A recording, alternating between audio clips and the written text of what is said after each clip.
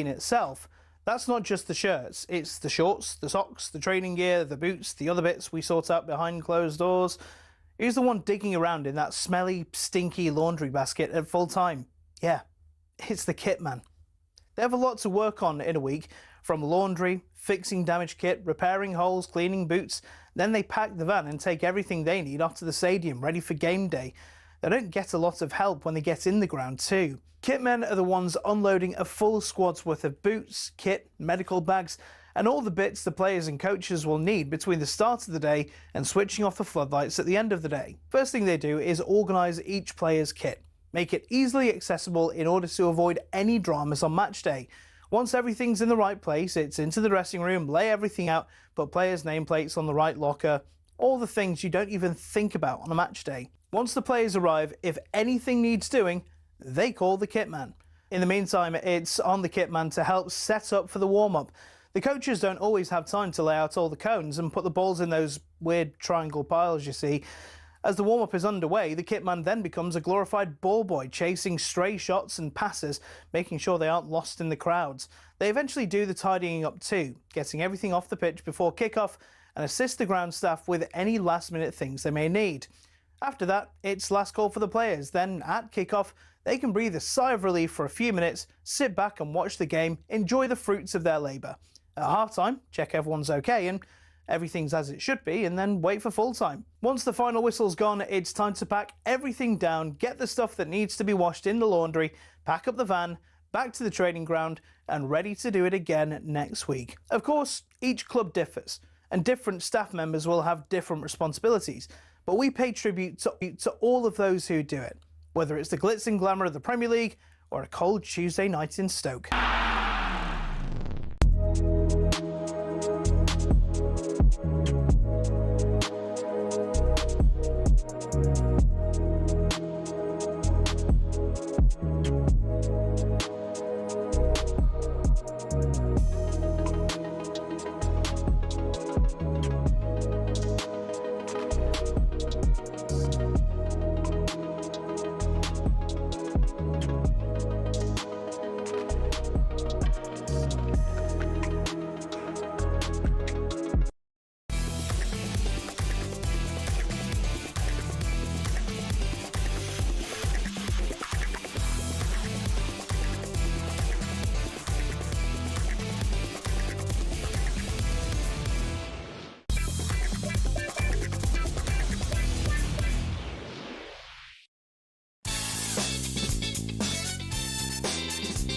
Good morning. This is talkSPORT Breakfast with me, Laura Kirk-Francis. Gabby Agbonlahor is next to me, and Arnold Clark's Deal Drop. Get the new car feeling without the new car price. Discover some of their biggest savings and find your next car today. Now, don't adjust your radio. Don't adjust it. It's working just fine. If you turned on this morning expecting Ally McCoist, he will be with you very, very shortly. Fear not. But you are going to have to put up with me and Gabby Agbonlahor for the rest of the show, unfortunately. I can't do anything about that. But I will hand over to Ally as soon as I can. Gabby, how are we doing this morning? While you sort your headpiece out. It's all done. I'm very well, thank you. How are you? I'm very good. Yeah. I don't understand the weather, though. Like, I come out walking across the road and I'm expecting, like, you know, the sun to be rising. It's not, is it? To be nice. And I'm like, whoa, it's a winter's day. Still dark out there. It is. It's because of the storms as well. It's quite humid. Yeah. It's feeling quite sweaty, if I'm completely honest. Indeed. Now, you went to the cinema yesterday, didn't you? Before we get into the rest of today, what did you see yesterday at the cinema? Wow, The Odyssey. Oh, yeah? Do you know what? When it first started, the first 10, 15, I'm thinking, I don't know if I can do 3 hours here. Yeah. You know, like I might have to leave and maybe just blag it. Get some more popcorn. Yeah, just tell the missing kids. Yeah, it was a great film. Really, I left after 20 and went home to bed. But when it started getting 30, 40 minutes into it, I'm like, okay, it's got me. Yeah. And it was 3 hours. One of the best films I watched recently. Very good. You watched it, you said, I Canada? did, yeah. It's one of those ones that I know it's 3 hours long, but it doesn't feel like that. No. It went quite quickly. I loved it. Yeah. Matt Damon, great actor. Great actor. So, I mean, some of the bigger stars have almost no parts in it, though. Zendaya, she's hardly in it. She's hardly in it, but that's fine. No, what a spectacle. It's hard to get a good film nowadays as well, because I feel like they've made them all.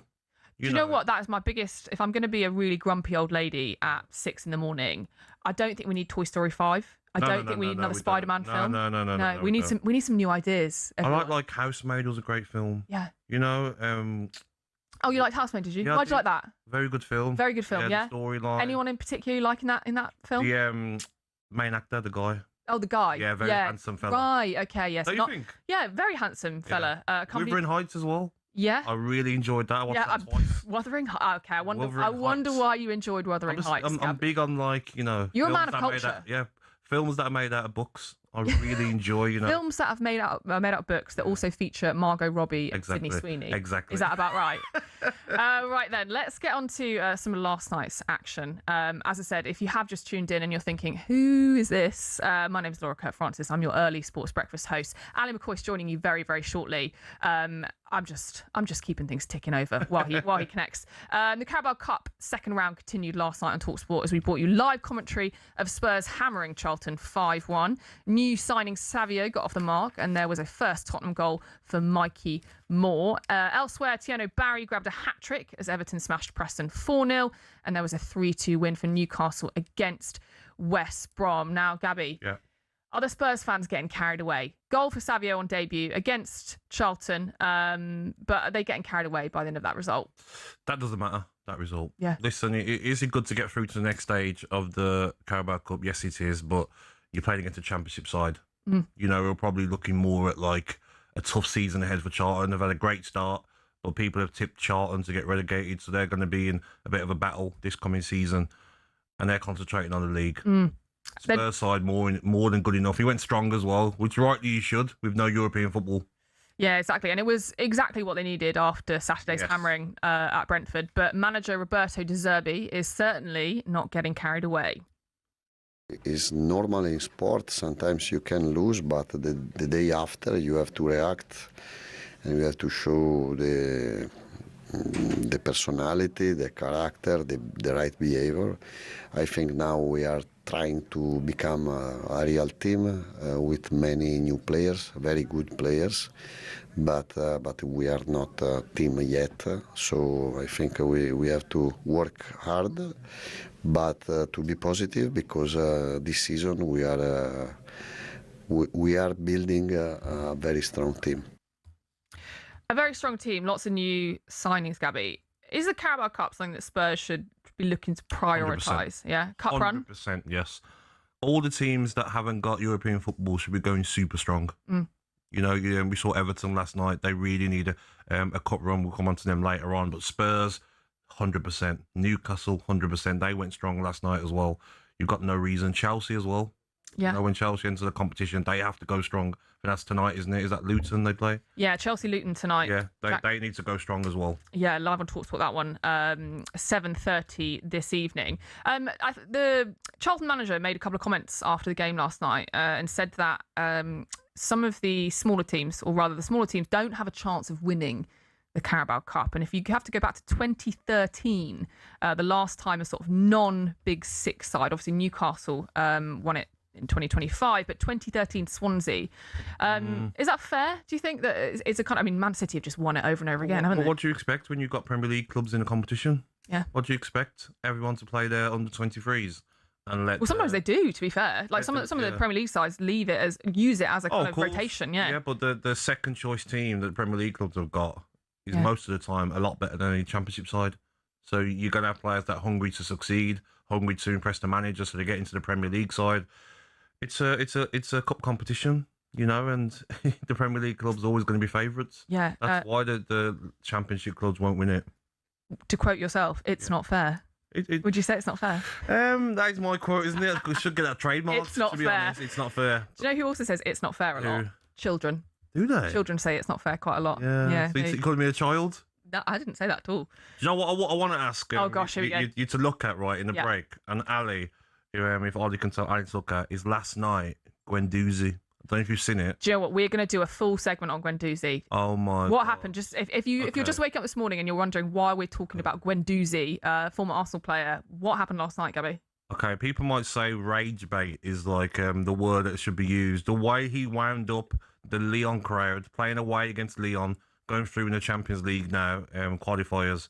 Guendouzi plays for Fenerbahce, and the way he wound the crowd up. I've never seen anything like it. Yeah. He was going round the whole of the ground. He was dancing on the pitch, winding him up, and then a fan who was waiting by the tunnel tried to give him a fly kick, didn't he? Then it all kicked off. It went from 0 to 100 he could be in very trouble for that, quickly. by the way. I think he could get a little ban for that. Do you think it's ever acceptable for? I mean, he'll say, and I think afterwards he said that he'd been getting stick all game. Is it ever acceptable for a player to, wind up the crowd? Bearing in mind there's a distance between them.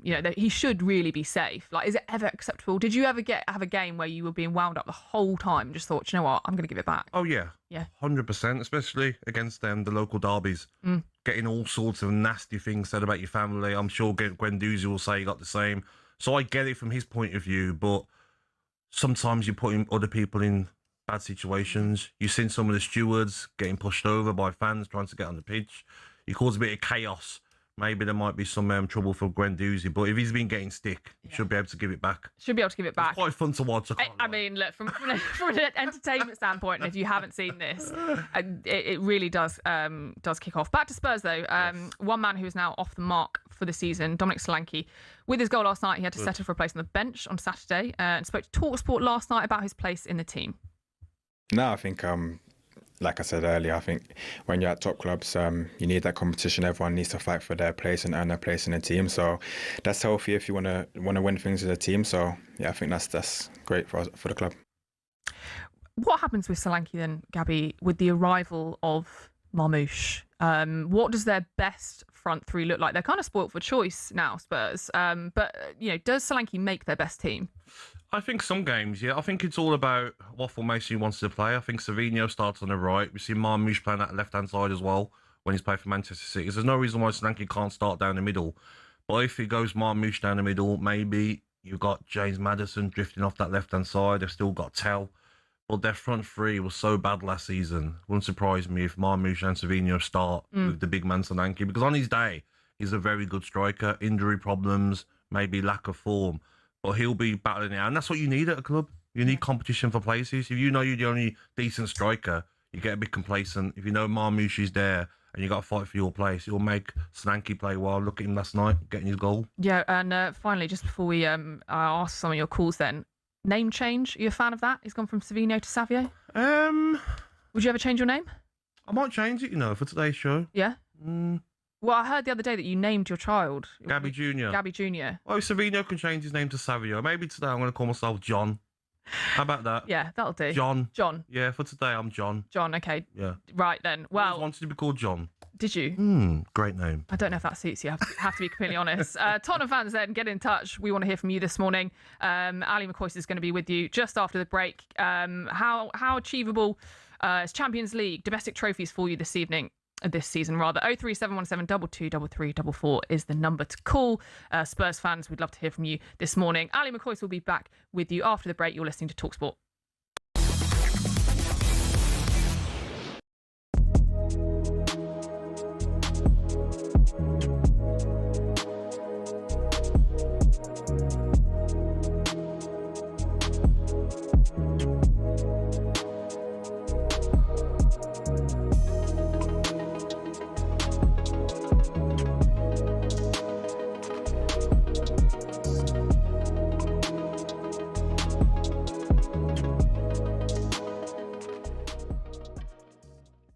When someone writes an article that's so smart arse because it knows all the answers, right? And it writes an article about judgment. Now you've got to win, and the only way you can overcome that is by winning it. And so that's what they've got to do. Right. So on that topic, is anything less than a title challenge failure this season?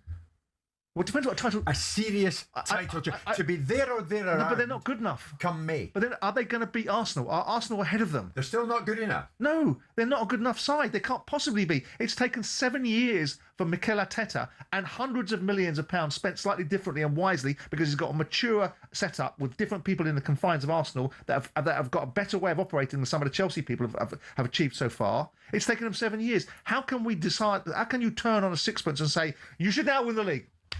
Oh, it's bloody stupid. So what, they won't be in the title race come April, May? Well, they may well be in what is considered to be a title race, which is a group of sides competing to be really in the top four that might be keeping the league honest by making it look like it's not a runaway train for one particular team. They might be in that race. Do you think the rest of Manchester City will be in the title race? I hope not. I hope he gets fired. But that's a different discussion. But the bottom line is that they might be, because they're the best team in the league, which is why it's all silly about, oh, don't say that, it's not theirs to win, right? Is Arsenal.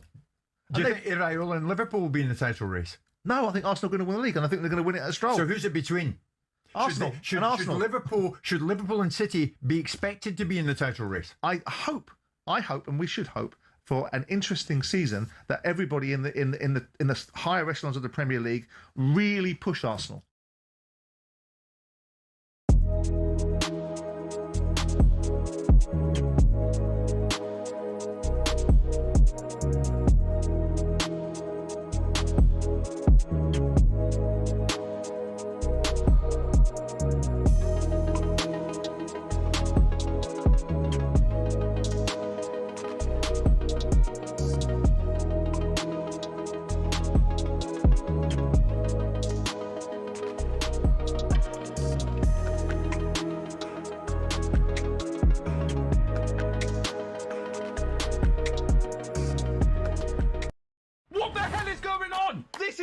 Premier League football drama at its absolute best. Oh my Gabrielle!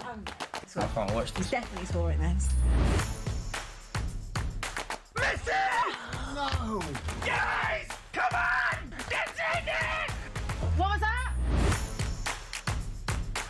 You see this crap every single game in the Premier League. Oh, this is out. No goal. That was embarrassing.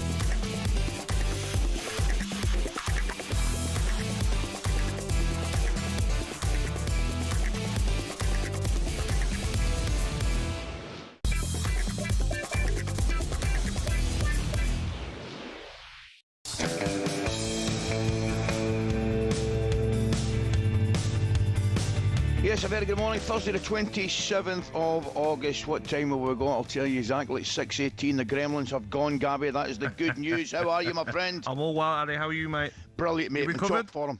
Everything's great, mate. I'm delighted on that result last night for the Hearts. We're going to talk about the Hearts after you and I sitting watching the Celtic game in that restaurant. And by the way, while I'm at it, you know I left my cap in there. Did you know that? I did. I wonder why. Was you happy about something, maybe? No. And just in case the listeners need to know, it wasn't because I was throwing it up in the air at any point. No, it was good. It was a nice wee evening. Yes, watched the football and a nice bite to eat. But listen, the good news is, Gabby, as you probably know me now, Hearts dealt Scottish football a much needed boost last night with a terrific result, winning beating Rapid Vienna on penalties. Obviously, after Celtic's really poor display on Tuesday, they've made it through the Conference League phase. What are you thinking, mate? No, sorry, I thought we were going to something in, Ali. I think it's good for Scottish football, Ali. But even though Celtic lost, Ali, at least they're still, you're still playing Europa League football. Yeah. Yes, it's disappointing, 4-0 up in the tie after scoring first. Disappointment. Well, I'm sure when you look at the teams in the Europa League, they can have a good run. But definitely good news for Heart as well, because they've had a bit of a shaky start to the season, haven't they? Brilliant. And playing in Europe obviously, will do lost them up a at lot of Aberdeen, good. mate. Exactly. Yeah, lost up. Do you know what I thought, Gabby? Do you know, I was talking, fun enough, I was coming up on the flight yesterday, I was talking to a couple of Scots boys, and they were of the opinion, with the greatest respect, that that's where Rangers and Celtic are at this moment in time in terms of Europa League. Yes. And it's difficult to argue with that, Gabby, looking at it, and looking at the performances and results. The only thing, it's a kind of catch-22, mate, because the only thing is, if you don't go in there, you don't get the financial benefits which both clubs would need to compete in that tournament. So it's a kind of catch-22, mate. But I just think the Hearts result gave everybody a big boost, because I I was actually watching my wee man training last night, but I was following the Hearts game. Yes. And then it went down to 10 men. I thought, oh, here we go. But they did well, mate. Yeah, I mean, they did really, really well. And it gives a little bit of a boost. Because and also for the fans as well, Ali. Yeah, you mate. know, European football for Hearts is fantastic, isn't it? And what the fans have been craving for. Absolutely, mate. What was I going to say to you? Because you and I watched the game on Tuesday night where, I mean, let's be honest about it, Celtic got battered, and particularly that second half, mate. We were impressed with Lask, weren't we? Don't be surprised, Ali. Like I said when we were watching the game, if Lask have a very good Champions League run, because they will make it difficult for a lot of teams at home. They had the energy, they had pace, intensity, didn't they, watching them play, Ali? They'll have a decent run. They'll be one of the teams where you say, okay, they're going to make it tricky for teams. I think you're right, mate. Do you know something, Gab? I know we're speaking about it. I liked their captain and I liked their left back, mate. They'll do all right. And I think you're right. Yeah, I know. He did well. The lad that hit the bar, he was, and he scored the winner, what an effort that was, wasn't it? Exactly. What an effort, mate. Okay, it's time now to look at the back pages with Costa Express. The Costa Coffee Break on talkSPORT, sponsored by Costa Express. Get a regular Costa Express drink as part of your Tesco meal deal at participating Tesco stores. Terms and conditions apply. Now, before we get into the back pages, I have a big thank you to Laura for standing in for those ill-fated 10 minutes, Laura. Not a problem at all. Light work. Absolutely. What an honour to sit in this seat. It's not, Laura. It's normally the other way about. I'm normally the substitute. Super sub Ally McCoist. No, absolute pleasure. Anytime. How are you? I'm brilliant. I'm absolutely brilliant. Right, would you like some back pages then? Please. Let's go. Right. Big news to start off with. talkSPORT has made the back pages of the Times. No. And it is not an Ally McCoist or Alan Brazil scandal. Oh. It is something good. So this is Joe Root. So Joe Root's father has revealed to talkSPORT that his son did not initially want to accept the England captaincy for a second time. He says when he was given the job for the Oval Tests, Joe Root's dad asked him if they offered it to you the full time, would you take it? And he said no. So talkSPORT making their way in the mainstream media. Let's talk about the transfers, though. So on the back of the Sun, lots of coverage of Bouadi to Man City. The Sun have gone with Etihad, very nice. In the, I think this is the Star, rather, Moroccan Roll Stars Etihad gig. Ali, obviously, Man City desperately trying to find a replacement for Rodri. What do you make of Bouadi? He was brilliant at the World Cup. Oh, a different class, Laura. I mean, I think I said to Gabby the other night, I saw them live certainly 3 times, might have been 4, and he impressed every time. Young man. I think I'm right in saying he had a couple of games early on with the youths at France and things like that before he decided his future was elsewhere. But I tell you, he looked one of these boys that was playing up well ahead of his years. I mean, he's a young man, but he's just very, very intelligent. I've always said, Laura Gibb, I don't know whether you agree, I think Rodri will be almost impossible to replace in a like-for-like kind of situation. Yeah. But I tell you what, Gabby, I think he's a player. It's a great midfield, though, isn't it? To get Enzo Fernandez as well. Do you say it's the best midfield in the Premier League? Enzo, Anderson, and Bouadi. Yeah, I think it is. Yeah, Bouadi also can play, I think, at right back as well. So he's a really versatile player, very young. To 86 million is the deal for Bouadi. Sticking with Man City, Jack Grealish. Now the Sun is saying that Sunderland are in for Jack Grealish, but talkSPORT's Alex Crooks says it's actually Villa and Everton who are interested in taking him on loan. Gabby, you're well aware of Jack Grealish's situation. Where's his ideal destination? Is that me trying to spill the beans? No. I'm merely asking where you think Jack Grealish should go. No, I can't, Ali. I can't, mate. I've signed something. I can't spill the beans. Non-disclosure. No, I think, listen, there's obviously Maresca likes him. You know, he's brought him back into the first team. He had him when he was a coach under Pep Guardiola. So I think there's a chance of him staying at Manchester City. Everton, he loves it there. Whenever I spoke to him last season, he said he loves David Moyes. He loves the Everton fans. He loves the players, the squad. So I'm sure that's an option. And if Aston Villa, if Crookie's saying they're interested, then I'm sure majority, if not all Aston Villa fans, will love Jack Grealish back at the club. Well, here's one for you if I make him in there, Gab. Yeah. Equally, I tell you right now, the Sunderland fans would absolutely adore him. They would adore him. At the same time, And I know you're right. You could just see a good relationship forming with David Moyes and Jack Grealish, and I think that worked really, really well. I think they both worked well together. Would Jack at all, Gabby, do you think it would cross his mind at all looking at the Villa? And I know he loves the Villa, there's no doubt about it, and you're right, the vast majority of the fans I think would love him back. But would be a little bit of Jack looking at the Villa just now, Gabby, and perhaps being a little bit concerned about the exodus of players? Yeah, 100% you would. I think if you look at, I keep going on about it, the amount of players we've lost, I think 10, 13 players have left. I think he would be worried, but I do think that, imagine Villa fans, it's been a frustrating window, and like the king returns, Ally. He'd done so well for the football club. Got them promoted, done so well, left, got them £100 million. Imagine him coming back, that lift that it would bring after such an annoying transfer window. The return of the king. Sticking with Villa finally, and speaking of that exodus, Emi Martinez to Chelsea. Good. Bye. Yeah. Cool. Oh wow. I was going to ask you, how will Villa fans remember him? Listen, he'd always be up there with our best goalkeeper ever, a legend of the football club. But when you hear reports that the last 3 years he's tried to leave, that sort of annoys me a little bit. But his performances for us have been outstanding. He's put Aston Villa on the world stage with his performances for Argentina, for Aston Villa. He will be missed, but he's past his best now. I think it's one of these situations, Laura, I look at it and I think, if you're a football fan, particularly at the Villa and it's happening, you probably do, as Gabby says, have a little bit of a grumble. However, as you rightly point out, the most important thing was, as soon as he put on that jersey and put those gloves on, he was 100% committed. Exactly. I'll throw this one at you, right? What a statement it would be made by Chelsea if they sign him and don't sell Fernandes. Imagine that goalkeeper.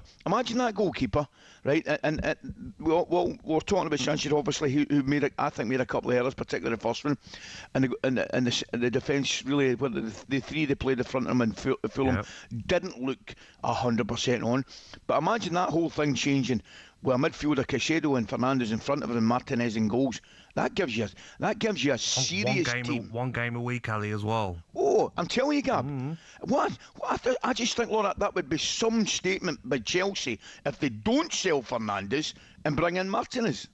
Yeah, well, Chelsea coming to the Emirates not long, actually, in 2 weeks' time, I think, as well. So that could be a really interesting one in the title race. If I got very quickly, Ollie Watkins. I know. How do we feel about that, Gary? Ollie Watkins closing in on a deal to Al Hilal then for in the region of about 50 million, it's being reported. Again, same question to you. How will he be remembered? I think he'll be remembered as one of Aston Villa's best strikers in the Premier League era for sure. I think he, he's got the record, most Premier League goals. Fantastic player on his day. Yes, did he have times where he was off form, but the manager stuck with him. But whenever he put on a Villa shirt, he loved the football club, he tried his hardest. But there will be some fans, that are thinking, when we needed you, we had no strikers, we had to play Ross Barkley down the middle, you decided to not play for the football club. So there'll be some fans that'll be angry. I've seen a lot of it on social media, but maybe in years to come, they'll remember how good of a player he was for Aston Villa. Brilliant. Brilliant, guys. Thanks very much for those back pages, Laura. See you again soon. You're back with us, I'm guessing, yes? Oh, we've got a lot to get through. 8 o'clock, I love it. Yeah, you are going to be sick of me by the end of this. Yep. Doubt She's it paid till very 8, much. Ali. Big thanks to you guys, and that was thanks to Costa Express. Now, coming up, we're going to bring you more reaction to the Carabao Cup action last night and whether the Spurs fans are already getting overexcited. Oh, leave them alone, man. Surely we can allow the Spurs fans to get overexcited with the debut of Savio. 03717 2233 444. You know the drill, guys. That is the number to call for you to have your say. That's coming next. The Costa Coffee Break on talkSPORT, sponsored by Costa Express. Get a regular Costa Express drink as part of your Tesco meal deal at participating Tesco stores. Terms and conditions apply.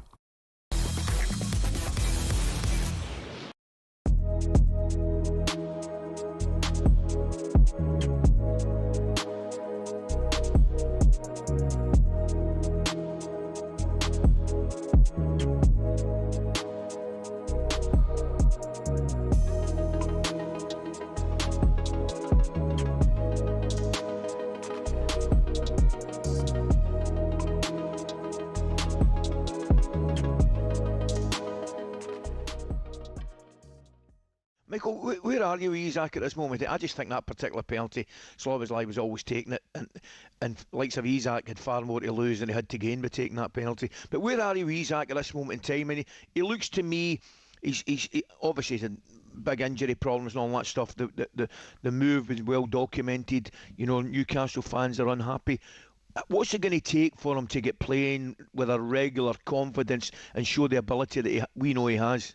Well, I'm not sure about you, Ali, but I had plenty of injuries in my career, so I know how hard it is to get back, and you do need a bit of time. And everybody's given him time and understood that, but then he's sort of finished the season, then he's gone to the World Cup, and now he's had a pre-season, and you just think, okay, now we're starting to run out of excuses. We need to start seeing the real Isak, and we know how good he is. I mean, wow, we saw him for Newcastle. I mean, he's absolute class. But we haven't seen it for Liverpool just yet, and I think, you know, questions will come now. As I say, always give him the benefit of the doubt in the past with Liverpool, but at the start of this season now we're expecting, and Liverpool absolutely need him. They've lost Salah, Ekitike's out, there's not that many options in attacking areas. They absolutely need him to be on top form. Yesterday he was far from it. I thought he was a yard off, and that's worrying. But so was Wirtz. I thought he was really quiet as well. So, you know, it wasn't the greatest performance for Liverpool. They actually did well to scrounge a point in the end. But obviously he's the big money signing. He's headline maker, and I can't say he played well, because he really didn't.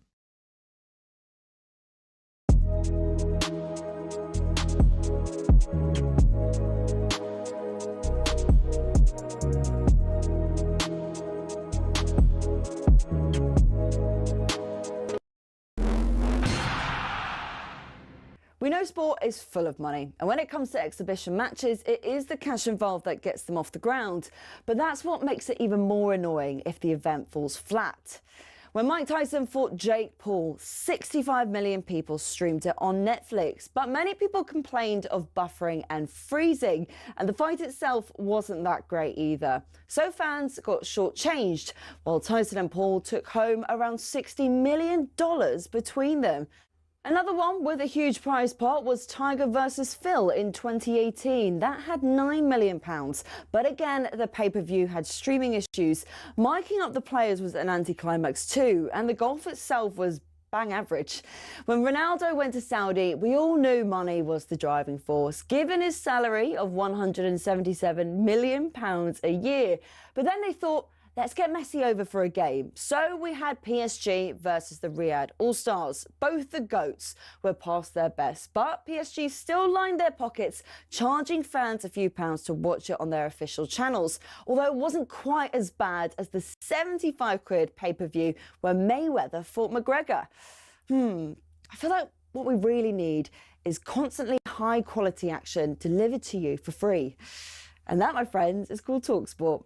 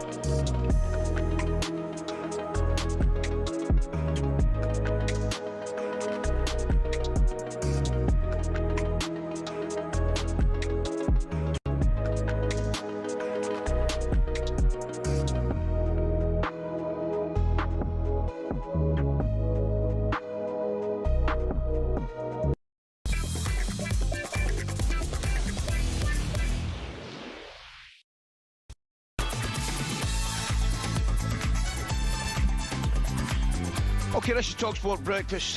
Very good morning to you. Ali here and Gabby Agbonlahor with Arnold Clark. Our good friends Arnold Clark. It is the perfect time to upgrade your car. Get 2 years free servicing when you buy a used car in the upgrade event. Please check it out now. Remember, you can find out big day today, of course, who Villa, along with the Arsenal, City, Man United and Liverpool draw in the Champions League. Tune in to Drive from 4 p.m.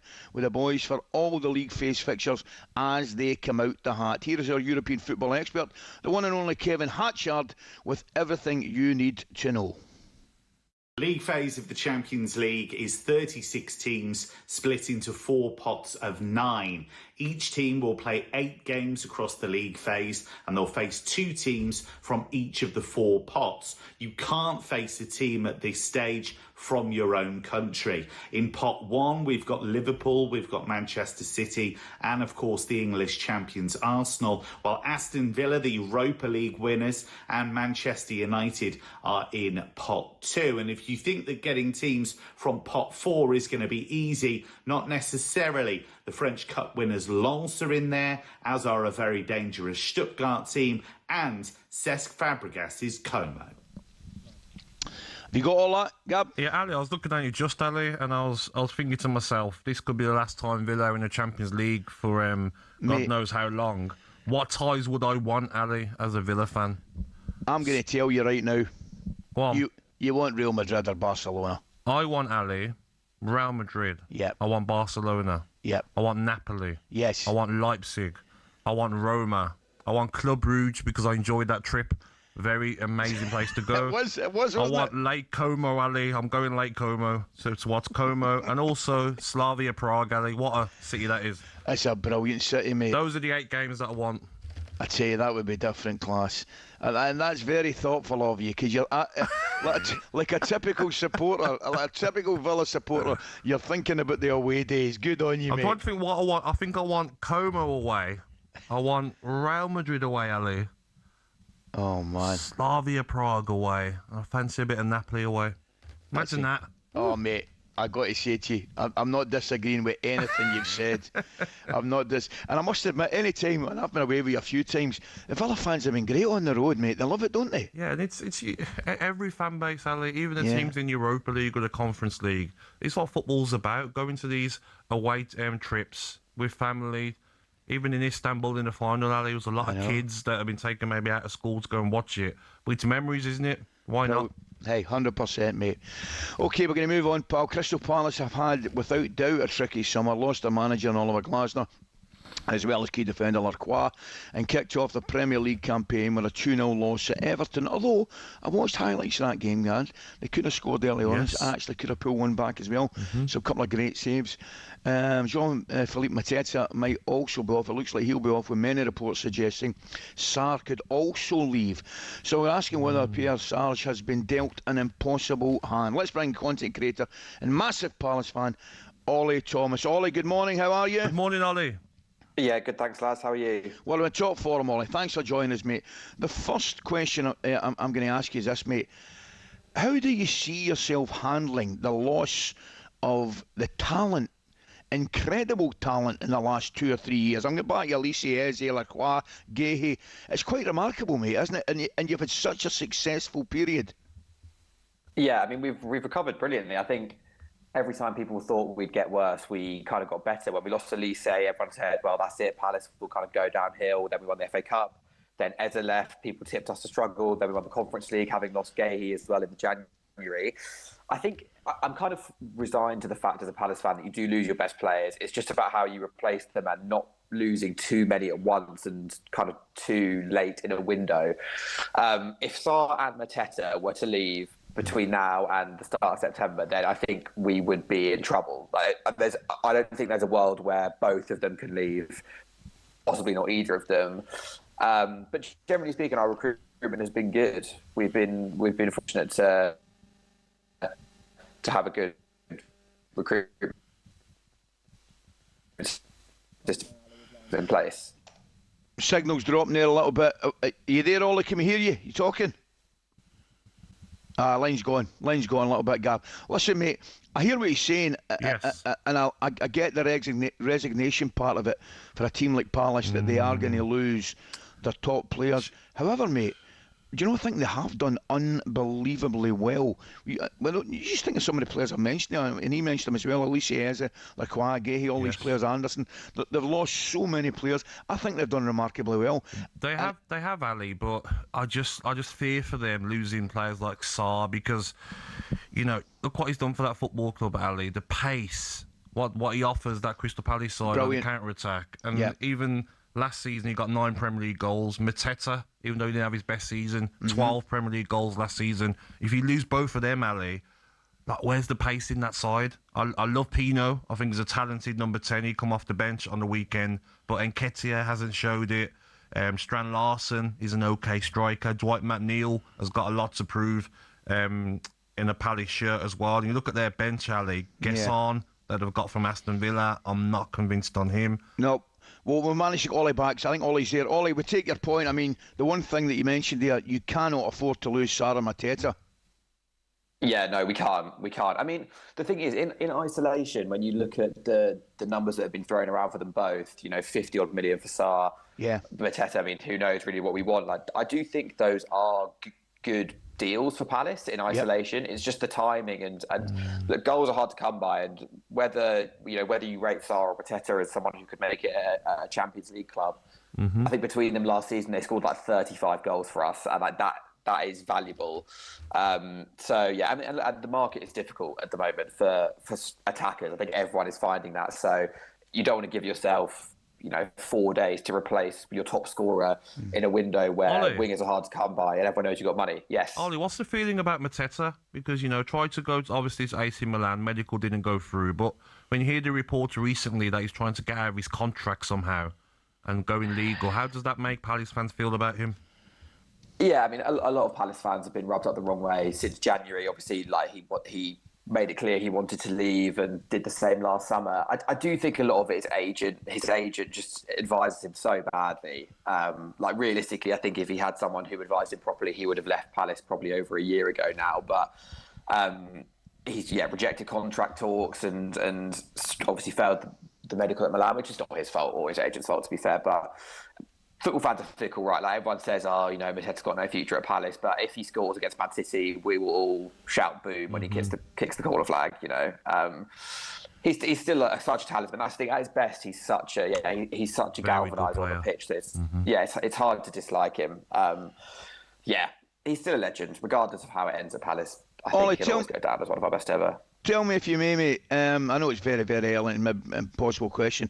Have you seen any changes on the pitch? Dramatic changes from Glasner to Per Sarge? And effectively, what do you think of the performance at the weekend? I know it looked and probably ended up a comfortable victory for Everton, but Palace certainly weren't without their chances. Yeah, and we always lose away at Everton. I think we've only beaten Everton once in our last 24 Premier League games against them, which is just incredible. I mean, I thought we played okay. The main difference on the side is that we're happier to have the ball. We kind of play a bit slower. Under Glasner, we were really direct and we'd go long a lot and we would look to just play through as quickly as we could. Whereas Sarge wants us to keep the ball a bit more and be a bit more measured, I suppose, in the build-up. Even the chances we had, especially in the first half, they didn't really come from counter-attacks. They came from, like good passing moves, and Wharton in particular playing it through. And I do wonder whether, someone like Sarr, who is so good at running in behind and so efficient and takes few touches, whether that style of play will suit him. It's exciting times. The formation's exactly the same as Glasner's, but it's more possession based, and that's something that's good to see, because last year we really struggled in games where we had a lot of the ball. Well, fingers crossed, mate, for your own peace of mind. You keep a hold of Sarr, and I think Sarr's a terrific player. Obviously, Mateta's the interest from Villa. I think it'd be a big loss, and I'm not sure if he didn't replace him. It'd be such a great season for you. But thanks for joining us this morning, Ollie. Take care, enjoy the rest of the season. Look forward to it with optimism. Right, still to come on Breakfast. Breakfast preview on talkSPORT with Travis Perkins. Spend £100 or more with a Travis Perkins trade account and you could win a brand new Ford Ranger. T's and C's apply. Dreams can come true. PSI, I hate you. Let us spend some money. Let us buy some good players. No comment, Ali. No comment, mate. Sam, Not getting involved. See that look that I see in your face? It's the same look I have every time they play my Spandau Ballet one. Horrendous, isn't it? It's agony, mate. It's agony. We'll finally be explaining why the Villa have such big financial problems this summer, mate, as we bring you the talkSPORT Breakfast Idiot Guide to PSR. We'll all be involved in that. Plus, following the near £400 million transfer spend this summer, which is incredible, we'll be asking exactly how much Tottenham have improved. Hopefully, from their point of view, quite a lot. That was our breakfast preview with our very good friends at Travis Perkins. Breakfast preview on talkSPORT with Travis Perkins. Spend £100 or more at any Travis Perkins Hire or Benchmarks branch as a trade account holder, and you could win a brand new Ford Ranger. T's and C's apply.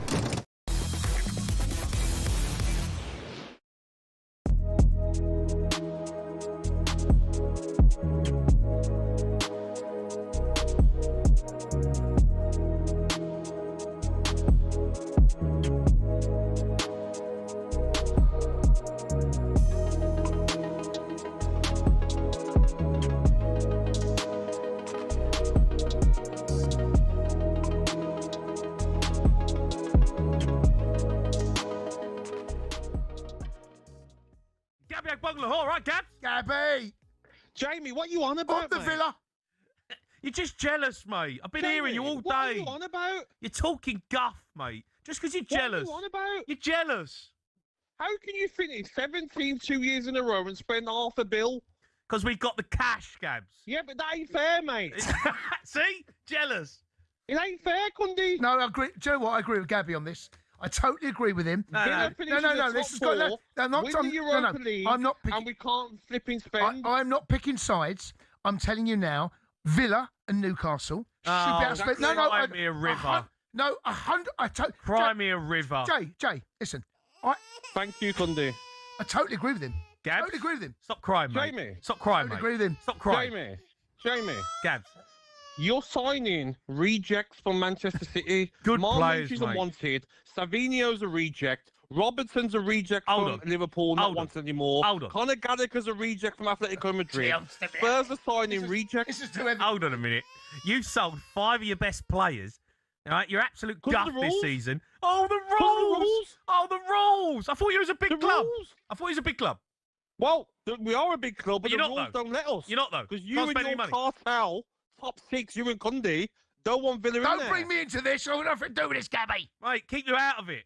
Only big boys allowed in the top 6, mate. You're not big. You have to sell your best players. We don't have to sell our best players. 17th, right, and go and spend £500 million. Because we're a big club, Gabs. Stop whinging.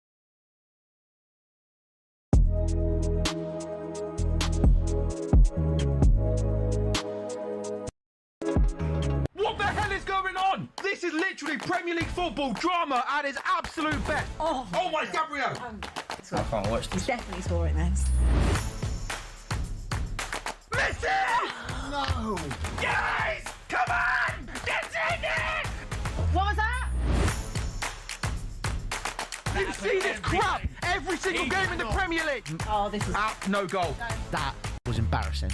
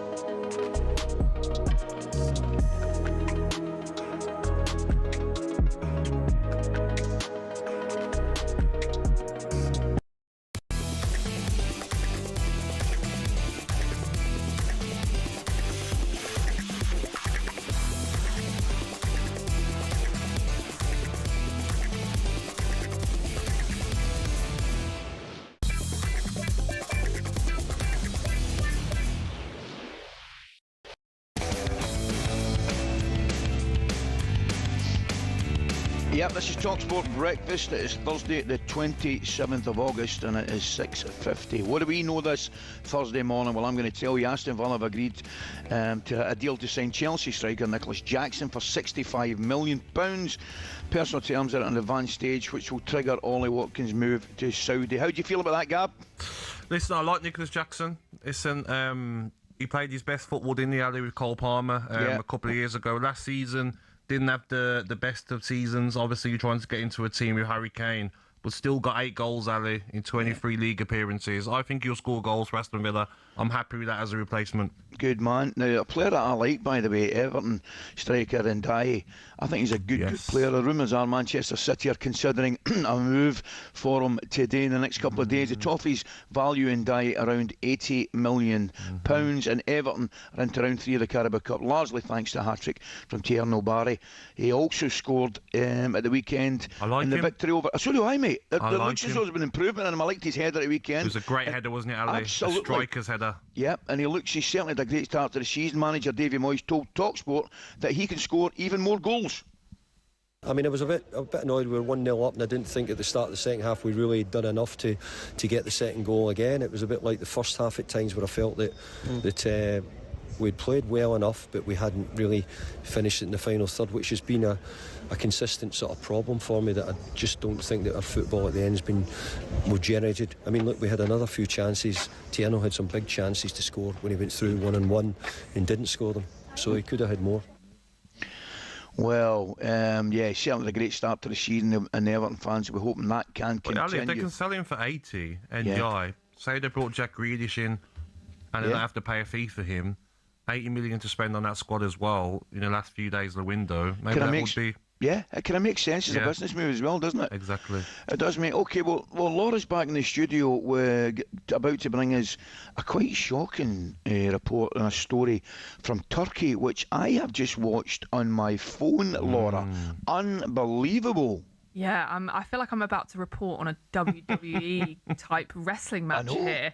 But yeah, right. If you haven't seen this, as Ali just said, you can find lots of footage of this on social media. This is Guendouzi at the centre of absolute chaos last night in Lyon. Fenerbahce, which is where Guendouzi plays at the moment, beat Lyon 2-1 in the Champions League playoff second leg, which means they're going through 3-2 on aggregate, knocking Lyon out of the Champions League. So that's the kind of context of where this happened. Now, Guendouzi, who is at Fenerbahce, is a former Marseille player. So he's already public enemy number 1 at Lyon.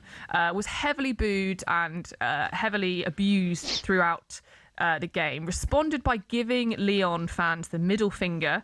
And then as the game came to its conclusion, Lyon had won, obviously. Fenerbahce had won. He goes off the pitch, singing, dancing, antagonising the fans, and then it really, really kicks off. He also shouted, reportedly, "Come on, Marseille," to the Lyon fans. All hell breaks loose. Again, you have to have a look at this video. There are security guards involved, there's fans involved, people trying to calm it down, but it went on for a few minutes. Now, Gabby, I asked you earlier, and both of you have played in derbies and know what it feels like to have fans on your back the whole game. Now, Gabby, you famously celebrated by pointing to the name on the back of your shirt. I think you also shushed the Birmingham crowd. Always. Do you ever regret any of that? No, honestly, nope. I wish I'd done more. Right. I wish I'd done what Guendouzi did, because what people don't understand is that these fans will be saying anything about your parents. So your children, you say that's exactly life. what Guendouzi has said afterwards. I should say he said that he was getting insults to his family during the game. When I play Birmingham City in the warm-up, I'm getting insults about my mum, about family members. So when I score, there's no rules. So I don't mind what Guendouzi did. If you're getting it, you got to give it back. Do you know something? I hear you, and I find it difficult not to agree with you. Right, I really do, because there's a little bit of me, Laura, Gab, where I'm thinking, I mean, the fans, for example, they dish it out, but they're not expecting any in return. And Ali, there's no rules as well with these fans. Yeah. The only thing I would say, there could be a family member that might have even passed away that they'll insult. So if you're on that pitch, Ali, your head goes and you hear that. You can't say, "Oh, no, just walk down the tunnel and ignore." I know, and I hear you, and you're right, but my wee mum always used to say, the bigger man walks away. Do you know, I always remember those, my mum's words echoing I've in my seen you head. with Neil Lennon on that sideline, Ali. Go for each other. What are you on about? You're not listening to your mum, Ali. No, to be fair, I wasn't a bigger man that day. I can accept that. But I knew you'd bring it up, mate. But I'm just saying, probably, listen, you're right. I don't think there's any doubt. We can't argue that the intelligent thing to do is just laugh at them, right? And just say, I've had the last laugh, blah, blah, blah. But you can see, and having watched it, Laura, I don't know if you've seen it, the satisfaction that he gets, understandably, when his team have got a result after the stick. It's just, it looks to me... It's more the dance, Ali. Do you see the part where he's dancing? I've seen the whole lot. I mean, it just looks, doesn't it? It just looks a whole release of built-up tension and passion and everything about it. But Gabby, there's a boy, I don't know if you've seen him, mate. There's a boy, Laura, absolutely flies for him as he gets up the tunnel. Yes. Yeah, and I think this is where we have to go. Okay, we cannot have scenes like this, as you say. You can give as much as you know, getting it all game, etc. I have to ask as well. I know it's Turkey. What's the security doing? The fans basically get a free run at Guendouzi. I think that game was in Lyon, wasn't it? Sorry, yes. Yeah, that game was in Lyon. But in terms of how's the fans standing in the tunnel? Well, exactly. That's what I mean. Regardless of where it is, I think we need to have a little look at the stewarding situation that allows that to happen. I'll tell you something though. The Fenerbahce fans, Ali, would have been buzzing watching that, wouldn't they, back at home? Oh, he's a legend there now, isn't he? Well, it takes me back, doesn't it? And you two must have seen it as well. We're talking about doing the right thing and a bigger man walking away. What about Graham? Do you remember Graham in Turkey where he stuck a Galatasaray? he walked up and stuck the flag. Did you ever see that one, Laura? That was incredible. I do. I think what we've all learned from this morning, then, from both of you, neither of you are the bigger person. And what did you say earlier, Gabby? I wish I'd done more. There you go. I wish I'd done more 100%. to wind up the Birmingham City fans. 100%. And West Brom and Wolverhampton Wanderers. Good stuff. Good to see we're taking the moral high ground today at talkSPORT. Yeah, sorry, I'm quite the opposite. Whenever I was fortunate enough, and I know the Celtic fans would like me up here, but whenever I was fortunate enough to score against the Celtic, I always made my way back to the Rangers to support. Really? Yeah, I did, yeah. Oh, we have to go. Can you find some? Well, right, we'll go and check that. Actually, we'll go and check that. We'll get VAR on that. Actually, Ali, you said that incredibly confidently. Do you know something, Laura? As those words were coming out of my mouth, I'm thinking about every goal I scored against Celtic and how I reacted. The internet does not lie. We'll find it. We'll find the clip, mate. I'll tell you what I didn't do. I did not react like Guendouzi anyway, because I tell you, I mean, all kidding aside, right? I mean, and I know we can say he's get caught up in the moment and all that stuff, but looking at it, he's actually quite fortunate to get out of there without injury. I know. Do you know what I mean? Yeah, when he was in the Premier League, if you remember at Arsenal, he was certainly a bit of a wind-up merchant. Escaped a red card, I think, against Brighton. He grabbed, I think it was Neil Maupay's neck that the FA decided wasn't punishable, but he certainly had a bit of an edge to him. So whenever he pops up in wherever league he's playing in, and I see this type of thing, I think, yeah, that fits with the player that I think we had at Arsenal. Well, if you've learned anything this morning, Laura, you've learned that Gabby and I, once we scored a goal, were always very cool, calm and collected, particularly with the opposition support, Laura. Yeah, I'd expect nothing less. And I know you're going to spend the next 15, 20 minutes searching to see if that's true. As I say, I'm going to cancel both my next slots, and I'm going to go right into the internet and check how Ally McCoist celebrated his goals. Please find them, please. Brilliant. Okay, thanks for that. Now, coming up, after a complete meltdown, another one from O'Hara after the Brentford game. He's now saying they're back after a 5-1 victory against Charlton. A Charlton team, incidentally, that made 10 changes, and they still had a great start to the season. Charlton, there's no doubt about that. But how excited should they be by Savio in particular? We'll bring you more on that next.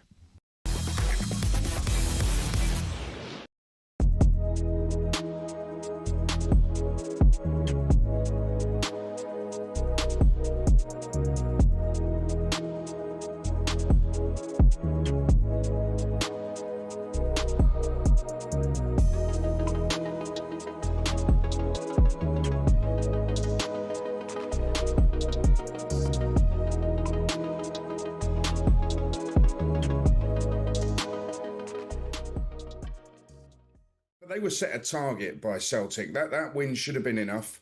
And I know personally my football club has lost a 4-goal lead in the first leg before. So it can happen, and you really build yourself up. If you think you can do it, you get yourself there. And Lask have obviously had those meetings, done that work, done those trainings, and they've got themselves a victory in the tie and gone through. I think what this says about Scottish football is really important. And let's face some facts here. Celtic are below the New Saints of Wales, Shelbourne of Ireland. They're behind La Fiorita of San Marino in the rankings in Europe. The Austrian League is ranked below the Scottish League, and yet Lask have just beaten Celtic. And Lask have got no real European pedigree or history of success. So how has this happened? I think you've just got to go back to the end of last season. Scottish football is eating itself. Every season it happens, and last season it happened worse than ever. Hearts showed some smart thinking, some common sense to build, to do something a bit special, to do something unheard of. And what happened was Celtic panicked, took a huge step backwards by appointing Martin O'Neill, no disrespect. And yes, they won the title, they won the cup and all that, but at what cost? At what cost? I look at Rangers took the Hearts captain and top scorer Shankland. They're wasting his talent at Ibrox. Rangers have had a European mayor. Hearts collapsed out of the Champions League before the end of July. Celtic an embarrassment. I think the clubs in Scotland need to take more responsibility, work together to save the future of Scottish football, to save themselves and the Scottish national team as well.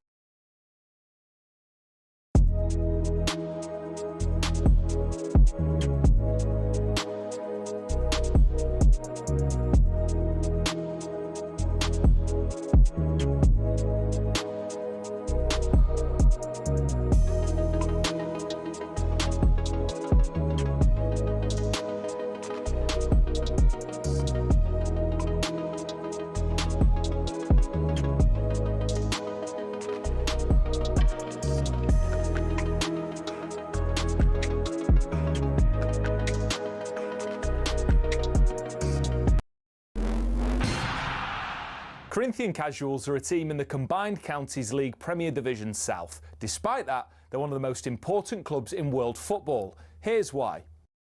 The club was formed in 1939 as the result of a merger between Corinthians FC and Casuals FC. Now, Corinthians FC were founded in the late 1800s when the FA's top brass were sick of getting pumped by Scotland every time they played them. As a result, a man called Nicholas Lane Jackson set up an amateur side which would bring in the best players who could all play for the national side. And it worked. It wasn't long before England were dominating the international fixtures they played, and it was largely down to Corinthians. In fact, in 1894 and 1895, they played consecutive games where Corinthians provided the entire England 11. But the thing is, the players refused to play professional football. They didn't believe in it. They wanted to spread the values of sportsmanship, competition, and played for the love of the game. It also helped that most of the players were Oxbridge graduates who didn't need the money. But instead of entering the league and cup competitions, they played exhibition football and toured the world, bringing the beautiful game with them. And it was this which spread the game throughout the world and made it so popular. Most famously, in 1910, they travelled to Brazil. And the locals in Sao Paulo were so impressed, they started their own team under the same name. Yes, the same Corinthians who won the FIFA Club World Cup in 2021, one of the biggest football teams in Brazil. Now, they were global superstars, and despite not being professional, Corinthians drew in the crowds. Everybody wanted to play them, everybody wanted to watch them. So much so, they regularly played the winners of the FA Cup in what eventually became the Community Shield, winning most of the time. They actually inflicted Manchester United's worst defeat, 11-3, a record which still stands to this day. Now, fast forward to today, Corinthian Casuals still don't pay their staff or players. The ethos of sportsmanship is still at the heart of everything that they do. And even though they're a side in the lower leagues, if you make the trip to King George's Field in Tolworth just off the A3, you'll most likely bump into Brazilian Corinthians fans who often make the pilgrimage across the globe just to watch their founding team play.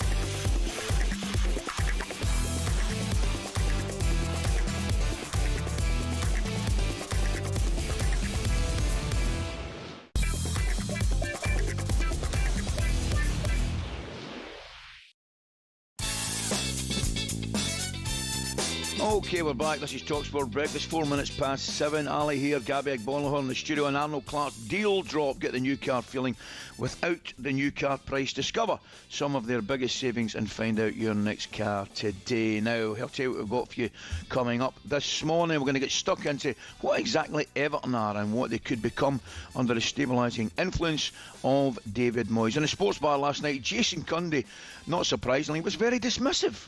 Never don't do anything. They never do anything. All fart and no poo. That is rude. I don't think it is. They won the FA Cup back in 95. They don't do anything. Well, the brilliant thing is, the last minute you win silverware in the blue half of Merseyside. And incidentally, I was at the game, Gabby. Joe Royal is with us in around half an hour's time. Brilliant, proper legend. Can't wait to speak to Joe. We'll also be joined in the studio by former Toffees boss, another former Toffees boss, of course, Sean Dyche. Brilliant. And a bit later on, former two-weight world champion, boxing champion, Carl Frampton is with us live. Now, though, the second round of the Carabao Cup rolled on last night with 4 more ties. Here's how the action sounded across the talkSPORT network. Is Savio.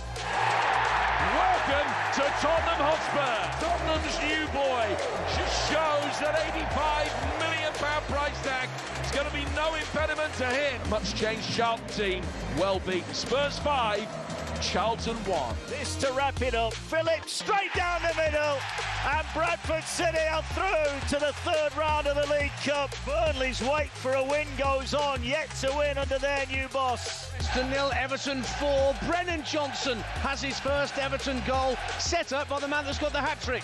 Tieno Barry, a very professional performance. Low ball in, Barnes swivels, hits it, smashes it home, and the Gallagher erupts. Towards the end, there was 1 or 2 contentious decisions, but Newcastle came out unscathed, and they win the game by 3 goals to 2. Yeah, some great action last couple of days. Forest, obviously the only Premier League side to fall so far, and to be fair, that was against another Premier League side. A quick recap of last night's scores and their third round draws. League One table toppers Bradford, well, you heard them knock Burnley out in penalties. Their reward for that is an all League One tie at Leyton Orient. Preston 0, Everton 4. They'll host Wolves next. And a great game up at St James's. Newcastle 3, West Brom 2. It's Millwall away next for the Toon. That could be interesting. The big money signing Savio made a great start with a goal plus an assist. And Tottenham's 5-1 win over Charlton. Tough draw next though. Liverpool, of course, at Anfield. Very early days, but I'm looking forward to seeing Tottenham. And we're going to, for more than last night's victory, we're going to bring in content creator and Spurs fan John Bash. John, a very good morning. Morning, John. Morning, gents. How are we? We're in top form, John, and thanks for joining us at 7 o'clock this morning. You must have been impressed, fairly happy with last night. I was happy. I did feel this was like one of the classic games where it was kind of a lose-lose for us. If we lose the game, the narrative continues. Spurs' terrible season is off to a horrible start. Or we win the game and we're kind of expected to win the game against a team from the Championship that made 10 changes. So overall, I'm pretty happy, Ali, to be fair. Signings, what do you think of the signings? I mean, I was looking, obviously, I mean, it was a really disappointing start for you at the weekend. I don't think there's any doubt about that. I mean, Keith Andrews in Brentford did fantastically well last season, and Lucas will continue with that. But to be fair to Tottenham and De Zerbi, I'm looking at the players you've got out, still 1 or 2 injured that will come straight back into the team. And last night, they've obviously particularly one of the new signings come in and kind of set the place alight. So, I mean, in terms of the season coming up, you will be fairly optimistic of after what has been 2 terrible campaigns in the league. Obviously, Europa League success, but terrible campaigns in the league. Yeah, I think a lot of focus, and rightly so, has been made on the amount of money we've spent. But if you take that out of consideration and just look at the number of new players coming into the team, that's always going to take time to gel, and it's always going to take a little bit of time to kind of settle in and find a way forward. We've still got players coming back from layoffs from the World Cup, and we're still carrying some injuries as well. So there is going to be an adjustment period for De Zerbi. I'm just glad that we signed this Savio guy and not this Savinho guy that we've been looking for this time. I think, John, you do have to look at the money spent, and I think for me this season now, Spurs, knowing European football, a top 5, top 6 finish is a must, minimum requirement. I think that's fair. I didn't think you'd bring up the money, Gabby. You don't really mention it. Spurs. Important, but no, you're right. I do think it will obviously have an impact in terms of the expectation. I think that's what probably made the Brentford game so difficult, is that it kind of raised our expectation as a fan base as well. So, nobody's more disappointed in Spurs than Spurs fans. I do think, though, like I said, after that adjustment period, maybe the sort of first 5 to 6 games, I think there's a little bit of leeway there. But after that, you're right. I think the expectation is that we should be aiming for top 6, top 5. If we do that, I think that's been a very successful season, considering we've had 2 seasons back to back finishing 17th. Yeah. John, I tell you, I want to ask you about, mate, a player that I watched an awful lot of last year, and I tell you, mate, I was really impressed. And so were a lot of the Rangers fans. Mikey Moore. Now, is he going to get a run in your team? I know he scored the first goal last night and he had a couple of chances at the weekend, certainly at Brentford. Is he going to get a run in your team? Is he going to get an extended... Well, I don't see him getting an extended run, but do you see him get more opportunity, or is it going to be another case that he's going to get out on loan in terms of his progress moving forward? Because I think he's a real talent. I really do, mate. Yeah, I agree with you, Ali. There's obviously a lot of talent with Mikey Moore. And then, again, the nuance there with him is that the reason that he's playing a lot at the moment is because if you think about our sort of right forward positions, you've got both Kulusevski and Kudus out at the moment. We've just brought in Savio, who can also play there. So when we start bringing in, integrating these players, his likelihood of minutes, given that we're not in Europe this season, probably will go down. That being said, I really liked what I saw last night, despite...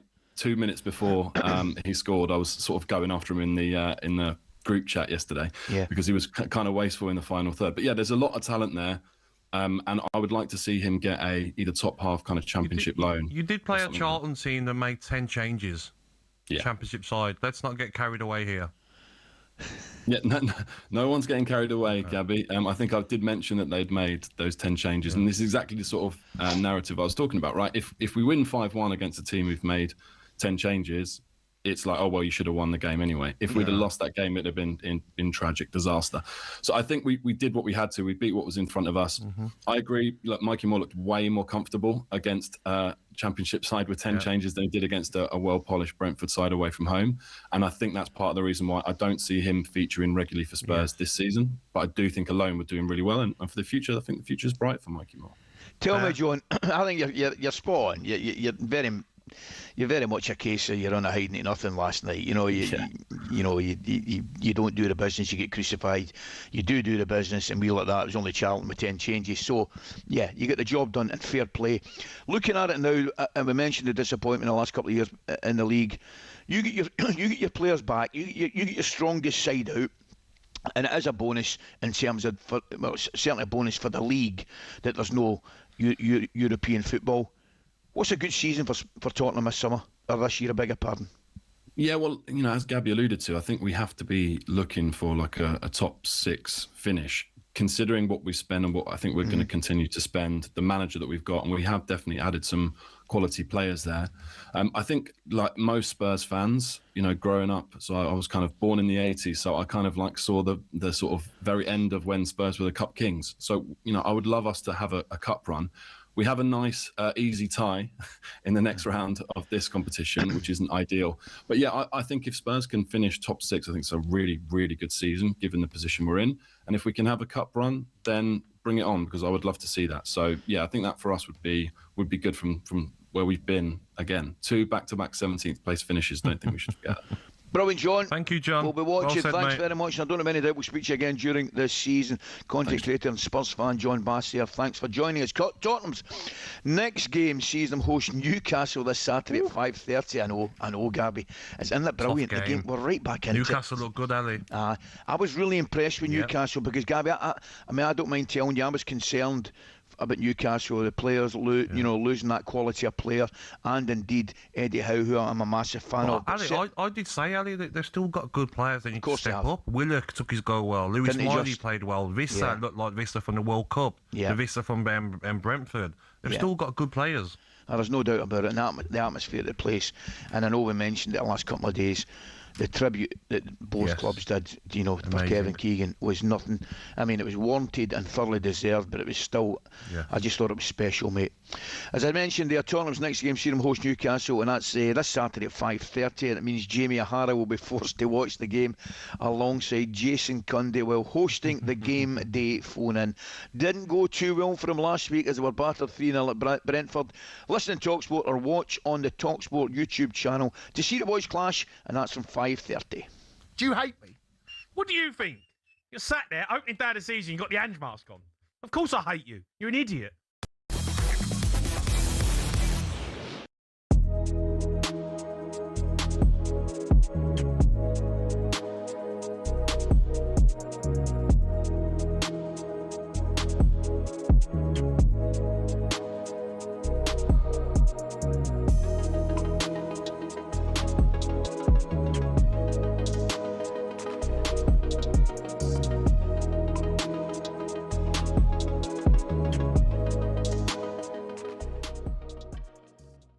I saw Martin doing his interview afterwards and covering the players. It was an appallingly cowardly performance from Celtic. Cowardly? Yeah, I think so. I mean, the goal that really started the rot was an unforgivable error from one of their players knocking it back into the space where the guy can just run in and score a goal, which brought them back from the dead, this team.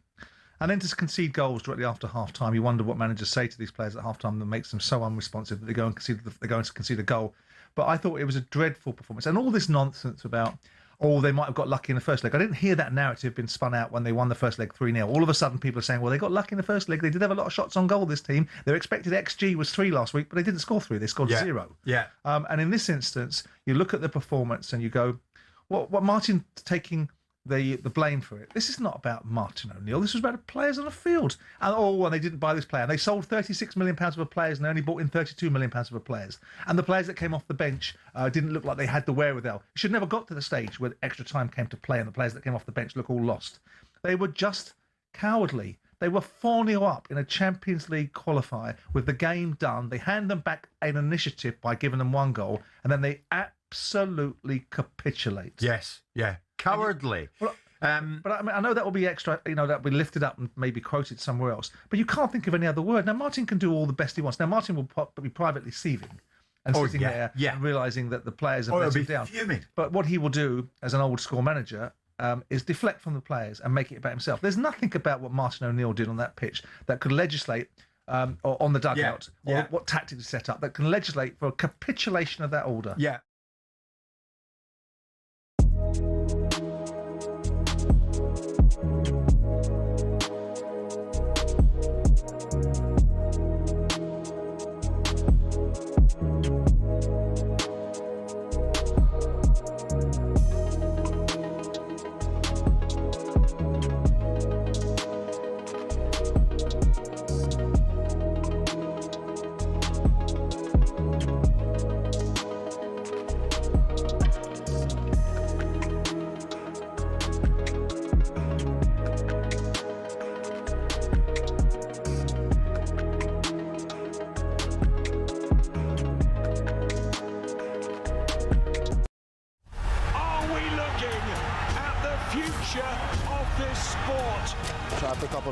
Try and pick up a few bells, eh? I'll throw him out of the ring.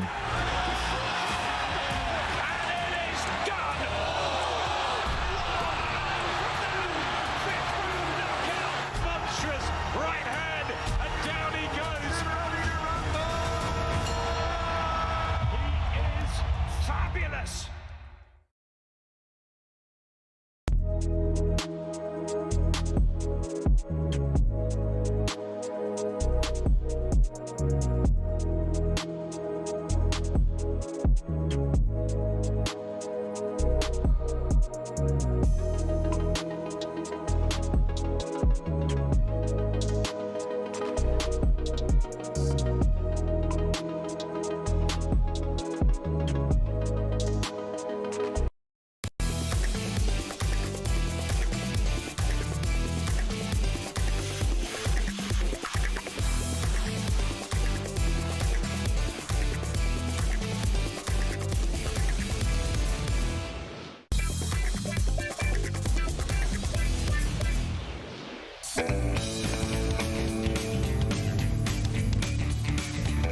talkSPORT Breakfast is Thursday the 27th of August and it's just come up for 20 minutes past 7.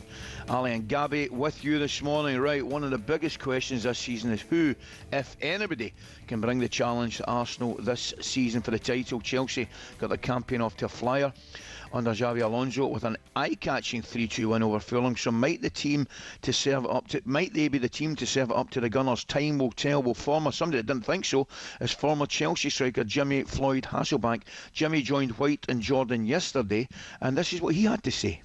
Of course they're going to challenge, but they will not win it. They won't win it? No, because I think that Arsenal is way stronger, is way further mentally, and also way more mature, so much further in their journey, so much more consistent. Chelsea, new manager, new idea, playing with 5 at the back, played really well again on Monday, but definitely not the finished article. Still a lot of things to do. Very positive, but I don't think that Chelsea is ready yet to become champion. I do think that they will be better than Man United, Man City, Liverpool this year, but that is because they play from Saturday to Saturday. Well, he's right, Gabby. I find everything he said there probably absolutely spot on, but I will take it. I'll ask you your opinion on it, but I'll also say to you, I mean, would they be able to challenge Arsenal if they get Martinez and keep Fernandes? No. I looked at them going forward, Ali. They were tremendous. Cole Palmer, Morgan Rogers, Joe Pedro, they will score goals, assist a lot. But defensively, yes, Lacroix is a very good defender. Yeah. Is he on the level of Gabriel and Saliba and Konsa? I don't think he is. Levi Colwill coming back. Listen, he's a fantastic defender. So is Achimong, young defender. But I just think defensively, Ali, Martinez will be a plus in goal. Of course he will, because Sanchez isn't good enough. But centre halves, I'm not sure, Ali. I'm really not. You know, Fulham caught them a lot. Fulham caused them a lot of problems on the weekend. I agree with you, but I just think they're better protected with Caicedo and Fernandes. I really do. 100%. I'd love to see it. You know, I really would love to see them hang on. Just look at Arsenal, though. You know, like the centre halves they've got. Mascara's a top defender. Different level. Capier's a top defender. Oh yeah. Then you've got Saliba, Konsa, and Gabriel, whatever everyone's Calafiore. I mean, Calafiore, Louis Skelly can play there. Yeah, Ben White, Timber. Yeah. I just think defensively, Arsenal are the best in the league, and that's why they'll win the Premier League. I don't disagree with you, but I still think it'd be interesting if Chelsea managed to make those two, well, when I say two signings, keep Fernandes and sign Martinez. It'd be interesting. OK, mate, it's now time for our next coffee break. The Costa Coffee Break on talkSPORT, sponsored by Costa Express. Get a regular Costa Express drink as part of your Tesco meal deal at participating Tesco stores. Terms and conditions apply. Stick a load of singles in there and then they fall in love. Of course it's hard. It's supposed to be hard. A 36-year-old, you'll have the knockers, you will. Just because it's offering its teat, do I really have to muscle on that? Sarah Louise. Sarah Louise, crack, you're up for it, aren't you? You know, I was in love at the time. That's what I was doing. At the time? That big Brazil bit kills me, doesn't it? It absolutely kills me. Laura, help! I take it it's transfer Tinder with that intro. It is Transfer Tinder, yes. This is the part of the show where we do some matchmaking. We're going to start while Gabby Agbonlahor has a little sing-song to himself. What a tune, Ali. Wow. Beautiful song. Oh. Right then, Manchester City are making eyes at Iliman and Dye. Kind of works. Enzo Maresca's side are eyeing up and Dye for a reported £80 million to prize him away from an Everton side who have seen 2 solar eclipses since they last won anything. Iliman and Dye to Man City, £80 million. Are we swiping right? Yes. Left? No. On you go, mate. I think definitely swiping right. I think he's a fantastic footballer. Sad news for Everton if he does go. But I look at the fact that Savinho's gone, Marmoush is going, Jack Grealish might be leaving. Are they a bit short now on wingers? Manchester City. Yeah, Ali, is that a yes for you as well? I think he makes a good point in a few of the things he says there. Whether he's a better and whether he plays in the same team as Ryan Cherky, I'm not sure, Gabby. I have to be honest.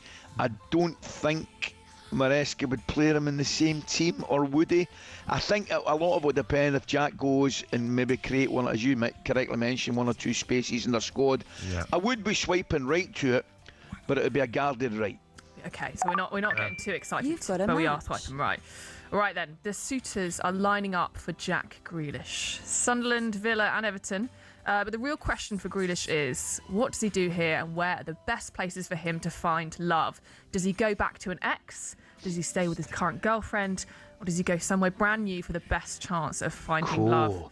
They tell you never to get back to your ex, don't they? Don't go back there, surely. Why not? Why not, Gabby? Where do you think... If you love your ex, why wouldn't you go back? Well, why are they your ex then if you still love them? Because you might have, gone different ways. Maybe you needed some time apart. Okay. Go and have a bit of fun, Ali, and then come back to your ex. No? Go see what else is out there on the market. Yeah, go and play the field. Yeah. Then come back to your ex, Ali, and settle down. Well, go on then. What should Jack Grealish do here? Come back to his ex. You reckon? Yeah. Yeah. You've got to stay with me in Birmingham. You know what I mean? It'd be nice to see him. There you go, Jack Grealish. How can you refuse that? I'm refusing it. Why? It's quite simple, Laura. Yeah, I'm absolutely refusing it. I don't want him back to his ex just yet. I think he's got a nice relationship with his current girlfriend. Right, things are going quite well. Who's his current girlfriend? He's getting on superbly well with his current girlfriend's father, by the way. Right, he's getting on really well with him. I'll take it from me. He's not the easiest fella to get on with, right? I've shared the room with him. He's not the easiest fella to get on with. He's getting on well with him. He's getting on. I mean, the rest of the family, he's getting on supremely well with. He is. So, I'm saying, I'm staying stay with his current girlfriend, Jack. That's what I'm saying. He means Everton, by the way. Yeah, no. Yeah. I think Laura had worked that out, Gav. Yeah, thank you for that. Appreciate that. Let's disagree on that. Yeah, fine. And then finally, Jean-Claire Todibo. Top defender. Top defender to Aston Villa. I really like him. Yeah. Can I read my thing first? Sorry. Come on. Sorry. You know how we do this. Sorry. After continuous and seemingly never-ending heartbreak this summer, Villa are reportedly interested in West Ham's Jean-Claire Todibo. Jean-Claire, is this a Jean-Claire match for Villa? Jean. You like that? Jean. Yeah. Well, you said you were going to rename yourself Jean earlier. I really like Jean. Yeah? Love the name, love the player. I think he deserves to be playing in the Premier League. And with our financial fair play issues, maybe he's the perfect signing for what we were allowed to spend. Yeah? Yes. Yes, we're in agreement, total agreement, Laura. That is a relationship that could grow. I definitely think that is a relationship that could grow. Yeah. Jean, yes. Jean Birmingham then. Well, they really need players as well, don't you, mate? For sure. Oh, we've struggled in Ali, yeah. After losing Conso, we need a top centre-half. I'm not sure about Harwood Bellis. I'm really not keen at all, no. Well, what puts you off there? His performances for Southampton, to be honest. I think he's too slow. When you lose Conso, you need a quick centre-half in there, Ali, especially the way we play. And we could get Real Madrid and Barcelona later tonight, Ali, in that draw. I'm not sure Harwood Bellis would fancy tracking Mbappe and Vinny Jr. We got a hat-trick last night, didn't they, Mbappe? I know, they're on fire, aren't they, Ali? I noticed that. I was sitting watching that on my phone. I was watching the wee man's training. I was watching all the results coming through, and I think he got his hat-trick with about 10 minutes to go. Well, brilliant, Laura. Thank you for that, because you're going to be back. This is going to be interesting. You're going to be back in around half an hour's time, bringing us an idiot's guide to the PSR, which is just perfect for me and Andy. I have indeed, yeah.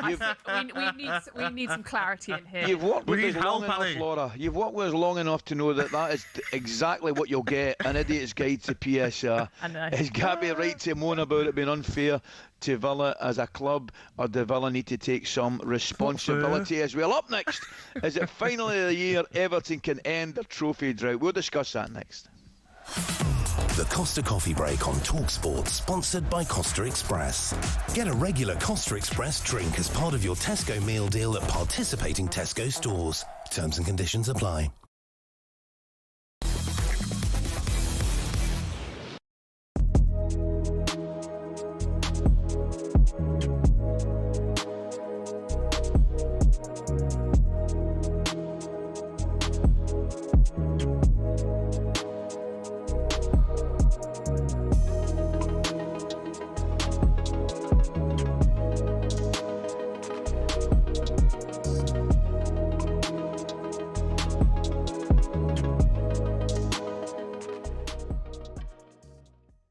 mate. We ain't back, are we?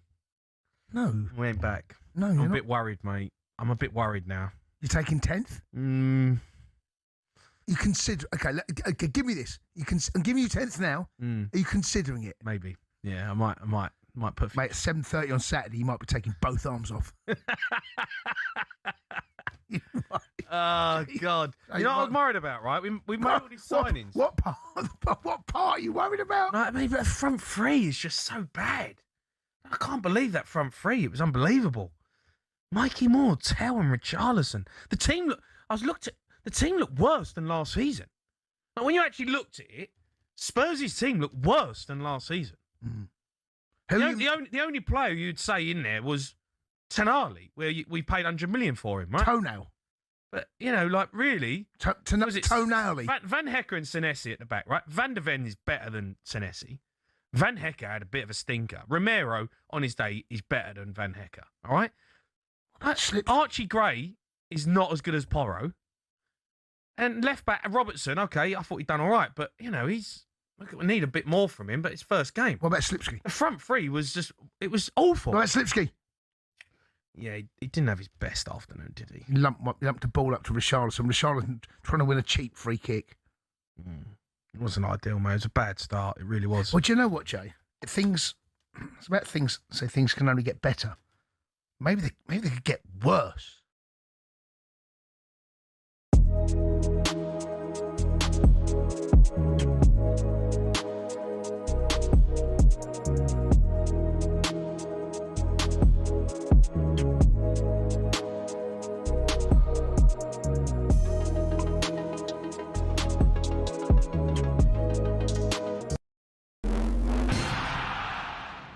It's not often you associate fan power with Chelsea Football Club, but one of the shining examples of it lies with a group called the Chelsea Pitch Owners. And they've proved to be the thorn in the side of owners past and present who've been dead set on moving stadiums to a larger, more lucrative piece of land. Essentially, the supporters group holds the freehold to the land on which Stamford Bridge sits. Former owner Ken Bates set it up at a time where some unruly property developers tried to evict the club from their ground. In order to prevent this, he established the CPO as a company that owned the pitch and offered the fans the chance to buy a share for £100. As well as that, they also own the rights to the name Chelsea Football Club, so if any owner wants to take them elsewhere, they can't be called Chelsea without the approval from the CPO. Now, in 2011, Roman Abramovich tried and failed to move them away from Stamford Bridge, and this has set a precedent for Todd Bowley and the current power brokers at Chelsea. They know any plan which involves moving from Stamford Bridge will require CPO approval from the now 13,000 fans who own it. There are fans who are concerned that if they stay at the bridge, they'll be left behind their domestic and European rivals who are moving to more commercially successful stadiums.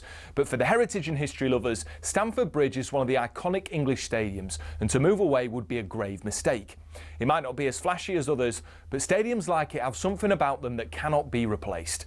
One thing's for sure, if Bowley wants to take Chelsea away from their home, he'll have to go through the CPO first.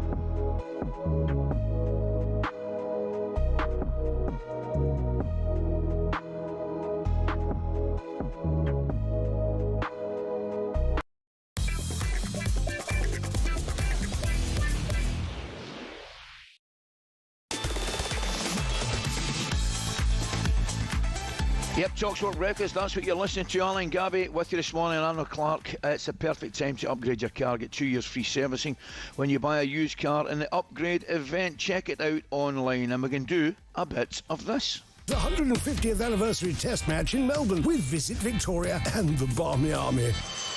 Do you come from a land down under? What a trip this is, guys. How does an all-paid trip to Melbourne for 7 nights sound? Well, talkSPORT are sending one lucky listener and a friend down under this March. Thanks to Visit Victoria and the Barmy Army, you could be at the MCG watching England take on Australia at the 150th anniversary test match. Head to talksportwin.com right now to enter for full T's and C's. What a trip, man, Gabby. Fancy a bit of that, mate? I would love that, mate. Great. Have you been, Ali? Oh, aye. Melbourne. I've been to Melbourne actually a good few. Well, I say a good few times, like 2 or 3 times. Love it, mate. Incredible. Brilliant city. Brilliant city. Really is. Yeah, I've only been to Adelaide, Australia. Oh, Adelaide's lovely as well. Under 18s at Villa tournament, won it. Yeah. Played Did you the win tournament it back in the day? Yeah. Done it, mate. Adelaide's lovely. I think it's quieter than kind of Melbourne and Sydney and up the You know who Gold got in Coast. trouble, Ali, on that trip? You. Stephen Davis, There's ex-Rangers. no way. There is no way Stephen Davis ever Do you get know in why? trouble. He Took must his have- top off and got burnt. And he got... Did he? Yeah. Gee, We aye. all got told to, like, not sunbathe, the sun's too strong. He did it, Ali. Burnt. And he you're couldn't play a joking. couple of the games. Ah, Dave, oh man. He's never done anything wrong in his life. No, I think that's the only thing he's ever done wrong. He's a brilliant lad. He was absolutely tremendous for Yes, us, Gabby. top player, It really mate. was. Yes. Now, what a start it's been for Everton. David Moyes' side beat Palace on Saturday 2-0 and then dispatched Preston 4-0 last night in the Carabao Cup. We had Tierno Barry grabbing a hat-trick after another goal at the weekend. Moyes stole the headlines yesterday as he clashed with a reporter about the importance of domestic trophies and bringing silverware to the club. Former Southampton and Burnley striker Charlie Austin was alongside Cundy in a sports bar last night and said this about why Everton are the biggest underachievers. That's a bit strong in current football. They don't do anything. Never don't do anything. They never do anything. All fart and no poo. They are the Spurs of the North. What do Everton do? They literally just hang around the Premier Play League. 41, 42 games a year. 38 being in the Prem. No, I'm with you. I get it, but it's one of them where How can Everton, when I grew up as a kid, right? Everton were one of the biggest clubs, and they still are in the country, right? I watched them win the Cup Winners' Cup. No, they don't do anything. They won the FA Cup back in 95. They don't do anything. Someone in my ear has just said there has been 2 solar eclipses since Everton's won anything. That's strong, isn't it, Gab? I mean, that is strong. What do you think? I think Everton fans would agree with some of it, Ali, in a sense of like it's time. You know, this season is the season that they're saying it's been too long. Yeah. Can we get a Carabao Cup, FA Cup win? You know, because they're not going to finish in the top 7 for me, Ali, with the squad of players they've got. And the fans deserve it. Look at the Newcastle I've fans, got to say Ali. you, Gabby, sorry to interrupt you, pal, but I've got to say you, am I not right in saying about 4, 5, 6 games to go last season that they were right in the chance of an opportunity of doing that, which I think, because... Oh, yeah, it was a great season. Yeah, I think so, mate. Because if you look at Everton, and it'd be interesting to hear the Everton fans' opinion on this, if you look at Everton right now, you could name 6, 7 teams that should finish above Everton. Yes. You know, you're obviously got your Cities, United, you know, Chelsea, Arsenal, though Tottenham would have to come into that category Even as well, Liverpool. Brentford, I'd say, as well. So I think if they finish 6, 7, I think It'll think be a that's fantastic season. But I just look at Ali like, I mean, I was in Istanbul, Ali, with all the Villa fans and what it means I know, mate. to win I a get it. trophy, to be in a final, what Newcastle fans went through, what West Ham fans went through recently in Europe. Everton fans are probably dreaming, come on, can this be the season we get a win over Liverpool and can we get a long run in the Carabao Cup? Well, when was that last time they won the cup? I'm just trying to work it. It was 31 years ago. They beat Manchester United. I was at the game, Gabby. They beat Manchester United 1-0 at Wembley. I could hit you a quiz question. The goal scorer was scored. The goal was scored by an ex-teammate of mine as well. I played with it, fella. That long ago? Yeah, it was Paul Rideout. Okay. Paul Rideout scored the header. I want to say Graham Stewart hit the bar. Somebody hit the bar and Paul came in and knocked it in. And if memory serves me correctly, I think big Duncan Ferguson came off the bench that day as well. So I do like Everton, Ali. I think as well, when you're looking at the weekend, Ali, you look at that midfield they've got now. Yeah. Harrison Armstrong, Hayden Hackney and Dewsbury Hall.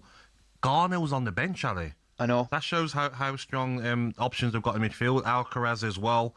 And a player I love, Ali, Dewsbury Hall. I Love mean... him. last season, Ali. Brilliant finish at the weekend, by the way, Gabby. A great goal. And last season, you know, he got 8 goals, 4 assists. Yeah. In 31 Premier League appearances. I Had an injury. He's a top player. I mean, I think you're right. I mean, you know, if you throw Jack into the equation here, if Jack was there, they've got some real talent, whether it's in Diage, with the whole Dibbling as well, played last night. I think they've got a nice blend, Everton. Brennan Johnson as well. It's nice to see him get his goal. He's got a point to prove as well this season after Jamie's horrible words about him. But Tyreek George as well, Ali. I really like him. He's a talented winger as well. And Tierney Barry scoring a hat-trick last night. Great header on the weekend. Yeah. I mean, it's a decent side, mate. I just think as well, moving to the new stadium recently, you know, I mean, if they can get that place rocking anything like the old stadium at Goodison, Gabby, you'd have been the same. I absolutely love playing at Goodison. Goodison was a just fantastic atmosphere, wasn't it? I think he has to go strong, Ali, every round now. Every round, play your best team. You know, they've even got Christian Norgard, who's available, Ali, in the background as like a squad player, maybe. They've got so many options now, Everton. They can get Jack Grealish over the line, maybe, if he chooses Everton over Aston Villa. And if they kept NGI as well, they've got a great squad of players. I think you're right. I mean, great respect. I just looked at the bench and come off the bench last night. Patterson, Brennan Johnson, Alcaraz, Tariq George. I just think it's a stronger squad problem than I've had in a long time. Yes. And the fact, Villa proved it. Crystal Palace have proved it. It is not impossible to win a cup and have a good season domestically as well. Exactly. So that's what they should be setting a target. Fair enough? Yep, I agree. And if you can sneak into that top 7, Ali, and you can get into the Europa League and Conference League, I think any Premier League team that plays in the Europa League and the Conference League are going to be one of the favourites. Yeah. I think it's important as well, Gab. See, if you're a team like, for example, you're not in the maybe top 4 or 5, see if you've got somebody that can score goals, that can give you 15, 16 league goals. Yes. I mean, if Barry could do that, we saw it at Brentford, you know, last season. You look at, you know, Mateta, generally speaking, if you've got a centre forward, and you're no Arsenal or Liverpool or Man United, if you've got somebody like that can knock in maybe 14, 15 league goals, what a bonus that would be. How pleased you last night, Brennan Johnson, getting on the score sheet? Yeah, happy for him. You know, me and Jamie O'Hara, maybe we're a bit harsh. Jamie a lot harsher than me, but I just looked at his last couple of years, Ali, last season especially, you know, not scoring. I think yesterday, Ali, was his first goal in 33 appearances. Yeah. He's got to do better. He's got the talent. He's got the pace. If he can time his runs better and get more involved in games, then I think he'll have a good season. Yeah, fingers crossed for him and Everton fans. He can do that. Give us a call, guys. 03717 22 3344. That, of course, is the number to call. Do you want priority? Can you prioritise the Cups this season?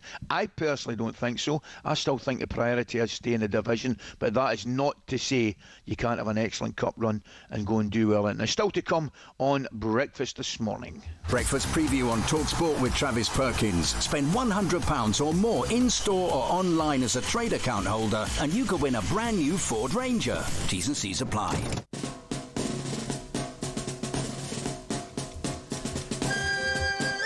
I love that, man. Honestly, unbelievable. It's brilliant. That takes me back. That takes me back to sitting in front of my wee mum, sitting watching Z Cars on the telly. I think I might have been a Monday night.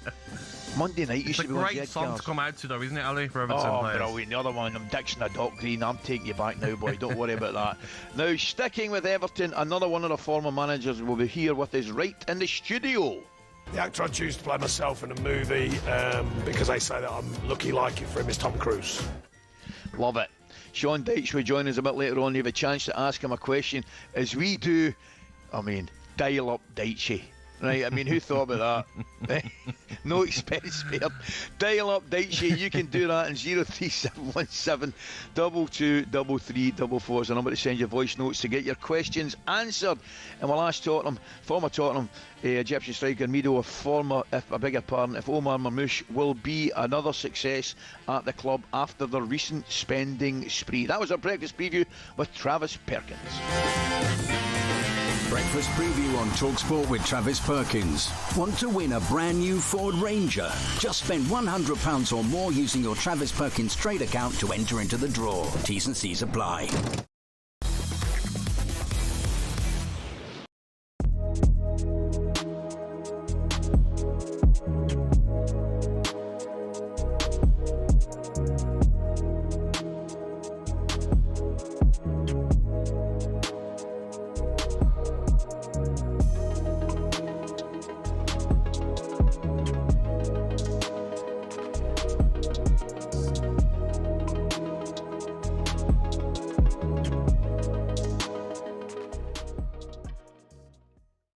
both have expected better than what you saw from Tottenham. And I think the answer I'm to not that surprised is, that they lost. Oh, yes. I'm not surprised that they lost, but the Not manner... taking anything away from Brentford, though. No, the manner in which they lost surprised me. Right. There didn't seem to be any Right. fight or any change in gear, or the mindset hasn't changed. It's exactly the same. A soft underbelly from Spurs, and they're going to have to eradicate that very quickly. And both of you think they'll do one hell of a lot better than 17th. Well, they've, so with do you the players still they're now have buying, heightened yes. expectations that they might be top half? Then they might be top 6. No, I'm thinking top half of the table. I'm not saying they're going to be, it would be a surprise. They could do 6th, 7th, but they're going to have to improve massively, Jim, from what we saw at the weekend. And where are these players that have been injured for so long? Look, there's an awful lot of players. Fit, isn't he? Van der Ven wasn't available. Jim, you look at the back four, there's hardly anybody playing from last season. So they're facts, but get them fit then. Let's get them out there. We saw Newcastle yesterday and how they went about it. They're at home. We saw they're at home, yeah. But we saw Tottenham and how they went about it. It was chalk and cheese. But I think this is great for De Zerbi because he'll sort the wheat from the chaff. And for me, I don't have any expectation of Tottenham. They're not my football club. So, I don't particularly admire their board and I don't particularly like their manager. So I don't have an objective view. So I'm quite happy to see them struggle. But that's me being mean-spirited. But you would, for the Tottenham fans, who are plenty of my friends are Tottenham fans, you've gone to Brentford. You've been battered. You could have got beat 7. Yeah. And it wouldn't have been a surprise because they were that dominant. They missed the penalty. They had other chances, Brentford. Yeah. A lot of that is because Brentford are a really good side, and playing Brentford away in the first game of the season gives you a false sense of security.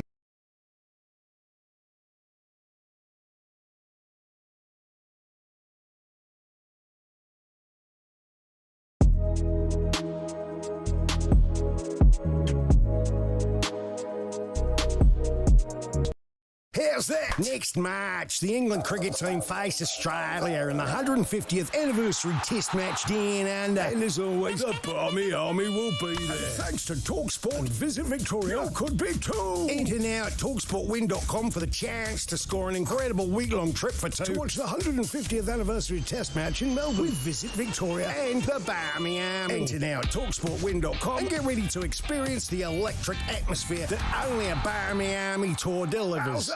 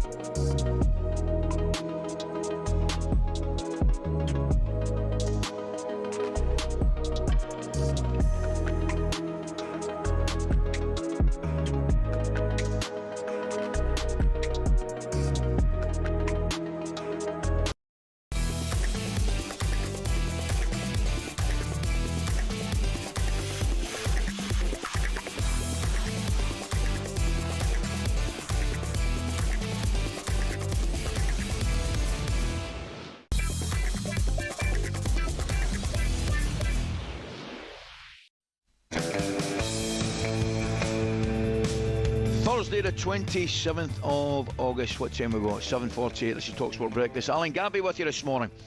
Okay, what do we know this Thursday morning? Back in the morning's Times. Joe didn't want job. Those are the words of England's Test captain Joe Root's father Matt. We had a good chat with Matt yesterday on this very show.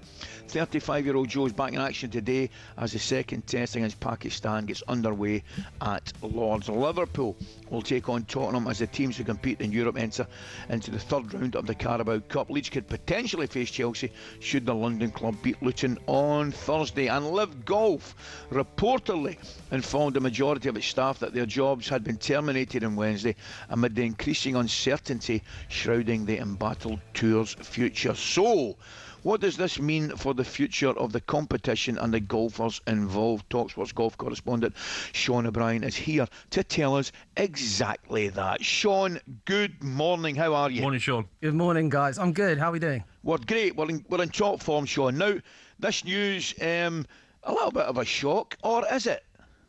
Well, it seems like Liv is very much heading in this direction towards kind of potential bankruptcy, lots of debt, lots of unpaid bills flying around, and they've had to get rid of 90% of their staff, as mentioned. So Live Golf 1.0, as it's being referred to now, is as good as over. They had to cancel the $40 million team championship that usually ends the season. It instead ended at Live Golf Indianapolis over the weekend, and it was a bit of a sorry sight, Ali, to be honest. Tyrrell Hatton walked out to I Want to Break Free by Queen and did it deliberately. There's a lot of kind of question marks surrounding whether players are going to leave. It seems like Jon Rahm and Bryson DeChambeau are as good as gone, and they keep saying they're going to try and keep Live Golf alive. They say they've got a potential investor, but nothing's really locked in. And in terms of Live Golf 2.0, I mean, one thing we know for sure is it's going to look absolutely nothing like the Live Golf that we know, which was hundreds of millions of dollars in prize money and contracts. And it's difficult to see how they're going to keep this thing alive, really. What about players that are owed money? How are they going to get their money? So Jon Rahm is reportedly owed upwards of $100 million. So you'll remember when he signed on to Live Golf, he was offered a contract worth about $300 million, and he's took home about $100 million in prize money as well. However, it seems like if he wants to come back to the PGA Tour, he's going to have to leave an awful lot of money on the table. And now he's the big player here, because Live Golf have suggested that players could be offered equity in this Live Golf 2.0, and that might be a way for them to kind of restructure some of the debt. But you ask yourself, equity in what? I mean, why would Jon Rahm want to do that? But his route back to the PGA Tour is really difficult as well, because people are going to want to see him punished. I mean, there's players who said no to this, and they're going to have to look at Jon Rahm and be like, okay, well, why didn't I just do that? Well, here you go, Sean. I'm sorry to interrupt you because we don't have a lot of time, but I want to quickly say to you, Sir Nick says Live golfers seeking a return to the DP World Tour are going to have to eat a bit of humble pie. Rory said it's a tough road back for those who leave the Live Tour. Flip side of the coin, Bryson DeChambeau said they should be proud of what Live has achieved. Where are we with it? How will it be looked back on? I think it's just been a total car crash, to be honest. I think in terms of what happens next, Jon Rahm and Bryson DeChambeau are very likely to have to do what Patrick Reed is doing, which is go and play the DP World Tour for a year, eat a bit of humble pie and try and earn their way back onto the PGA Tour. But there's going to have to be some additional penalty as well, because Brooks Koepka got offered a deal, and in real terms, because he missed out on all the equity that comes with the PGA Tour now, it cost him about $85 million. And the PGA Tour said that was a one-time offer, and Bryson and Jon Rahm both said no. So how they kind of figure out a way back to the PGA Tour is going to be really interesting. But fingers crossed, one thing we can look back on and kind of take from all of this is that professional golf needed to fix itself, and it looks like the PGA Tour have announced some exciting things for 2028, and there might be a world where all the best golfers play on the same tour and we get to watch them week in, week out, which would be a really positive outcome from what has been a bit of a car crash. Oh, you better believe it would be, that would almost be the perfect outcome. Sean, brilliant. Thanks very much for your time. Explaining that really, really well. For more on that, head over to talksport.com. Sean's written some brilliant articles covering the quite bizarre Live story. Right, let's have a bit more of this, because we simply can't get enough of it. Dreams can come true. PSI, I hate you. Let us spend some money. Let us buy some good players. Aston Villa have retained only 65.6% of first team minutes in their squad from last season, the lowest of any Premier League team. No, the rules are there to keep the so-called top six. It's like clubs like Aston Villa and Newcastle. You had a little go at Champions League. I don't got a say this, trophy each. I Now prefer it singing. Get back where you belong. We could look back in 5 years, 10 years and say, Aston Villa fans, you can't dream of going and trying to win a Premier League. We've got to stop mentioning Gabby's favourite word of PSR, because it's the rules. We can't do nothing about it. No, you gotta spend money. I know you gotta catch Yes, it seems like an absolute eternity that my pal's been moaning about PSR and how unfair the financial rules are towards clubs outside the Big Six, and he might just have a point, but is that completely true? Well, Laura, help us, please. Come on, Laura, the expert. Right then, yes, I'm here to be your PSR/SCR fairy godmother.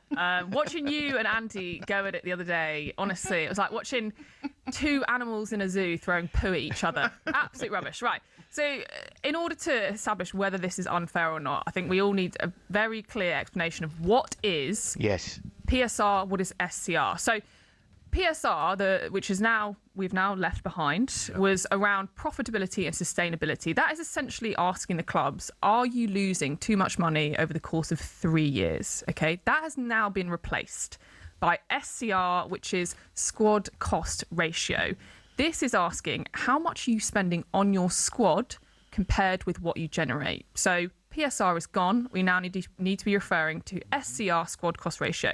To break that down very simply, if Arsenal generate 700 million in revenue, okay, and the Premier League allows for 85% of that squad cost allowance, that means they can spend 595 million on their squad. Oh, yes. nice. If Brighton generate 200 million, they are under the same rules. 85% is what is allowed. They can then spend 170 million on their squad. Okay, so they're both technically being treated exactly the same. What the difference is, though, is that PSR was about losses.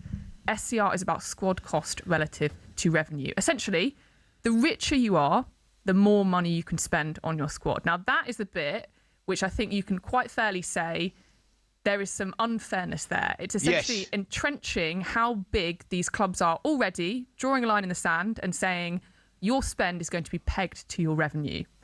However, the bit that I think is being lost when it comes to Aston Villa is that you have to look at what the total cost of running your playing squad is. Yep. It's not just about transfers. So the other day, you and Andy were kind of going at each other about the profit that Aston Villa had made. It's not just about the transfer costs. One of the biggest issues that Aston Villa have is the player wages. Yeah. That counts towards this cost that we're talking about. This is the cost that we need to keep at a certain level. And up to a previous season, so around 23-24, Aston Villa had one of the highest squad costs relative to their revenue. Okay, so 90%, very, very high. That was because of players like Martinez, Tielemans, McGinn, etc. That worked really well, getting you into the Champions League, better squad, more revenue. However, that was also a bit of a gamble. So basically, what is really hurting Aston Villa now is that you aggressively try to accelerate your growth, building that squad to get Champions League. However, the revenue is not caught up with it. So you're now stuck in this trap that you need to, per the new rules, 85% of relevant club revenue is the limit. You now need to sell to get underneath that. Yeah. Basically, the reason that Aston Villa are in this position is that because of those high wages that you've had up to very, very recently.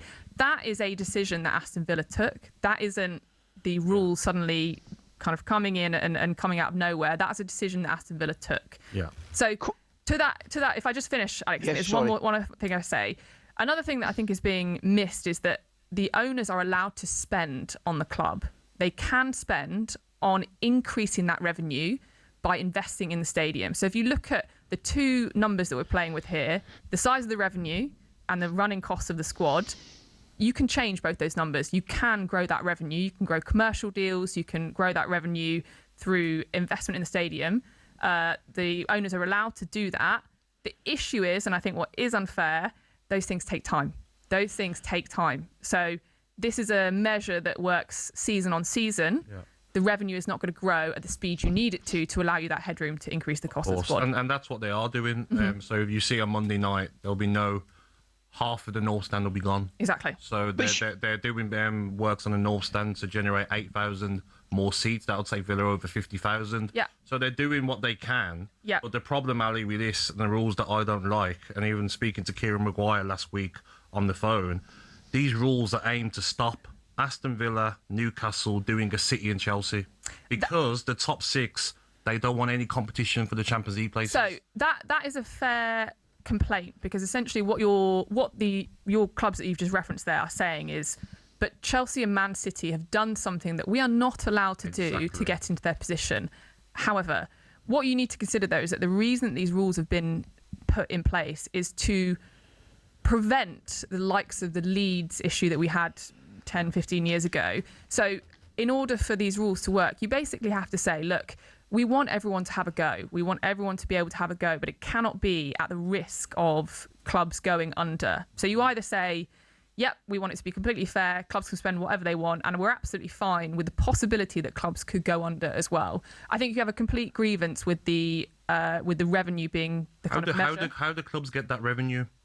Well, there are ways that they can do that. It's not just the revenue. 500 million difference between Villa and Liverpool. Yeah, absolutely. But you have to also understand that Liverpool have sustained a level of success over the course of a long time, which Villa haven't. So you have basically made a gamble on building a squad to kind of build a Champions League level squad and a wage bill before you had consistent Champions League level revenue. We wouldn't have got Champions League without spending that wages on. No, you didn't have to spend that high. I think we did. That's the argument because some of the players that come in wouldn't have come to Aston Villa if we weren't paying the big wages. No, I think that again, whether you like it or not, that's the truth. But Aston Villa had a choice in that. They had a choice to pay those wages, and you had 90% of your revenue 23-24. Because we got Champions League football, we've won the Europa League, we're in Champions League again. So it has paid off? It has paid off, but it was a gamble to run it that high. One other difference as well, sorry, I should have said right at the start, which again makes it difficult for Aston Villa. We're talking about 85% is the threshold, okay? This is the ratio that we need. In Europe, that falls to 70%. Yes. So you then get this catch-22 of clubs in the Premier League thinking, if we qualify for Europe next year, if you look at Brighton, Brentford maybe, not only is that good for them, but ultimately they will then have to reduce the size of their costs on their squad to meet that 70% that UEFA have. So there are reasons why this is kind of really, really catching clubs like Villa, but the rules might feel unfair, but they didn't create Villa's wage bill. That's the problem here. So I know we've got to go to a break. So effectively we've got rules for England and different rules for Europe. Yes. That's correct. Mental. Absolutely mental. Right, thanks for that, Laura. Thank you, Laura. Coming up, we turn our attention back to Spurs' exciting performance last night from Savio. I know I wanted another 15 minutes to that, Laura, but what can Marmoush bring to this team? We're going to find out next. Former Spurs and Egypt legend Mido will be joining us next.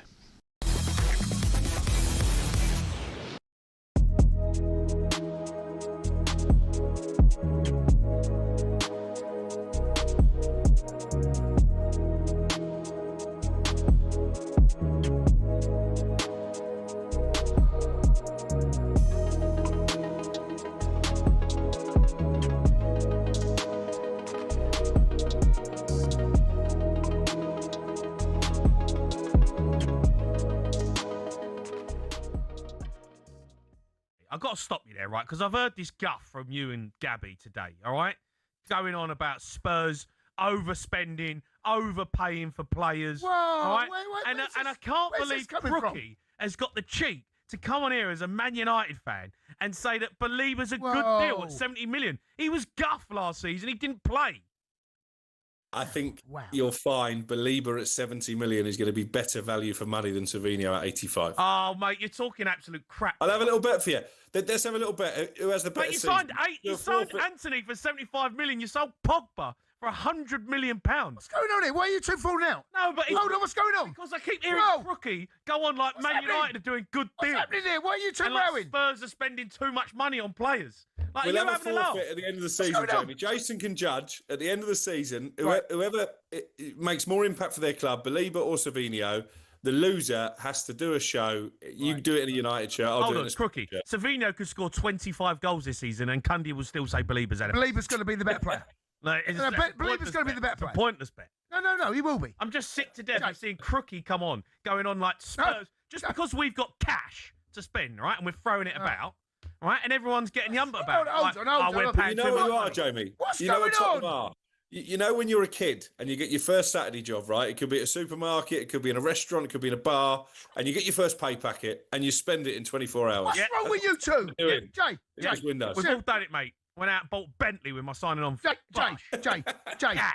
Wait, hold on. Calm down, you two.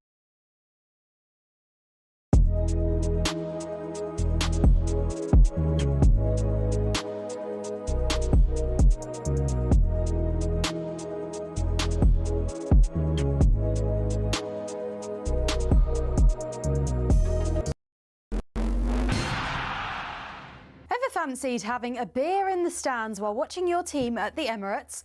Well, this season you actually can, and not just there. You can do it at Anfield, Goodison Park, Stamford Bridge and Old Trafford too.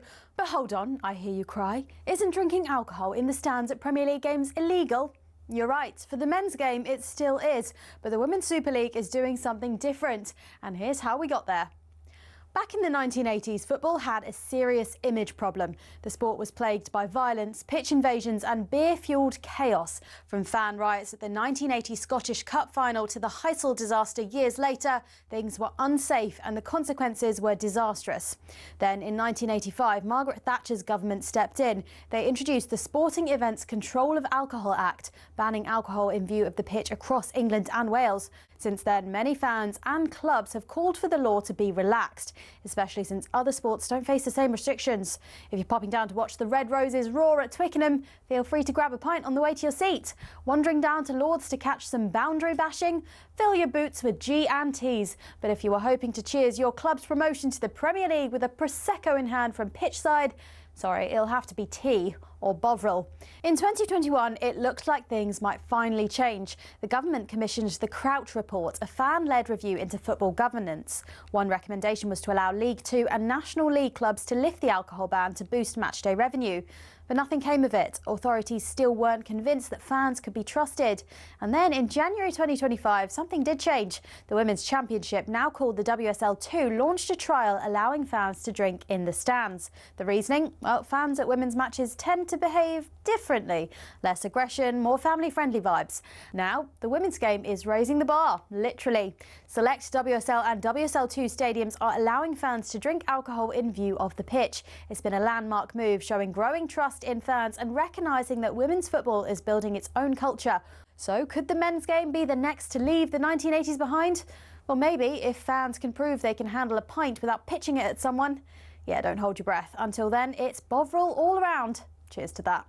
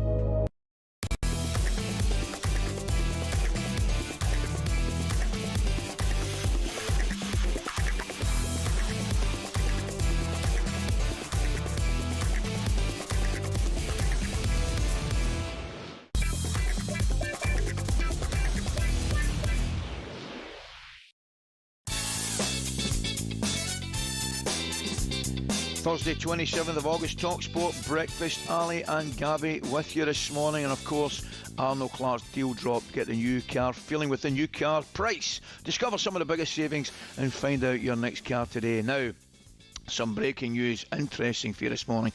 talkSPORT understands that Omar Marmoush has signed his contract to become a Tottenham Hotspur player.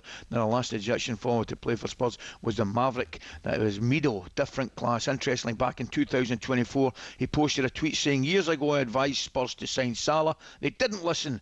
I'm now telling you, please go for Marmoush. He will be a great signing, hard worker, top professional and can score goals." Well, 2 years later, it looks like that man has got his wish, and the Egyptian has reportedly just signed for Spurs. Delighted to say that former Spurs forward Mido joins us now. A very good morning, my friend. Thanks for joining us. Good morning, Mido. First of all, how are you?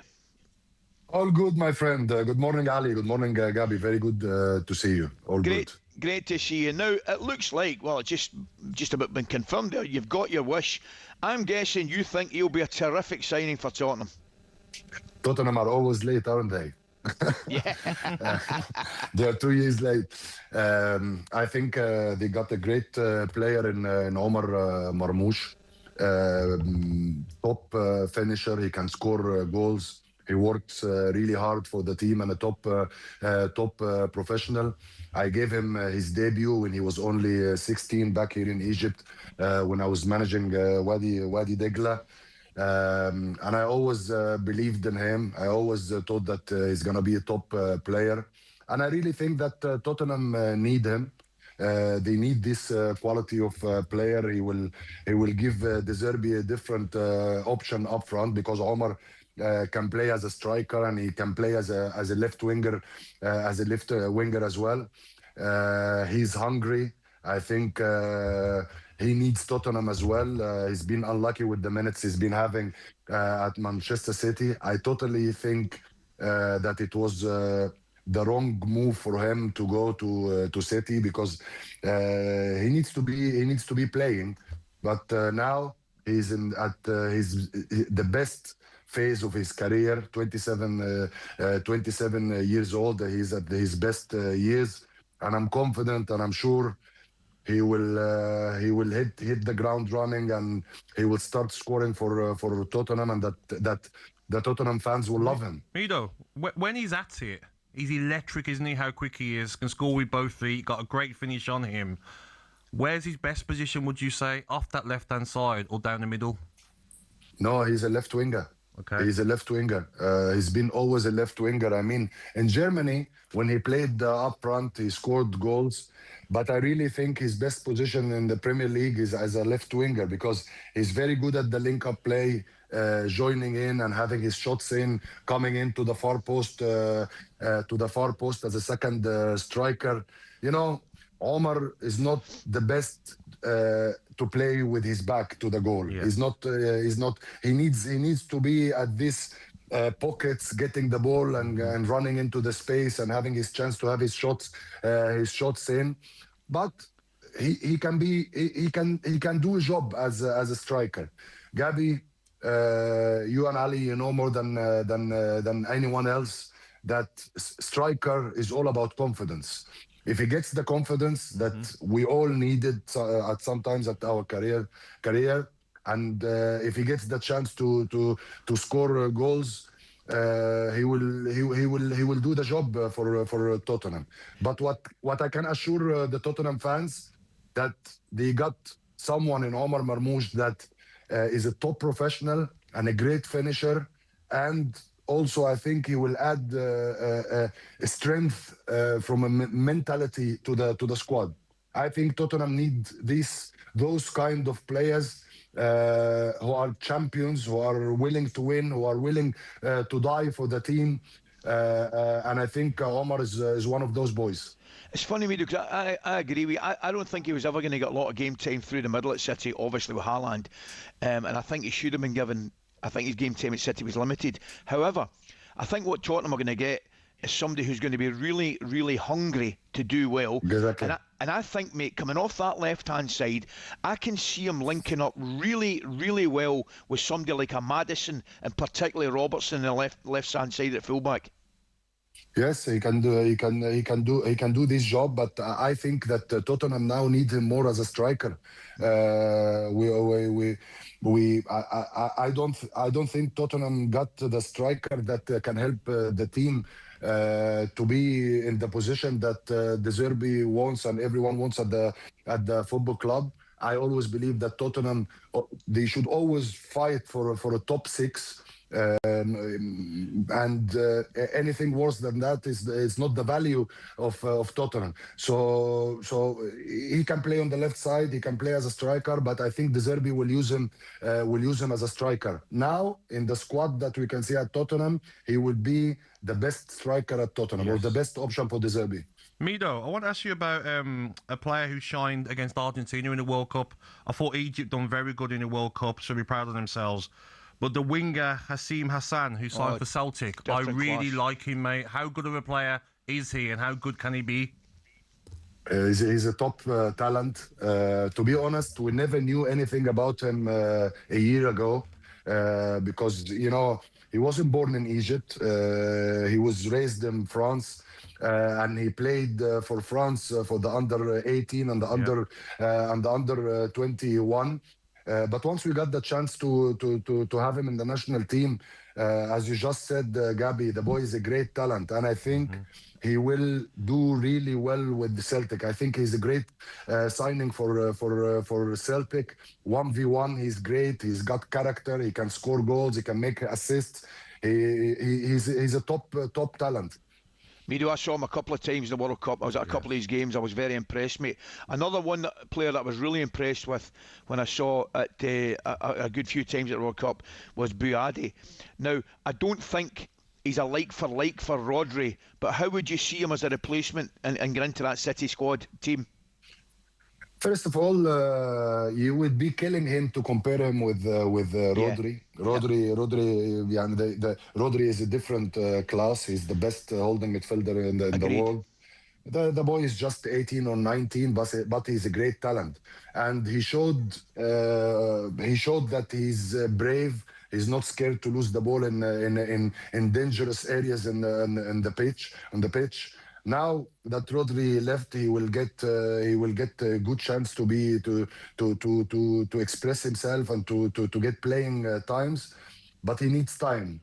But it would be the worst thing to do for the boy and for Manchester City is to link him with Rodri. He's not a replacement for Rodri.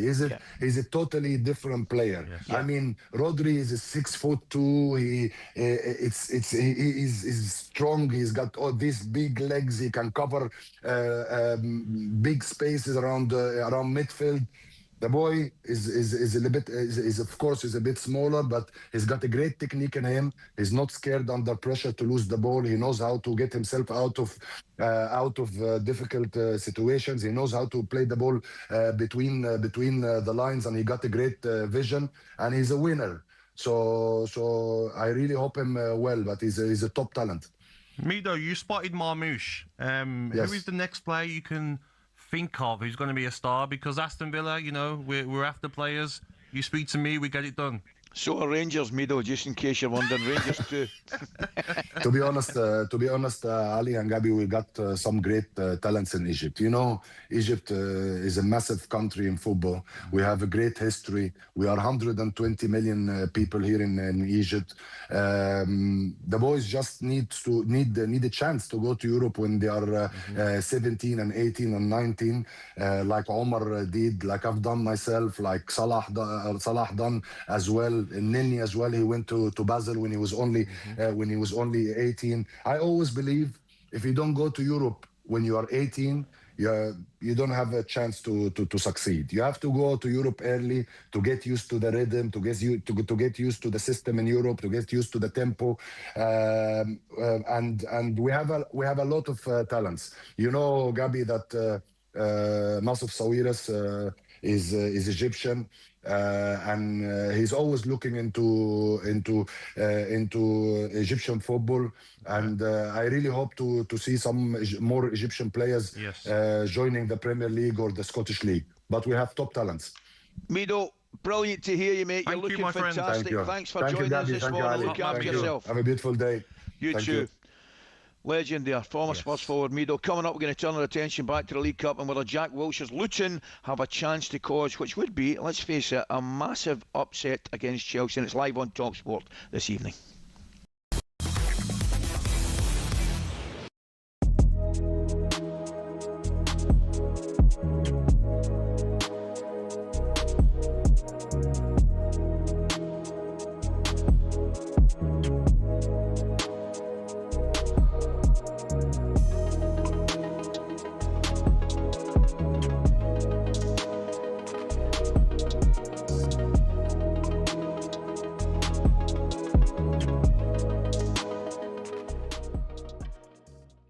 When someone writes an article that's so smart arse because it knows all the answers, right?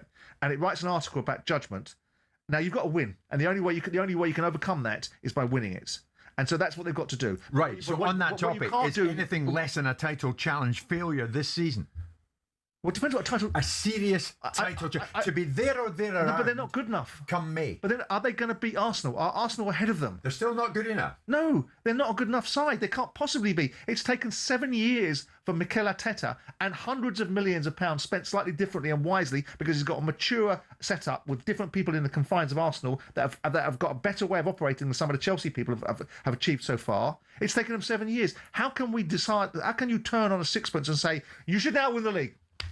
Oh, it's bloody stupid. So what? They won't be in the title race come April, May. Well, they may well be in what is considered to be a title race, which is a group of sides competing to be really in the top 4 that might be keeping the league honest by making it look like it's not a runaway train for one particular team. They might be in that race. Do you think the Maresca and Manchester City will be in the title race?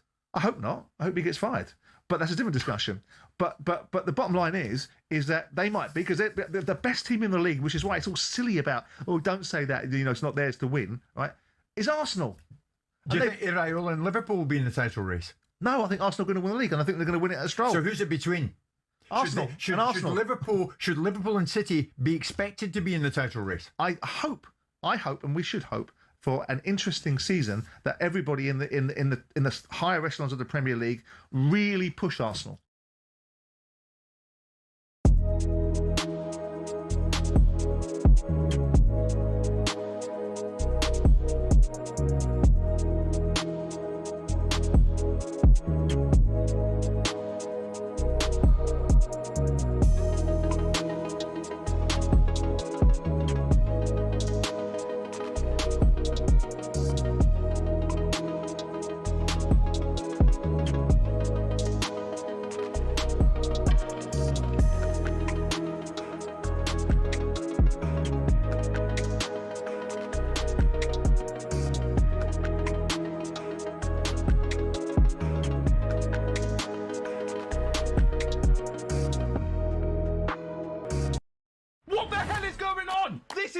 Premier League football drama at its absolute best. Oh my Gabriel!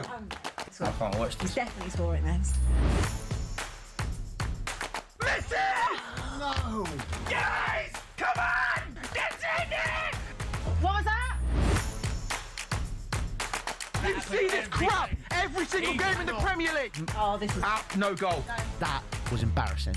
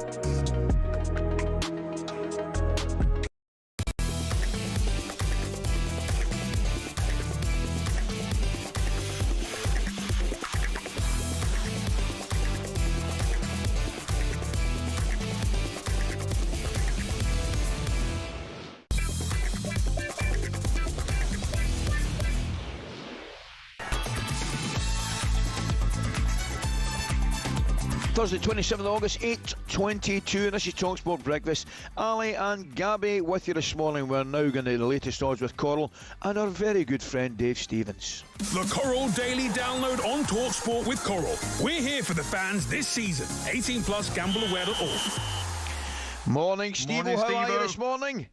Gentlemen, a very good morning. My head is hurting slightly after that explanation of financial fair play and all that. I mean, I think Laura did a great job, but are you any the wiser after that, Gab? Well, let's be honest about it, Steve-o. I don't think there's any doubt that Laura did a fantastic job, but you have to take into account the audience is Gabby and me. Well, and myself. But if there are any professors out there that can sum it up, I mean, look, joking apart, to sum it up in a few words, is it not? The rules are there to favour the big clubs. Of course they are. Of course it is. Forget the rest. Even we're talking about the potential for expansion, right? That suits the big clubs as well, because obviously they can expand more than the smaller clubs. Exactly. Yeah. But I know. Listen, I know we could talk all day about that, but yeah, I say a sterling effort from Laura, but beyond my intellect, unfortunately. No small measure. Steve, what about tonight, mate?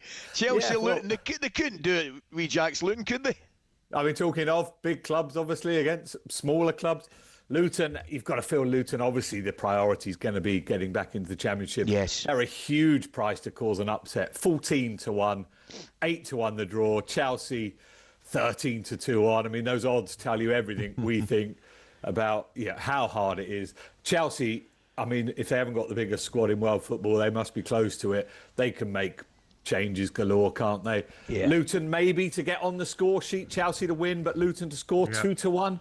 They're an attacking side. They play nice football. They can go at a Chelsea side that defensively, Gab, I think we'll all agree, has got frailties. So maybe I think that's a good bet. Without being too gloomy, that's the best kind of Luton could hope for scoring. And then a London derby, Fulham versus Wimbledon. Fulham, of course, played Chelsea in that really entertaining game, actually. Good game, wasn't it? It was a good game. 2-11 Fulham. I thought there were plenty of signs of positivity from Fulham that night. Wimbledon, similar to Luton, they're 12-1 to cause a big upset. 7-1. The draw there. It looks hard where these upsets are going to come from, as we've heard. Ali, can I just have 10 seconds, Ali? Then Steve-O's all yours. There's the big game. There's a big game tomorrow, Steve-O. But can you give me 6 reasons why Birmingham City can beat Wrexham? I'm going to leave tomorrow to my colleague, Mr. Clare, because there's plenty of brilliant football in Europe tonight. And before we go on to Rangers, Jam Tarts. Come on, let's talk about the Jam Tarts, Steve-O. Let's doff our caps to Hearts. What a performance! I mean, talk about contrasting nights. Celtic, obviously, Ali, when we spoke on Tuesday, even you couldn't see Celtic not getting through. And when they went 4 up, anyway, I'm not surprised Big Al hasn't come back in for more today. He was pretty down yesterday. But Ali, this has got to be surely a warning for you and Rangers. Yes. You're 2-9 to qualify. Jablonec 3-1. Jablonec, though, 2-1 to win tonight. Rangers 11-8. But the warning signs there, is it 1-0 Rangers? 1-0. I went to the first leg, Steve-O. We were far from impressive. We could have and should have won by more. We got a man sent off. Definitely get sent off midway through the second half. And with a couple of chances to increase the lead. However, our recent form would indicate that the tie is certainly not over, and I'll obviously be watching, but a little bit concerned. I nearly said if we score first, I would fancy us to get the job done, but after what I saw on Tuesday night, which was quite remarkable, Steve-O, I mean, you never know really, but I would be very hopeful we can get the job done, mate. Yeah, I mean, the 2 games, Celtic and Hearts, obviously contrasting results, but amazing games of football. Motherwell, they do look up against it, trailing Freiburg, 4-1 on Freiburg, 9-1 Motherwell to win out there. Another interesting one is Brighton. Brighton are a draw. like 1-6 to win this. They're almost unbackable to qualify. But Tromsø 0-0. I mean, Tromsø can play there.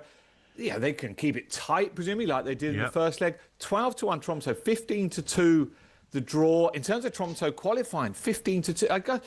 I don't know, Gab. This does not feel like a tie that I hope Brighton get through it, but it doesn't feel like a tie that's quite as straightforward as those odds it's not. suggest. But you got to think Brighton. They were very impressive against Aston Villa, attacking wise. They should have more than enough with a home side to go through. They were impressive, Gab, but you were poor, weren't you? We're not. Got no players. Oh, mate. don't get. I'm going on that, Steve-O. I'm going to go to a break, Steve-O. but Steve-O, before I lose you, second test, straightforward. Yeah. Well, it should be, Ali, but this England side, things are never straightforward. I mean, they're 4-11 to win the second test, 5-1 Pakistan, 9-2 the draw. I know the first test was over in 3 days, but the weather could be a factor, obviously, over the next few days at Lord's. Joe Root, captain, doesn't want the job, but he's got it, and thank God he has. 130 to Scott's top score, but Babar Azam, I think, could be back for Pakistan, their captain. He's 11-4 to top score for them. He's massively important. Steve, can you give me a price on the England boys over celebrating after the victory? Honestly, again, we could talk about that for hours. Why do they keep? And this is coming from the three of us, who, of course, who are never put a foot wrong. We never put a foot wrong, Steve-O. Great to see you, pal. Cheers, Take Steve-O. care. Cheers, fellas. That was a look at the latest odds with Coral. 18+, gambleaware.org. Now, coming up, brilliant. We're looking forward to this. Joined live in the studio by a proper Premier League icon, former Everton, Burnley, Watford manager Sean Dyche is going to be with us for the next hour. Brilliant. The Coral Daily Download on talkSPORT with Coral. We're here for the fans this season. 18+, gambleaware.org.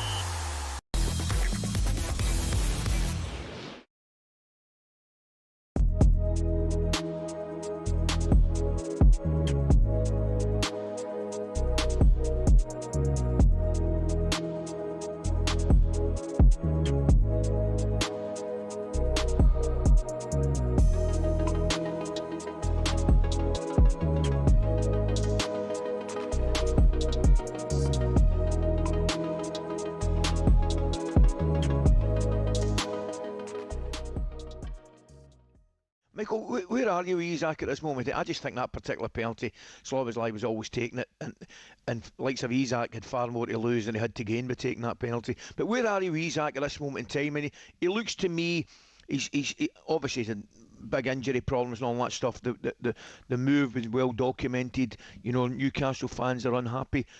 What's it going to take for him to get playing with a regular confidence and show the ability that we know he has? Well, I'm not sure about you, Ali, but I had plenty of injuries in my career, so I know how hard it is to get back, and you do need a bit of time. And everybody's given him time and understood that, but then he's sort of finished the season, then he's gone to the World Cup, and now he's had a pre-season, and you just think, okay, now we're starting to run out of excuses. We need to start seeing the real Isak, and we know how good he is. I mean, wow, we saw him for Newcastle. I mean, he's absolute class. But we haven't seen it for Liverpool just yet, and I think, you know, questions will come now. As I say, always give him the benefit of the doubt in the past with Liverpool, but at the start of this season now we're expecting, and Liverpool absolutely need him. They've lost Salah, Ekitike's out, there's not that many options in attacking areas. They absolutely need him to be on top form. Yesterday he was far from it. I thought he was a yard off, and that's worrying. But so was Wirtz. I thought he was really quiet as well. So, you know, it wasn't the greatest performance for Liverpool. They actually did well to scrounge a point in the end. But obviously he's the big money signing. He's headline maker, and I can't say he played well, because he really didn't.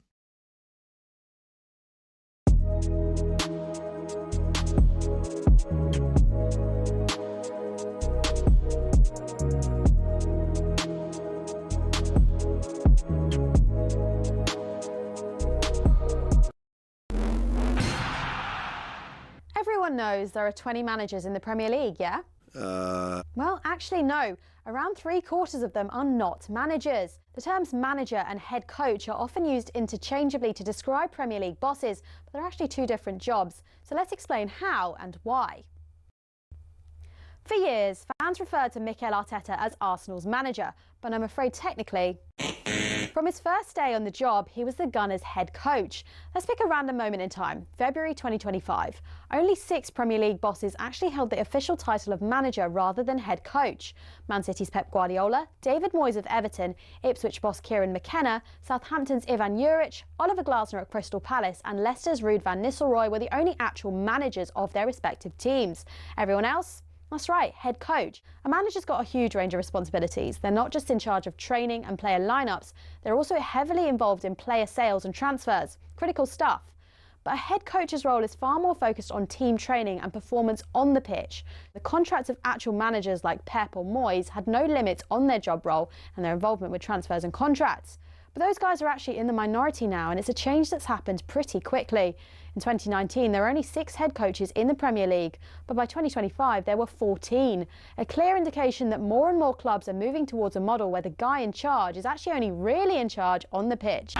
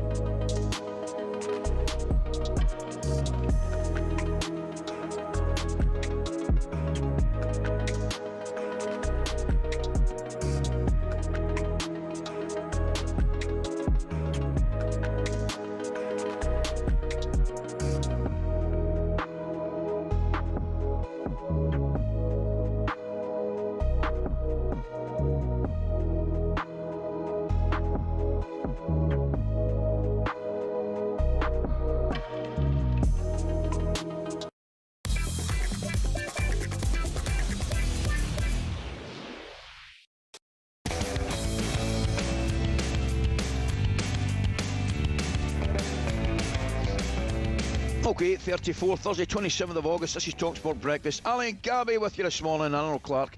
It's a perfect time to upgrade your car. Get 2 years free servicing when you buy a used car in the upgrade event. Check it out online now. Absolutely thrilled to say we're joined in the studio for the next hour with this fella.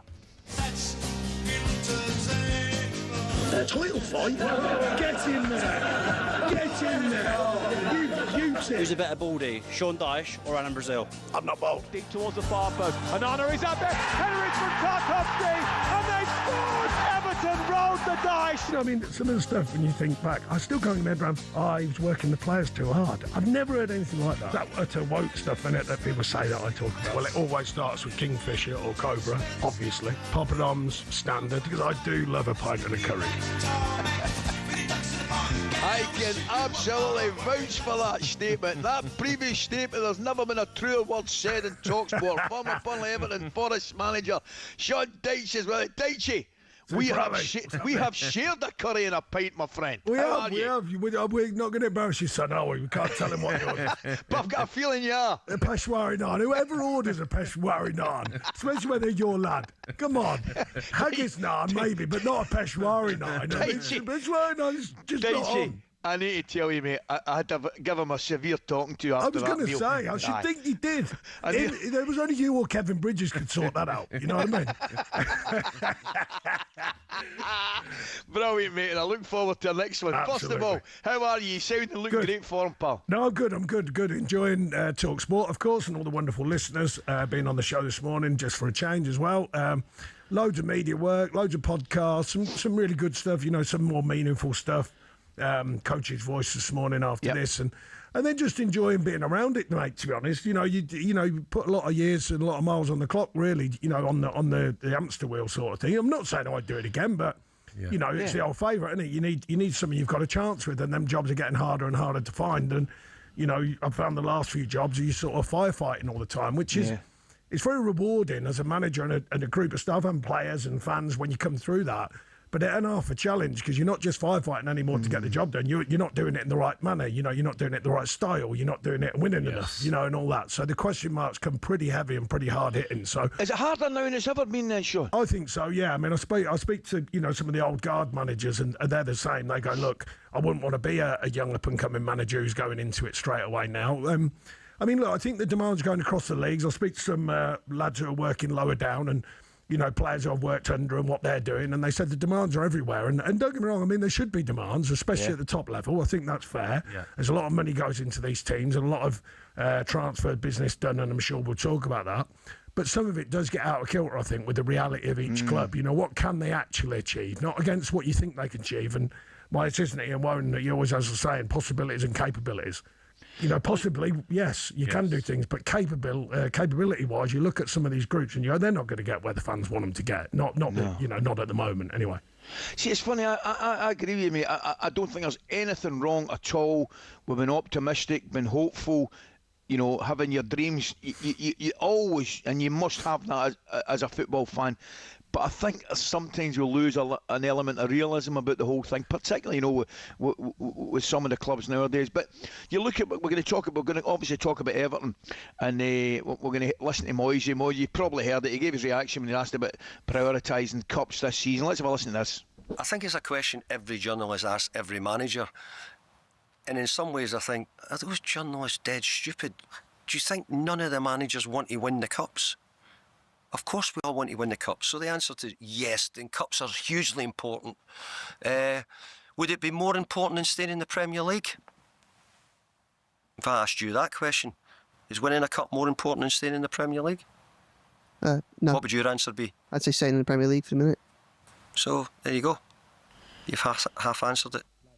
So here's an interesting question for you, Sean, right?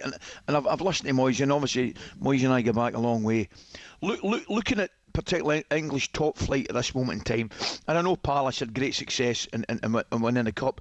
Would you say it's potentially easier now, as perhaps Palace and indeed Villa have proven recently, to win a European trophy rather than an FA Cup or a League Cup? And the reason I'm asking that question is because of the strength and magnitude of the squads of the likes of whether it's Arsenal, Manchester City and Liverpool.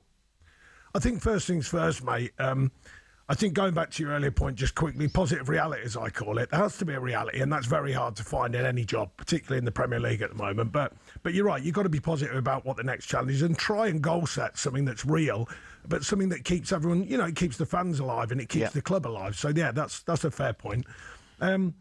Regarding the Cup, look, I mean, Moyes, the problem is when you speak openly and bluntly like Moyes did there, you get a bit of stick, and at the end of the day, he's only being reality bound. I mean, I used to say it all the time. When I was at Burnley, more so, right? The Evertonians, of course, they won a cup and they haven't won anything and all that. And I understand because it's a big club and now they've got the new stadium and they're investing heavier than certainly my period, but obviously different reasons, different ownership. And just using them as an example. But when I was at Burnley, say, you're trying to keep a club and a town in the Premier League. That is massively, massively, massively more powerful than trying to win a trophy. And if you put the league at stake, or the chances, by adding more games into a cup competition, and I will go on to the bigger clubs where it is slightly different, if you're one of these smaller clubs, it is so powerful to stay in the Premier League season on season. Now, if you're a superpower club, and they're building these squads, which we know, like Tottenham and teams are, then they've got more depth. But even them, they're going, but okay, we've got to do better in that. I mean, Tottenham is another good example. Look at the last couple of seasons. You're not telling me they'd accept getting close to winning a cup, because obviously if you win it, that's a different ballgame. Let's say you get to the semi-final or the final, but your league's rubbish, then you're not going to do that. If you're Tottenham, your first mark of this season, I would imagine anyway, for a Tottenham fan, is to get up the league. Yes. Start getting back to where everyone thinks they belong, and I certainly think they belong.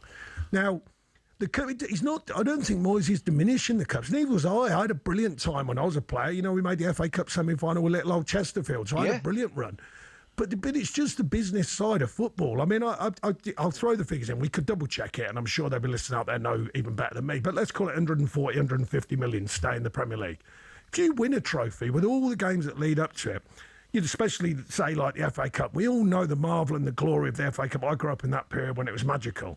I don't know, you might make 10 million out of it, 15 million. Do you know what I mean? So how do you manage the reality of that? Now, onto the Conference League and the Europa League.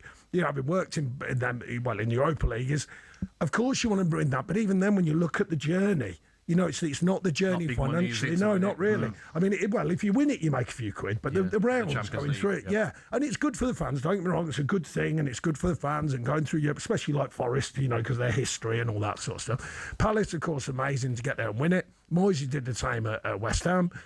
But it's only really when you get to that stage when it becomes a real fight. I think as well, Daishi and Ali, if you look at, say, Everton fans this season, would they take finishing 15th, 16th, but winning a Carabao Cup? Well, as a fan, they probably would. Yeah, they probably would. Wouldn't. No, I get what you mean. Yeah, because don't forget but what sometimes fans forget. The position you finish. Yeah, the position. And the position you can throw in to whatever it is, 2.6 million per position or something. You know what I mean? So if you're 10 place up, well, it stands for 20 odd million quid. So... But I think in Everton's case, it's different, Gabby. I think they would. I think Everton would take a bit of a rough and tumble season, but to win something. I think they would. But I think there's other clubs, who they go, no, we want more than that. Do you know what I mean? And I'm not doing Everton down. I think they're in a good transition, personally, under Moyes. I think he's doing the right things. He's spending money, not mad money, but they're trying to tickle the market and get stronger, within their bounds. I don't think... I know the guys there, the ownership is very wealthy, but it's like a lot of these clubs. People presuppose all these owners are just going to literally bundle money into the team. Tottenham has spent a few quid, but they've bought a few quid in, don't forget. Yes. Their net is around 170, 150, 170-ish. Yep. So that it's not like they're just putting 500 million in and never getting anything back. Even Man City now are pulling in a few quid, aren't they? You know what I mean? Agreed. So... I think it's just a difficult period for football for me. But the expectation, the delivering on the expectation against the reality, I think is a bit out of kilter, and it has been for the last couple of seasons. And this season may be interesting. It might slow it down a bit and balance it out not only because of what we're talking about, but you've got the big clubs are getting new managers in. So surely they've got to have a bit of time. I remember, Ali. Sorry, Ali, if you come in. I remember speaking to someone at the club at Villa right before we lost against Olympiacos in the Conference League. Yeah. And obviously all the fans are like, I'd rather us concentrate on the Conference League and win a trophy than maybe Champions League football. But the club were saying to me, Not a chance. We want Champions League football. That's what you want because of the big money it brings, Absolutely. rather than the Conference League brings in pennies really compared to. Well, in comparison to the Champions League money is huge, and rightly so in a way because the Champions League is massive. You know what I mean? What they've done with that over the years and the way it's grown is, I mean, last season I thought was brilliant. You know, for the Champions League, yeah, fantastic. I mean, I know Ali, you were covering loads of the games. I mean, some of the standard of the games and some of the delivery of performances, ridiculous, mate. And Super Ali, the other thing is. I think what's been interesting in the Champions League, and obviously having worked in the Premier League for a long time, big fan of the Premier League, I must make that clear. That's my bread and butter, really, you know. But if you're in the Champions League, what I loved about it, the last scene, a lot of diversity in there. You know, the Premier League's got to be careful. And I've spoken freely about this on this channel, you know, with us on talkSPORT, is it's got a bit samey. Everyone's now delivering similar but different performances. It's all gone a bit methodical. You look at the Champions League, you've got teams from all over the world, all over Europe, just playing scramble football, then beautiful football, then attacking football, then defending football. And I think the diversity in that competition was brilliant last year, Ali. I don't know what you think. I loved it. I loved it, Sean. I've got so much. I want to talk to you as well later on about the measurement. How do you measure success and all that stuff? Absolutely. Brilliant. I've got to go to a break, but we'll get some breaking news for you guys. Liverpool. Kind of half expected news. Liverpool have finalised a move for PSG winger Bradley Barcola worth a guaranteed £100 million. talkSPORT understands the deal could rise to £120 million with add-ons, and while there's still details to iron out, the two clubs have an agreement in principle in place. Up next, we'll bring you reaction to this news. That was our breakfast preview with Travis Perkins. Breakfast preview on talkSPORT with Travis Perkins. Spend £100 or more at any Travis Perkins Hire or Benchmarks branch as a trade account holder, and you could win a brand new Ford Ranger. T's and C's apply.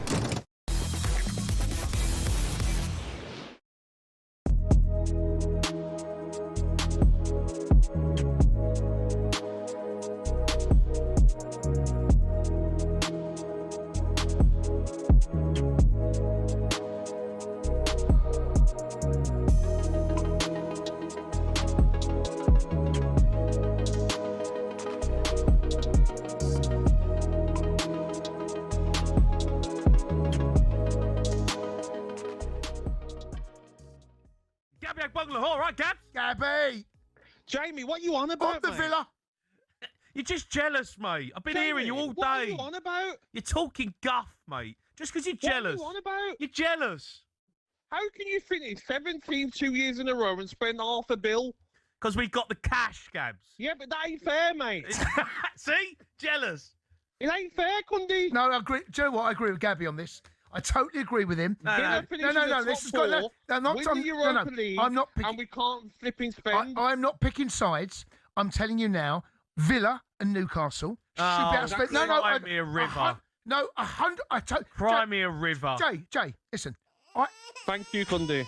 I totally agree with him. Gabs? Totally agree with him. Stop crying, mate. Jamie. Stop crying, Totally mate. agree with him. Stop crying. Jamie. Gabs. You're signing rejects from Manchester City. Good Marmouche players, is mate. unwanted. Savino's a reject. Robertson's a reject from Liverpool, not wanted anymore. Conor Gallagher's a reject from Atletico Madrid. Spurs are signing rejects. Hold on a minute. You sold 5 of your best players. All right, you're absolute guff this season. Oh, the rules! Oh, the rules! I thought you was a big club. I thought you was a big club. Well, we are a big club, but you're the not, rules though. don't let us. You're not, though. Because you Can't and spend your any money. cartel, top 6, you and Cundy, don't want Villa in there. Don't bring me into this. I've got nothing to do with this, Gabby. Mate, keep you out of it. Only big boys allowed in the top 6, mate. You're not big. You have to sell your best players. We don't have to sell our best players. 17th, right, and go and spend £500 million. Because we're a big club, Gabs. Stop whinging.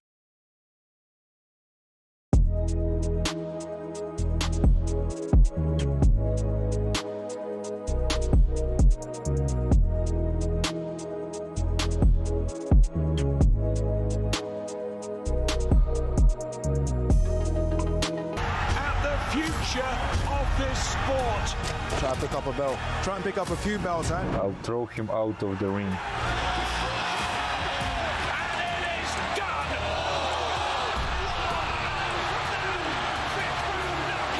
Monstrous right hand, and down he goes. He is fabulous.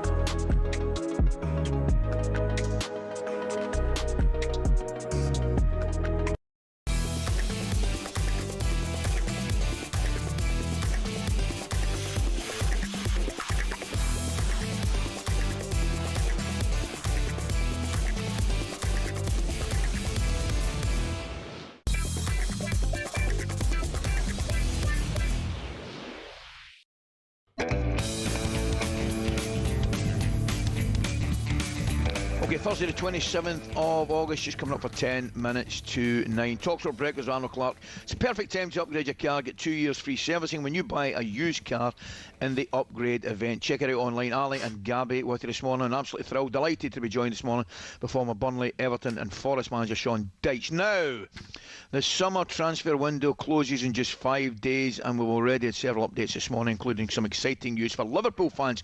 So let's bring in talkSPORT Chief Football Correspondent Alex Crookie, who's going to join us on the line. Crookie, how are you this morning? Crookie. I'm good. I'm good. We're on the home straight now, aren't we? This time next week, the transfer window will be a thing of the past, but I think it's going to hot up between now and then. Crookie, I can visibly see you getting more relaxed by the hour as this window comes to a close, mate, if you don't mind me saying so. But there is going to be a bit of action. Started off, not surprising news, but Bradley Barcola. No, we've been talking about this for a while on talkSPORT. In fact, we ran at the end of July that Barcola had made it clear to PSG Liverpool was the club that he wanted to join. And it does look like finally we're going to get some movement here now. There's been a lot of toing and throwing, a lot of negotiating between the two clubs. At one stage, PSG were quoting 145 million as their asking price. It's my understanding that Liverpool have an agreement in place now for a guaranteed 100 million, could rise to as high as 120 with add-ons, but that keeps it under their own British record fee, Premier League record fee paid for Alexander Isak this time last year. So there's optimism on Merseyside this deal will happen. What does it mean for the future of Cody Gakpo? Well, we know Tottenham are still looking to do that deal. I think ideally Liverpool would like a second wide player in. We know they've had a couple of offers rejected for Yankuba Minte at Brighton. They're not going to meet the £80 million asking price, is my understanding. They made a tentative inquiry for Crystal Palace's Ismail Assar as well in the last 24 hours or so, but Steve Parish has made it clear he's not for sale. And Bailly, a teammate of Barcola's at PSG, is another potential option. So Gakpo one to watch, but a deal in place for Barcola, £100 million rising to a potential £120 million. What do we think, Sean, Gabby? Because I was looking at it. I mean, Barcola's a different class of player, but I was looking at PSG. They brought in Aklouche from Monaco, and I look at Doué, Kvaratskhelia, Dembele. It looked as though game time might be slightly limited for Barcola. So does that deal make sense? Well, I think Barcola, the thing for me, Ali, is, you know, you look at his profile, he's still 23, 6 foot, rapid. That's a good start behind the Premier League. Them three things alone. Probably flexible thinking. They could probably use him in different roles, I imagine, anyway. I think it'd be a really good signing. I don't know the whole depth of it, but on paper it looks great. From what I've seen and what we've all seen, it looks great. It is a different animal, the Premier League, with all due respect. You know, the PSG is so powerful. But he's kind of roughly 1 in 3 there. Played quite a lot of football for a youngster as well. So, relatively young, 23. So, I think that's I can only see the upside of that signing personally. I mean, it's a lot of money, but that's the way the market's been. Elliot Anderson starts the process. Me and Gabby were just talking off air about it. And once that process starts, everyone wants more and more and more. So each player on that knock-on effect, each club wants more. So the promoted clubs are all of a sudden, we were just saying, I mean, linking it in somewhat to the business side of football. Promoted clubs this year kind of, you know, roughly 140, 150 Ipswich, 70-ish for Hull, 100 for Coventry. That's probably unheard of for 3 teams. Incredible, isn't it? They've got no choice. They've got no choice. That's remarkable. It's these big deals that make that happen, mate. Incredible. Crookie, what about the last couple of days? We thought it was a straight dogfight between Villa and Everton for wee Jack. Reports this morning, Sunderland, is that a possibility? I don't think so, to be honest. I'm not sure how keen Jack Grealish should be to go to the Stadium of Light, with no disrespect to Sunderland. And speaking to people at Manchester City yesterday, my sources there were saying they've not actually had a formal offer or an approach yet from Sunderland. So I still think it is a straight shootout between his old club, Aston Villa, and Everton. And I think if you look at how well he did before he got injured under David Moyes, I think Jack Grealish probably would prefer to go back to Everton rather than return to Aston Villa. Is that fair, Sean, do you think? I would think so. I mean, from what I gather, from what we all saw, the fans certainly loved him at Everton. I think the players got on with him.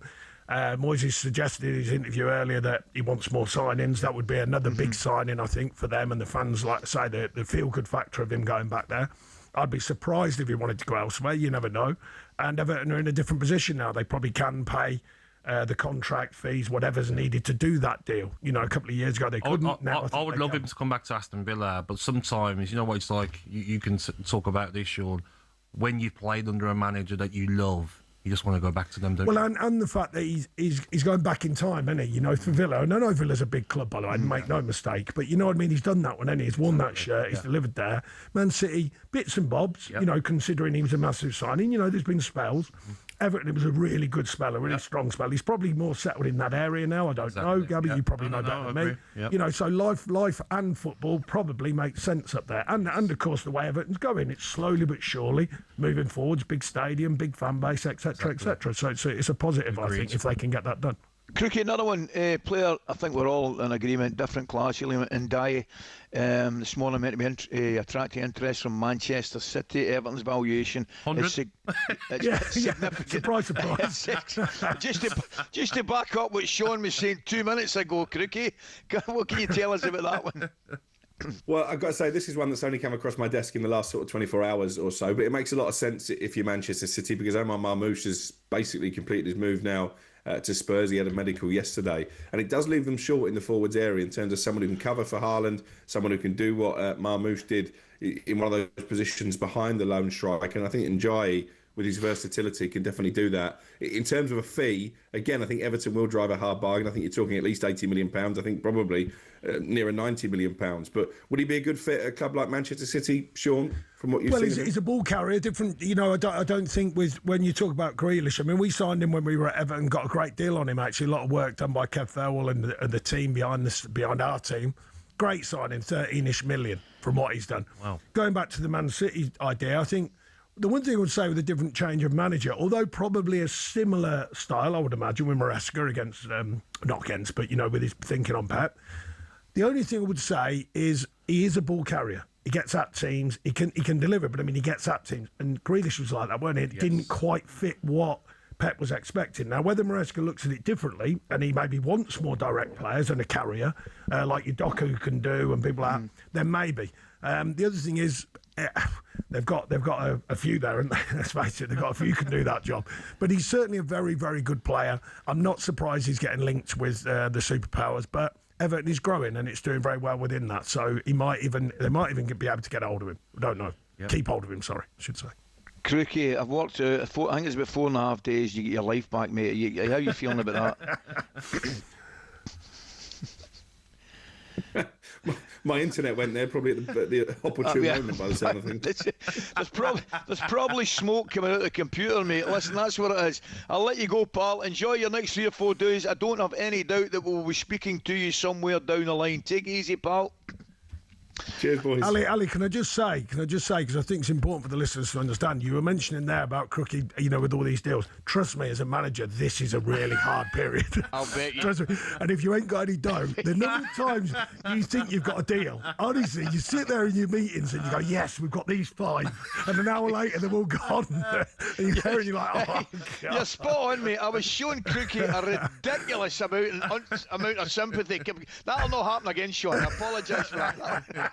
For more on the latest transfer news, check out the latest talkSPORT daily podcast. Max Scott and Alex Crook discuss the biggest potential moves, latest deals, and the business Premier League clubs still need to complete before the window closes. Now, coming up next, we're going to ask Sean if he thinks Spurs have finally got something to be excited about. I certainly hope so with their recruitment this summer. That's next.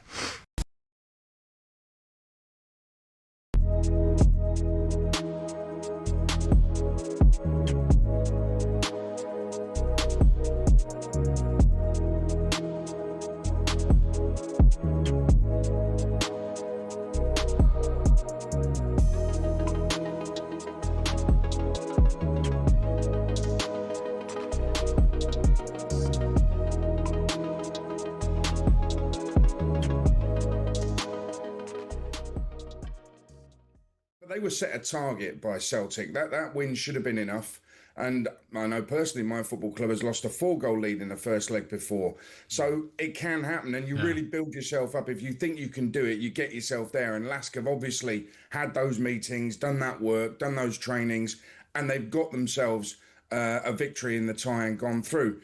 I think what this says about Scottish football is really important. And let's face some facts here. Celtic are below the New Saints of Wales, Shelbourne of Ireland. They're behind La Fiorita of San Marino in the rankings in Europe. The Austrian league is ranked below the Scottish league, and yet Lask have just beaten Celtic. And Lask have got no real European pedigree or history of success. So how has this happened? I think you've just got to go back to the end of last season. Scottish football is eating itself. Every season it happens, and last season it happened worse than ever.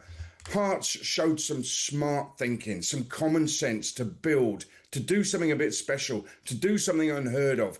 And what happened was Celtic panicked, took a huge step backwards by appointing Martin O'Neill, no disrespect. And yes, they won the title, they won the cup and all that, but at what cost?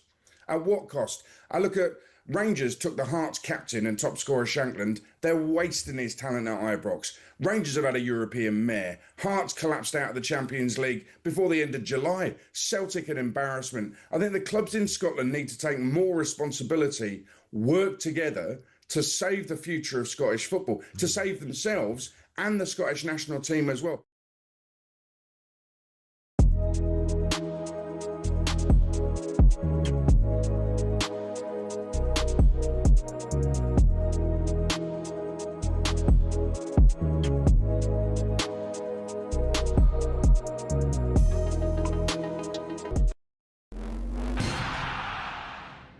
Dear Kitmen, we see you, we appreciate your work.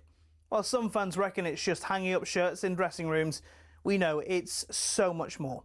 A football team's kit is its identity, its uniform, what sets it out from the rest. But it doesn't clean itself. That's not just the shirts, it's the shorts, the socks, the training gear, the boots, the other bits we sort out behind closed doors. Who's the one digging around in that smelly, stinky laundry basket at full time? Yeah, it's the kit man. They have a lot to work on in a week, from laundry, fixing damaged kit, repairing holes, cleaning boots. Then they pack the van and take everything they need off to the stadium, ready for game day.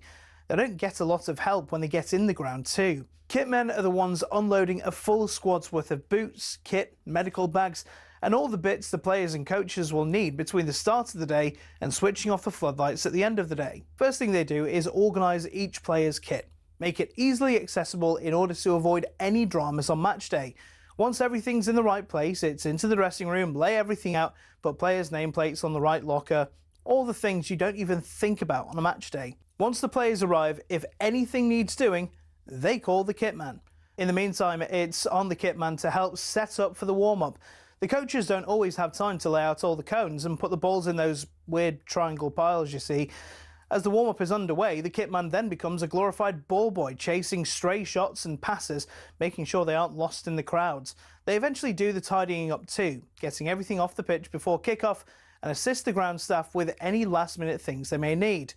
After that, it's last call for the players. Then, at kick-off, they can breathe a sigh of relief for a few minutes, sit back and watch the game, enjoy the fruits of their labour.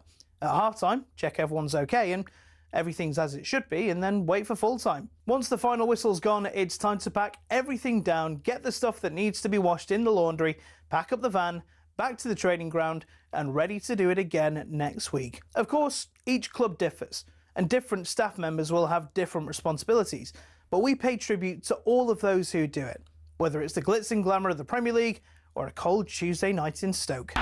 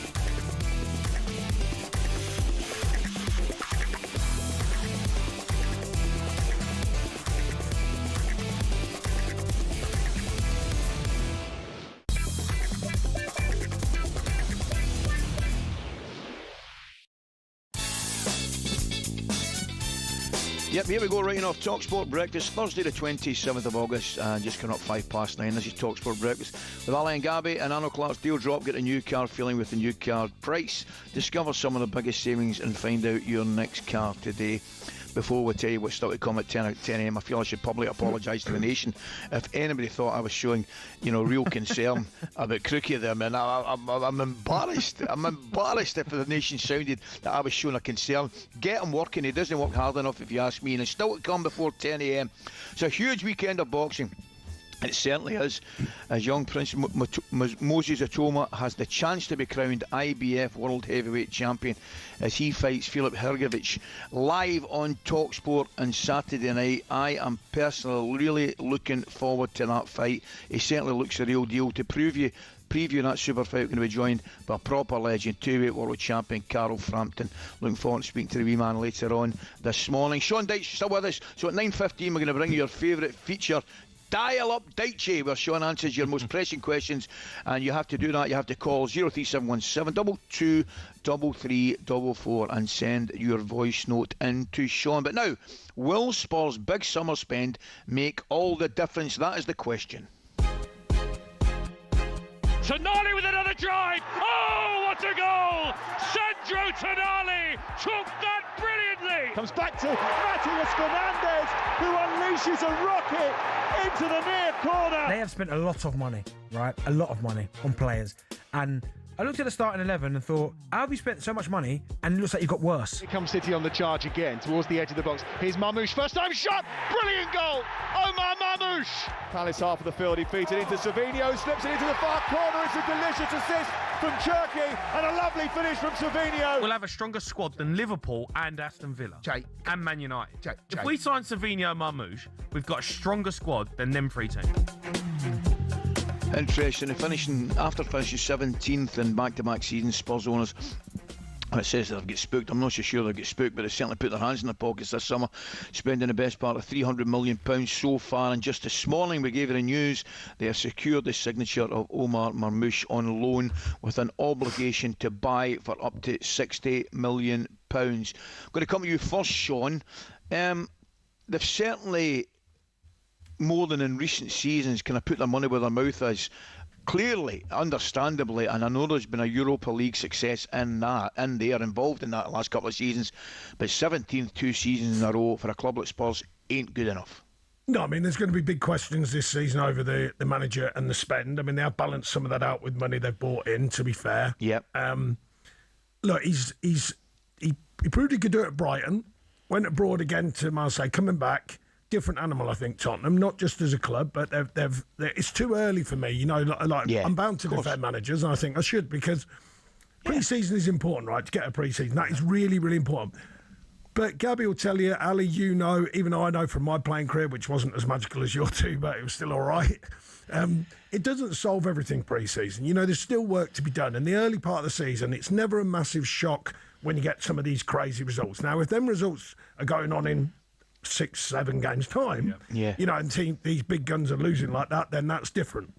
But they corrected it in the week, with all due respect to Charlton. I know they made changes, but it was a walk in the park really for him, as it maybe should be, by the way. I think there's time on his side. I think he has signed some good players, but it still takes time for them to gel. No matter how good the players are you signed, you've still got to work with them players every day to gel, and it's too early for me to start. What do you think about the players, Sean? What about we start off with Van Heck, who was 52 million? Yeah, I was surprised at the amount. But we were talking about the market, so I don't know why I'm saying that. We were just talking about crazy things. Could be any of that. It's the Wild West now, and just ask what you want and pay it or don't pay it. So we're surprised you were surprised at the amount, by the way. I'm surprised that you're surprised at my surprise, to be honest. We could do that all day, mate. Fernandes was a big surprise to me, to be honest, and Tonali, but for different reasons, not because of their playing ability. Fernandes been down twice for two clubs. We were just talking about Gabby off there. Yep. And then Tonali, just get the age profile. What's your return? Now, that means your return has to be really, really powerful on the pitch. Yep. Because of that, Whereas if you notice a lot of the other signings, and at most clubs, by the way, if you notice the profile of players getting younger and younger. Yeah. I mean, Elliot Anderson's, we're just talking about Savinho. Yep. You know, Savinho, 22 years old. You know, he's got a lot of football in front of him. So Tonali's a rare one. You know, he's a bit older, and they've chosen that maybe because of that experience. Kamara's, of course, going to Arsenal, another rare one. Slightly different circumstances with him, and I will say with Tonali, maybe De Zerbi. Well, I'll put my manager's head on. I think he's looking at that older statesman to hold the team together a bit more. You know, bring a bit of glue, if you like, to what the team stand for. Excuse me, and I think Kamara can play a version of that himself because these are more game-ready players. Some of these young players, they're putting a lot of money into them. They're very good players, but they have to become Premier League players, and regulars. Said that about Chelsea, haven't we? Yeah, Chelsea needed more experience. Well, Henderson and Welbeck. Yeah, I think I'm looking for, boys. Dressing room signings, I would call them, and I'm not doing them down by the way, because they're fantastic pros and very, very good players. Let me make that clear. What I mean is though, can they keep the camp right? And when they play, can they glue it all together with their experience? Yes. See, looking at it, Sean, I mean, interesting one, Gabby. I'd like to ask you Perry the question. I mean, with the signings that they've made, I mean, there's talk of obviously Barker going to Liverpool, and question marks over Cody Gakpo. Would he be another good signing for Spurs, or are you then getting to the point you're overloading, you need to get a few out? The one thing I would really like to see as much as anything is a fit and well James Maddison getting back into that team. I do look at the wings that they've got, and you look at Tel. Didn't really do it last season. Mikey Moore, we spoke about earlier. Maybe it's best if he goes on loan, or if he's around the squad of players, maybe he's not a starter. So I wouldn't mind the Gakpo signing coming in, Ali, because Marmoush does like playing down the centre, doesn't he? Yeah. At times as well. So you need competition for places as well, which Sean will agree with. Yeah, I mean, but they have had a lot of signings, and my challenge would be, or my worry as a manager for my own challenge would be, how quickly you can get them to gel, and can you get the right chess piece, the right jigsaw piece in the right slots, you know what I mean? Because they're very good players, some of these, but I don't think Tottenham had a bad group of players last season. On paper, some very talented players, but trying to get them into a unit that can work, that's the key. Or that's the next step, I would say, for Tottenham. You know, investing in these players, but getting them in a unit that can work effectively together. Now, I'm sure De Zerbi and his staff, excuse me, have got a plan with the recruitment side of things and recruitment team. I can only imagine they have.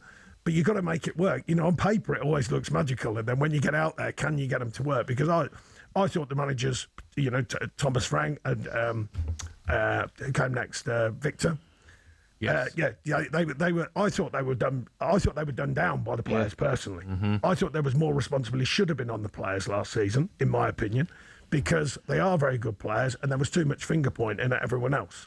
So that's going to be interesting. Is that going to continue in the Derby if results are not as powerful, or have they sorted that out? You know, is there a fabric to the team? He looks like a no-nonsense manager, though, doesn't he, De Zerbi? Like, yeah, he is. Even at Marseille, but he can throw his dummy out as well. Yeah, do you know what I mean? Yeah. So I think there's a measure of that. Which I mean, look, it's up to him how he does it. But he's going to have to get it right, isn't he? I suppose that's my bigger picture point, because Spurs fans are going to be chomping, saying, right, okay, yet again we've signed some good players, so we need to get it right now. No, I'm not about. I don't mean right as in, you know, run away with it or get in the top two immediately. But you get what I mean. If you look at that front line, though, it's a real say team. the midfield and the front line, say if you had Tonali, Fernandes, and you had Maddison as a 10, and you had Marmoush, Solanke, and Savinho. Yeah, you've got to think of goals there, haven't you? Exactly. Creation and goals. Exactly. Yeah, but then equally, you've got to keep the back door locked. Yeah. And last season, I thought that at times they were all over the place. You know, it's not that good individually, but as a unit, I thought they were all over the place. I want to ask you, mate, right, from that point of view, that clearly, in my opinion, will be a benefit, but how much of a benefit? Somebody like De Zerbi, and it's the opposite effect will be with something like Manchester United and perhaps Bournemouth in terms of European football. De Zerbi, more time we squad, particularly when you're bringing the number of players in, and you're saying it's not going to be overnight, and I get that and I accept that and I totally agree with it. The benefits, please tell us, of fewer midweek games when you've not got two squads, you've not got a plain squad, you've not got a squad that are having to train, when you've got them all together and you can work with them in the training ground. Yeah, it's a massively important point, mate. You're right, because I forget about that even when we're talking then, because the competitions that they're in, I mean, I had it at Forest, you're going in there, statistically the unfittest team in the league, and I'm trying to get them fit, I'm trying to work them, and how do you fit it in amongst all the games? You know, that's why pre-season is so valuable. Yes. And I agree with you, he will have more time to get these players to mould, he'll have more training time, more hours on the training pitch. You know yourselves, you've both been players and top players at top clubs. It's not easy to keep playing and to coach in between. People presuppose, why don't you keep them out there for hours? Do you know what I mean? And you can't always. I mean, I got questioned at Forest for keeping them out there too long, which, trust me, I got 13 years of stats and facts about the Premier League, and somehow they were tired. I couldn't work that one out. Incredible. But you get the point. How much time do you actually get? How much working time? Because you both know nowadays with recovery and recovery planning and then travelling and then. The tactical idea has to be a lot done now in a sort of meeting room environment. And that's not the same. It's not the same as doing it on the grass. No. You both know that. And I'm sure our listeners do know that. And it is harder for these teams now and the next challenger being in Europe for some of these clubs, whereas they haven't got that challenge. Excellent, boys. We're going to take a wee break. Coming up, we're going to bring you more of the news that Liverpool are finalising a move for PSG winger Bradley Barcola worth a guaranteed £100 million. talkSPORT understands. Would this signing help Isak find his form? Liverpool fans would certainly hope so.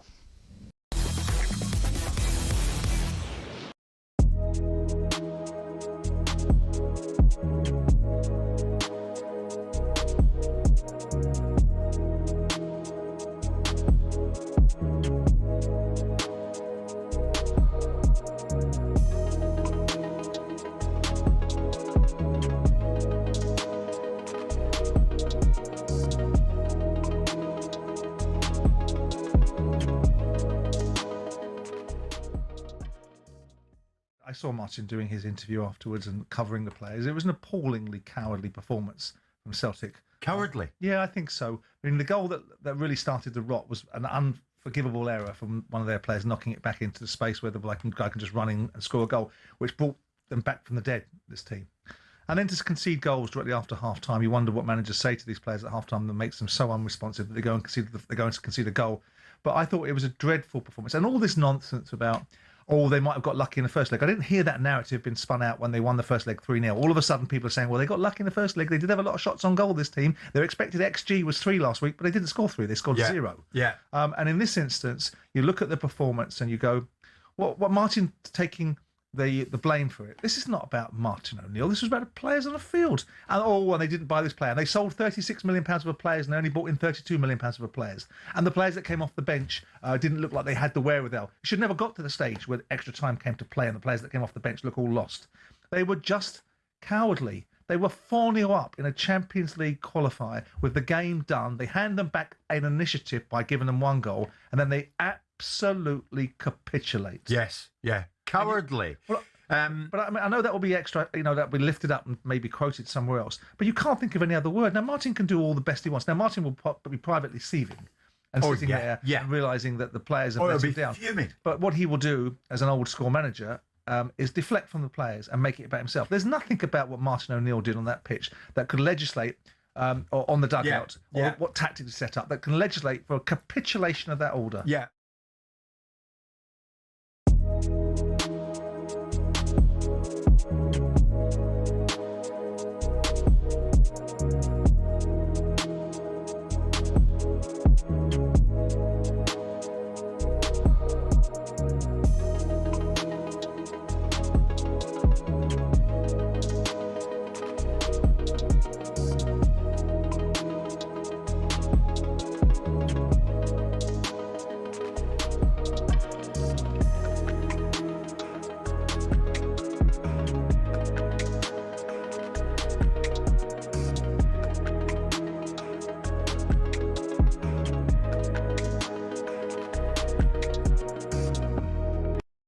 How's that? Next March, the England cricket team face Australia in the 150th anniversary Test match down under. And as always, the Barmy Army will be there. And thanks to talkSPORT and Visit Victoria could be too. Enter now at talksportwin.com for the chance to score an incredible week-long trip for 2 to watch the 150th anniversary Test match in Melbourne with Visit Victoria and the Barmy Army. Enter now at talksportwin.com and get ready to experience the electric atmosphere that only a Barmy Army tour delivers.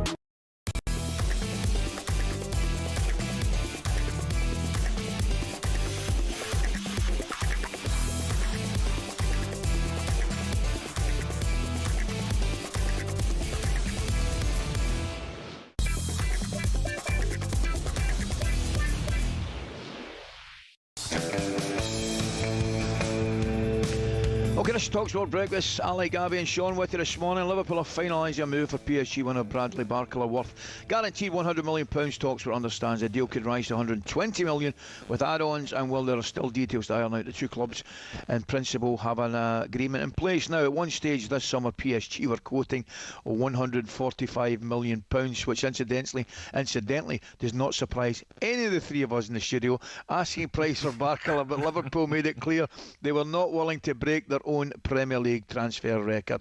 Got to be honest about it.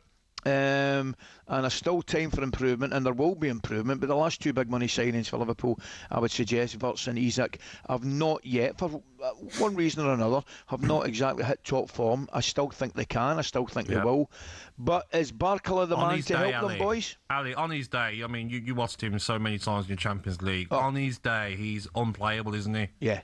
But like Sean said, though, the Premier League's a different beast. You know, without the spacing behind, he's this sort of player that's going to come and turn on the ball and, you know, into tight spaces, probably not. But if teams leave spacing behind, all the best, because he'll probably be the quickest player in the Premier League. The other thing, the psychology of football, you know, the opposition now, they've got someone to worry about. They'll be going, because when you're pre-planning, sometimes the opposition, when they see them players, they go, right, we've got to be careful of this, this and this. So it already affects the opposition before the ball's even kicked. You know what I mean? And someone like him will, because player, you know, manager's new to the Premier League, which means he's got to learn about the Premier League. Equally, he's new to the Premier League, which means all the managers and players have got to learn about him. So it's a double-edged sword. Good option to have, isn't it? Absolutely. There's an advantage, Sean, for the likes of teams like, and I would suggest PSG, I'd bring Bayern Munich into it, probably the top Spanish clubs. Is it an advantage for them that their league isn't as strong? And by that, the question I'm asking you is the pressure on the players in the top flight in England to perform every week at a seriously top level might not be as great as perhaps as it is with a team of PSG. Yeah, I think it's a good point. You know, look, I don't want to speak lower of the European leagues, because there's some very good ones, but I'll go on the words of every foreign manager I knew in the Premier League years, and my, you know, people I know still now. They all tell me it's much more challenging than the Premier League, because you know, top, middle, bottom, everyone is fighting, everyone is playing hard. You know, people in Spain, for example, tell me, you know, like people who turn up at Barcelona, they're always done before they're done. Yeah. But you don't. You know, I've been on that side of it with Burnley. We'd turn up to Man U going, come on, let's have it. You know what I mean? It's a different mentality. So I agree. They can't play at, I mean, look, I'll make this up. You can't play at 75% in the Premier League. Whereas maybe some of these big players can get away with that in the European League. No, it's a great point, Ali. You cover it, you watch it a lot as well. So, you know, they have to be higher than that, I think, on a regular basis in the Premier League. Well, certainly if you want to be really successful as an individual and you want to be part of a successful team, you have to be higher than that. You have to be hitting 85% every week. You know what I mean? And then now and again, you have to, in the big games, you have to hit 95 in your 98s to, you know, if it's the Every Giants. game's tough, isn't it? Yeah, if exactly. Every game's competitive. You're not beating anybody. That's the biggest thing. Every game's competitive. If you're not bang at it, you'll get found out. Well, look at Man U at the weekend. Yeah, exactly. Great example. I know it's early season, but Hull came out and you could see it in them. You just see them going, free hit, they're going, right, let's have it. We will just take this on. Yep. And I used to say to the players at Burnley at the end of every sort of pre-game talk, especially in the early days, I say, give them the lot. Yeah. And don't be surprised when you get something. Because, you know, just with that energy and that uncontrollable and that quantity, we can see it in a performance, but you can't always put your finger on it. And Hull had it the other day,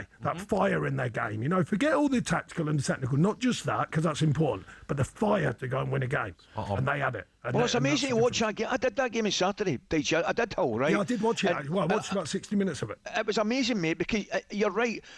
Organised, supremely organised, three centre-backs brilliant, two wing-backs getting forward, old-fashioned, wide ball in the box brilliant, two holders in the middle of the park great, McBurney up front did a heck of a job. Now, I thought their energy levels were off the scale to the point that one or two of the Manchester United supporters that were calling in maybe Monday and Tuesday early in the week were saying that United didn't look fit. And I don't think for a minute they weren't fit, but I just thought the energy levels for Hull were off the scale. See, Bradley, do you know what? A bit it annoys me a little bit, and I don't know why we all use it. Because even I use that term, old-fashioned. Strong, fit, and organised will never go out of fashion. No. Look at Spain. Look how Spain won the World Cup. You're not telling me they weren't strong, fit, and organised, because they were. We all saw it, and they can play, of course. By the way, you know the way they can play, the performances of individuals, the way they deal with the ball, their awareness, of course, is all in place. Because you can't win it. But look at the teamship. Look at the way they went about it. And it's a powerful thing. Never more so when some of these teams like are all over the place, you know, because only lost one goal, didn't she? Yeah, She only lost one goal. Unbelievable, mate. Right, I've got to go. I've got to go. You calm down. It's time for this.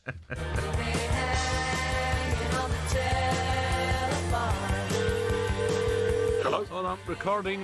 Silencio, s'il vous plaît. They looked at my voice box because every special I see goes, you want to check that? Magic. That's white nonsense. You cannot beat about a dial, Daichi. Now let's hear it now. The subject is close to Gabby's heart, and this is from Alex, a Villa fan. Morning, Daichi. It's Jack the Gooner here. I'm just wondering, with all of Villa's players getting sold, whether you could see Emery walking, having nothing to work with. Cheers. Well, funnily enough, the first thing, I just said morning to his message and then forgot the message. So that's the first thing. Well done, me. I've been on for a while, Alex. Wait a minute, Daichi. I need to let you know. That's you and the gang right away. It's pre-season, right? I've called Alex Crook. Wait here, I've called Alex Crookie, right? So I'm confused by the transfers, Ali. I've introduced him as Alex Crookie.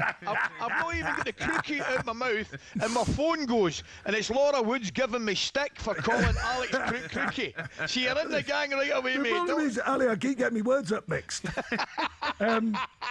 Anyways, what was the question? Emery. Look, you know, done an amazing job for starters. A manager I definitely admire for one, if not for any other reason apart from the fact what he does. Yeah. He's 54, I think. I'm 55. He's 54. He's got over 1,000 games, you know, as a manager already. Yeah. So that's amazing in itself. Look, at some point, Villa has been well documented. Gabby, you probably join. You probably know better than me. They've always had this PSR thing just in the background. So at some point, they were going to have to make that work, obviously. Injuries, suspensions. At some point as well, you know, you definitely know this, lads. There was going to come a time when some players go just beyond that moment of being at that club for too long. Yeah. You know what I mean? It's not they just lose that tiny bit of edge. It doesn't mean they're bad players, by the way. I'm not questioning them as players. Yes. I'm just saying they just lose that little edge. Now, some can stay at the club for years and years and get on with it. Not many nowadays. And I think there's a few who are just ready now to go. Yeah. You know what I mean? I don't think he walks. I think the way Unai Emery leaves Villa is if they don't finish in the European places at the end of the season, because he loves European football, being involved with it. Well, then, I'm not sure, but I would imagine after being there a long time, he has got a voice in there. Yeah, exactly. Yeah. Which means he's part of all this process. Exactly. So I think that'll glue him to the club for longer. Agreed. I would suggest. Next question coming in, Sean. Just to remind you once again, this is not live. Cheers, Al. Thanks, mate. Hey, Daichi. Jimmy here. Loving the show. What I want to know is, you've managed against Jose Mourinho. Is he still the special one in your opinion? And can he handle these egos at Real Madrid? Do you know, it's a great question. I think I can only imagine the reason why he's been brought back in is because he can. His record obviously stacks up. I personally am a big fan of him. I don't mean, I'm not going into his personality. That's up for people to decide. But his record is amazing. And what he does, he wins. He's not a Brandist, and I like that about him. He can play. There's no two ways. Teams can play, by the way. But you know, if you think of his Chelsea team, do you know, here's one for you. In that Chelsea side, when they had Drogba up front and who's a Dutch winger, lefty coming in? Robben. Yeah, Robben. Yeah, and Frank scoring goals. Yep. Right, that season, because I had it documented when I was a young coach, something like 45% of their goals were long ball into the front, lay it back to the midfield, play wide, drive, cross it and score. But everyone thought that was like, now you'd be almost done down for that. But at that time, everyone thought it was incredible. So I think he is the right man to go back in there because he can handle egos. The players will have to listen to him because look at his record. You'd be mad if you're a player to not go, hang on a minute, look at his trophies, what he's done. Yeah, he is a winner. He's a serial 100%. winner. Serial winner, in my opinion. 100%. Yes. We've got time for one more, Daichi. It's a belter. Here we go. Morning, Daichi. Callum here, a huge West Ham fan, born and bred in East London. Dying to know, with autumn coming up and roast dinners, of course, now back on the menu, what is an essential and must-have, non-negotiable item for a Sean Dyche roast dinner? Cheers. Dying to know. Well, any meat, because I eat all of it, but particularly... What would you love? Give us your 1, 2, 3 meat. I mean, we're taking this serious. Okay, I know it's a fair one. Well, I'm going to have 4, Ali, because, I'm going to join 2. Hang on. Well, look at me. I'm a caveman, ain't I? I'm a caveman carnivore. Come on, mate. So, just start with the drink of choice, Ali, because, you know, we both like a pint. Yes. Guinness would be the drink of choice. drink of choice because it's Sunday roast. Yeah. I think that just fits for some Okay, reason in my head, maybe, or bitter and that sort of. I don't know why it fits. Meat-wise, rib of beef, gammon and chicken together. I like gammon and chicken together. Lamb, of course, or a chicken. I still like the old-fashioned chicken on its own. Bits, pigs in blankets have to be on the table. 100%. Yes. I don't care that it's not Christmas because that used to be a Christmas thing, didn't it? I don't care. Pigs in blankets. Love it. Love Brussels nowadays. Brussels, mate. Poncy Brussels though, with a little bit of pancetta or something in them. You know what I mean? Bacon a bit of pancetta. Yeah, just soften it. Just soften it in the background. You know what I mean?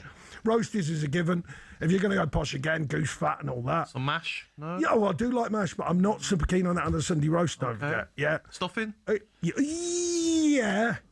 Don't seem red, a glass He of red. wasn't sold on the stuffing, let me tell you. No, it depends. He though. wasn't sold on the stuffing, Gabby. No, but it depends. If you go for the fancy stuff, it's a yes. But the old-fashioned stuff would just taste like herbs. I'm not so keen on that. You know, you kid, they used to put that stuff. I'm not going to name the name. I think it's unfair. But anyway, put it in a tray and lob it in the oven. You're like, oh, that ain't so good. But nowadays, all the sausage meat and all that, beautiful. Carrots, yeah, the standard. I think we'll put them down as standard, though, eh? You know, standard, cabbage, carrots, peas, Yorkshire, pigs and blankets. I've got to go to the news, but I'm going to tell you something. I'm more than accepting. I'm absolutely more than accepting the double up with the gammon and the chicken. Yeah. However, lamb, if you've got a wee bit of Allen lamb, it has to be left alone with mint sauce. You can't mix it. Oh yeah, sorry, I didn't mean together. I mean chicken and gammon together, rib of beef on its own, or lamb on its own. Brilliant, mate. Listen, it has been fantastic having you this morning, Cheers, mate. Gabby. It's been brilliant to see you, mate. We'll see you again soon. Thanks very much, pal. That was Dial Up Dicey. We absolutely loved having him on the show this morning. You'll be hearing plenty more of Sean on talkSPORT, so stay tuned. Up next, we're going to turn attention to the potential of boxing history, which will be live on talkSPORT this weekend.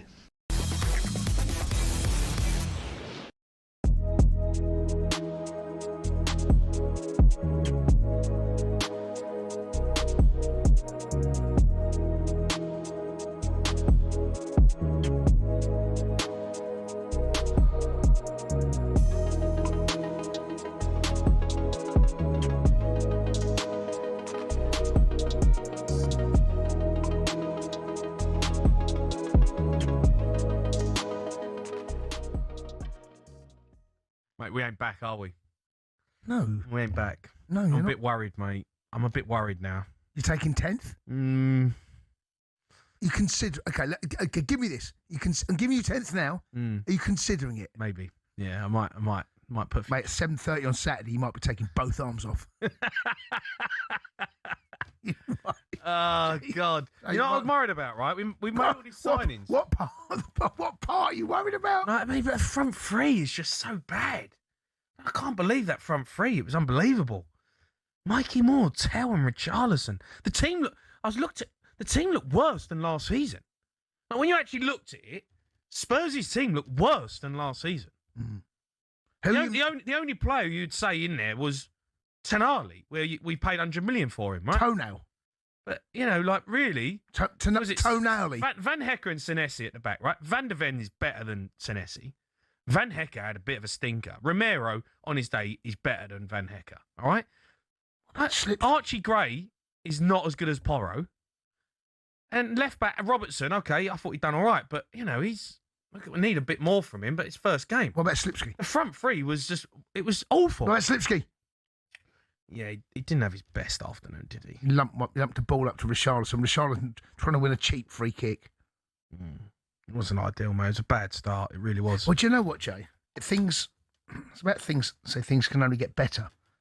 Maybe they could get worse.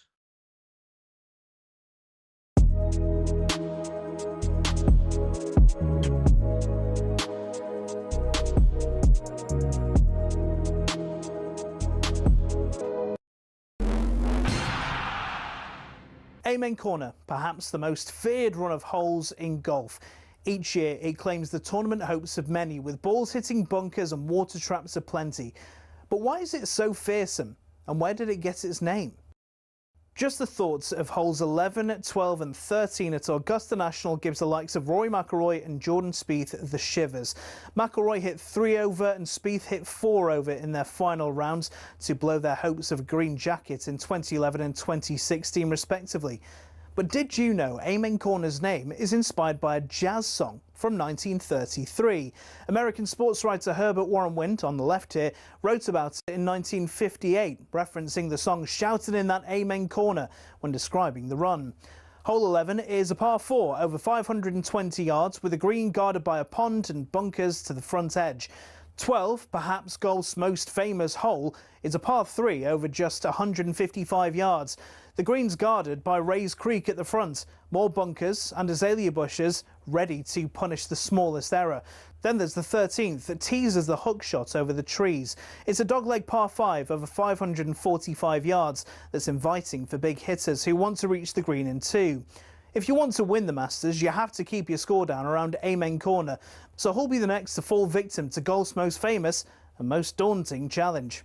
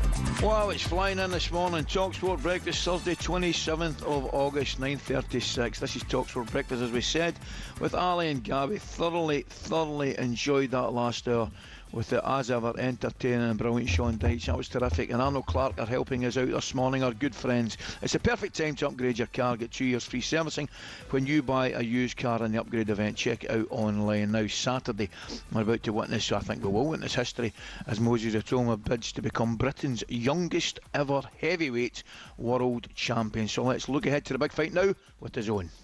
Big fight build-up on talkSPORT with DAZN. This Saturday, witness history as Moses bids to become Britain's youngest ever heavyweight world champion. Exclusively on DAZN Saturday Fight Night. What's at stake? Of course, it's the biggest fight of my life. There is the disruptive power of this exciting teenager. He's the best I've seen since Muhammad Ali. Moses Itama gets the biggest win of his professional life. Moses Itama! Oh, that's it! Overcoming from that, Delwyn Franklin, and now Moses Itama bows to his crown. This is the hardest fight. Like professional, amateur, the threat, the opposition. With respect to Filip Hrgović, Moses Atoma is going to go through him. I don't buying that story, that hype. I'm not buying that. Don't buy it, you'll see it. Well, we're looking forward to it, really are excited about this. And Moses Atoma takes a big step of his career this weekend against Filip Hrgović, live on talkSPORT. After blasting through Dillian White and Jermaine Franklin with relative ease, Atoma faces his first top 10 opponent and the dangerous creation for the vacant IBF heavyweight title at London's O2 Arena. The two will lock horns today at the customary Fight Press Week conference before tomorrow's weigh-in. And yesterday's show, top pundit and ex-cruiserweight king Johnny Nelson explained to us why Hrgović cannot be discounted. He has the pedigree through the amateurs and through to the professionals. He ignores all the in being the underdog in regards to this fight.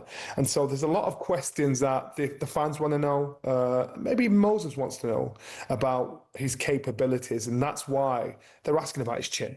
That's why they're asking about, this is over 12 rounds, how's he going to manage this? That's why they're asking about how good is he? Because when the hype machine starts going, you get dragged along with it and you start saying things that you're not even aware of, you're not even sure of, you're just following the crowd. So this is probably one of those fights that will answer a lot of questions for Moses and for the fans. But you cannot write off Hrgović. Absolutely thrilled to say we're now bringing in one of the best for two world champions. A very good morning to Carol Frampton. Carol, good morning, pal. How are you? Morning, mate. Morning, boys. How you doing? We're in great form, Carol. Now listen, we're all getting carried away, myself included. The excitement's unbelievable. A lot of people reckon he's the best prospect we've had perhaps ever. Give you a quick quote. Prince Nassim Hamed described Moses Atoma as 1,000,000 times better than Joshua and Tyson Fury. He said he's on another level to the likes of Fury and Tyson. Is he correct with that at this early stage? 1,000,000 times better is probably a bit strong. Yes, but, yes. I mean, he's incredible, and I've been one of the guys that's right on the hype train as well. But I agree with what Johnny Nelson said there a lot, that he's still unproven to a certain extent just because of the level of opposition. But that's nothing to do with him. The guys that have been put in front of him, he's just been blitzing them. And we don't know what he's like in the second half of a fight, the second half of a hard fight, because he's been getting rid of guys early. But that would be the doubt. Not a doubt, but the only thing for me, what's he like in a dog fight when it sees round 6, 7, 8? Yeah. But I think he'll be okay in that sort of situation. I genuinely think this kid is going to be an absolute superstar. Carl, when you look at this fight on Saturday, and I know everyone's talking about he needs rounds and can he take a punch on his chin, but if you're Moses Itoma, are you looking at this fight and saying, if he's there to be taken out in the second round, I'm taking him out. I'm not bothered about trying to get rounds in. I'm just going to go for it. It's all, see, like, in rounds nonsense, and there's no boxer on the planet that would hold back. I don't think anyway would hold back if they have someone going. If you can get rid of the guy, you get rid of him. You don't say, well, I'm going to take my foot off the gas here because I fancy a few more rounds. I think it's a nonsense thing to say, and Moses is doing the right thing. He's taking them out early on in the fight, and maybe he'll go, I don't think this is going to happen, but maybe he'll go throughout his career and we'll not see what he's like in a hard fight because he's head and shoulders above, I think, pretty much everyone on the planet right now. Carol, tell me, a couple of quick questions. What's the big difference with Atoma? And what makes him special at this young age? Is it speed? Is it power? Is it his movement about the ring? What is it? And secondly, and I asked Johnny Nelson the same question yesterday, what different will Filip Hrgović bring that he hasn't faced before? Well, Hrgović is extremely tough, so I'll answer the second question first. So Hrgović, very, very tough. I think he's only been dropped once, and it was by Zhang, who's a massive puncher, and he get back up and beat him. He fought Daniel Dubois, which was his only loss, but he didn't get dropped. He was cut the ribbons. Daniel was hitting him all night, but the guy just walks through it, and extremely, extremely tough. So I think they'll be looking to apply pressure from the start, and that could go one of two ways. Moses could clean you out early because you're there to be hit. But if you can absorb it and get him into the second half of the fight, and he, round 7, round 8, it becomes a more difficult fight for Big Moses. But what's different about Moses? He's not a typical heavyweight. I haven't seen a heavyweight with the hand speed like him, apart from maybe Mike Tyson. You can compare him to in terms of hand speed, but he's a different type of fighter than Tyson. He's a bit more. He's a wee bit, and this is, I don't want to sound disrespectful, he's a bit more finesse. Yeah. Mike Tyson was very, he was a brute, and he was very explosive and like a jack in the box. This kid is very, very smooth. His distance and how he gets in and out of range, his shot selection, how he feints, everything about him. He looks like he looks like a welterweight, but a heavyweight. It's unbelievable how he boxes. Carl, and I don't know another heavyweight that's done that. Carl, if he does beat Hrgović, which we all think that he will do, who would you have him fight next? Would you have him fight someone like Dubois or Wardley? Well, these are hard fights, but once you're a world champion, which he should be after this fight. Now, I do think he wins the fight, but I do think people are writing off Big Hrgović here a little bit too early. But I do fancy Moses. But once you're a world champion, you're at the top. The fights are all hard. So, maybe a fight like that, them sort of guys. Frank Sanchez, I think, is next in line. He took a step-aside fee to let these two guys fight for the title, but the winner must fight Frank Sanchez, and that's a difficult fight. He's a good fighter too. So, but you know what the scary thing is, boys? Moses is he 21 now? Yeah, so 21. I don't think he's 22 yet. People are talking about him being in his prime. He's nowhere near his prime. he's about 8 years off his prime still, which is the scary thing. Like, heavyweights don't really hit their prime until late 20s, maybe 30 years old, something like that. So this kid is unbelievable, and he's still learning. It's mental. You said you fancy him to win it. I think a lot of people do that with the majority of the opinions, Carol. Where and when? I think he'll stop Hrgovic on cuts. I think that Hrgovic is, like I said, extremely tough. Will come forward. He'll be there for as long as he can. I think kind of round 8, 9, Moses will be hitting him that often. The big lad's face will be like a butcher's apron. Can't wait to see it, mate. Listen, great to see you, Carol. You're in top form. Thanks for joining us, mate. Look after yourself. Thanks, mate. Former two-weight world champion Carol Frampton here now. Can't wait for this game. It's going to be some fight coverage of Atoma versus Hrgovic gets underway at 7:30 on talkSPORT 2 and the boxing YouTube channel before switching to talkSPORT at 9 o'clock.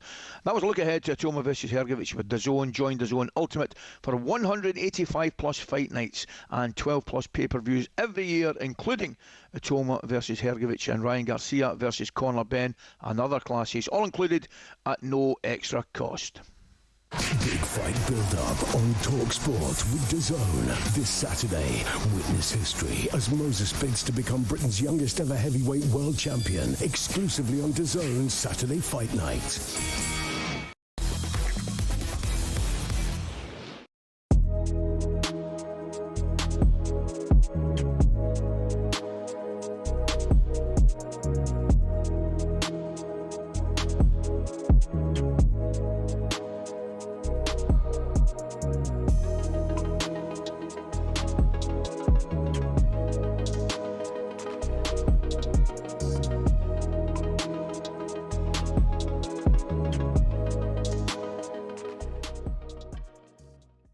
Would you both have expected better than what you saw from Tottenham? And I think the answer I'm to not that surprised is, that they lost. Oh, yes. I'm not surprised that they lost, but the Not manner... taking anything away from Brentford, though. No, the manner in which they lost surprised me. Right. There didn't seem to be any Right. fight or any change in gear, or the mindset hasn't changed. It's exactly the same. A soft underbelly from Spurs, and they're going to have to eradicate that very quickly. And both of you think they'll do one hell of a lot better than 17th. Well, they've, so with do you the players still they're now have buying, heightened yes. expectations that they might be top half? Then they might be top 6. No, I'm thinking top half of the table. I'm not saying they're going to be, it would be a surprise. They could do 6th, 7th, but they're going to have to improve massively, Jim, from what we saw at the weekend.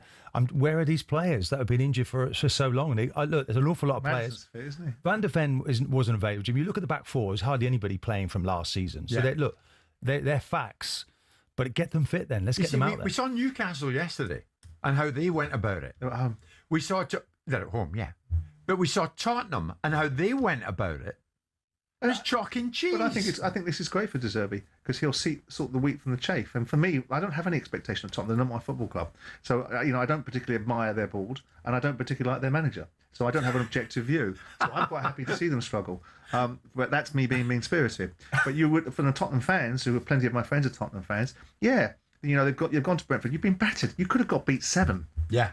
And it wouldn't have been a surprise because they were that dominant. They missed the penalty. They had other chances, Brentford. Yeah. A lot of that is because Brentford are a really good side, and playing Brentford away in the first game of the season gives you a false sense of security.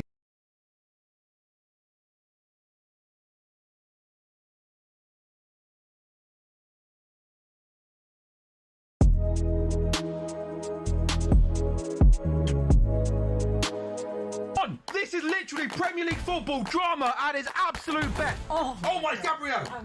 I can't watch this. Definitely saw it then. Listen! No. Guys, come on! Get in it! What was that? You see this crap every single game in the Premier League. Oh, this is no goal. No. That was embarrassing.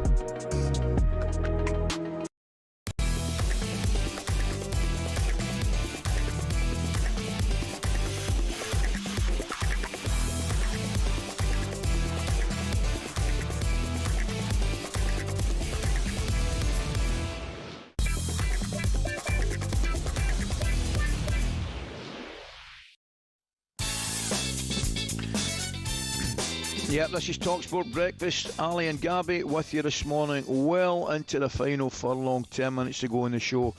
Right, what do we know this Thursday morning? Here we go, Gabby. England fastballer Josh Tongue has said Joe Root's message about their off-field behaviour has 100% landed after Bryden Castle. I shouldn't be smiling and laughing at that. I hope it has. I hope it has, Josh. After Bryden Castle became the 8th England player since November to make the news for the wrong reasons. The second test, looking forward to it. Today starts between England and Pakistan, and that kicks off at 11 a.m. Today from Lords. Now Tottenham have agreed a loan move for Omar Marmoush from Manchester City, with an obligation to buy next summer, which stands at £60 million. In talkSPORT understands Liverpool have finalised a move for PSG wideman Bradley Barcola worth a guaranteed £100 million. 98 World Cup winner with France, Emmanuel Petit, joined the station yesterday and spoke on the difference that he could make to this Liverpool side. On the left flank, this guy can make so many differences. And this is what missing as well with Liverpool, the speed, something that can be fast, running with the ball, that can not scare, of fighting against defenders. And this is exactly what they are missing at Liverpool. They have good players, but they need, modern football is based on the fast players, who can make this decision within a few seconds, can make differences, with the ball. And I don't think many players, at Liverpool actually for that. Well, he's right, Gabby, isn't he? Oh. I mean, it's not all about pace, but I tell you what, nowadays, if you pace kills, Ali. Oh my goodness! Come on. Well, you know better than MD. You know better than MD, mate. Pace kills, Ali, and Liverpool would be interesting how they set up now, Ali, with Barcola in the team, because they could half in certain games, Ali, sit back a little bit, Yeah. Bring the opposition out and Barcola on the counter. Ooh. I agree with you. However, I think that'd be very, very difficult to do for any Liverpool side at Anfield. Yes, because I'm not more sure away from home. The fans just, and quite rightly, encourage them to go and attack, and have been used to that for years and years. So I hear what you're saying, but I think it'd be very difficult. That threat though as well, Ali. Just having that pace. Like Sean says, it scares defenders. Of course it does. You're okay. Right side centre half's got to squeeze over and double up on Barcola. You can't leave him 1v1. He's ripping any defender in the Premier League 1v1. Yeah. He's unstoppable, Ali. You can't be quick and tall and long strides and everything. He's a different animal.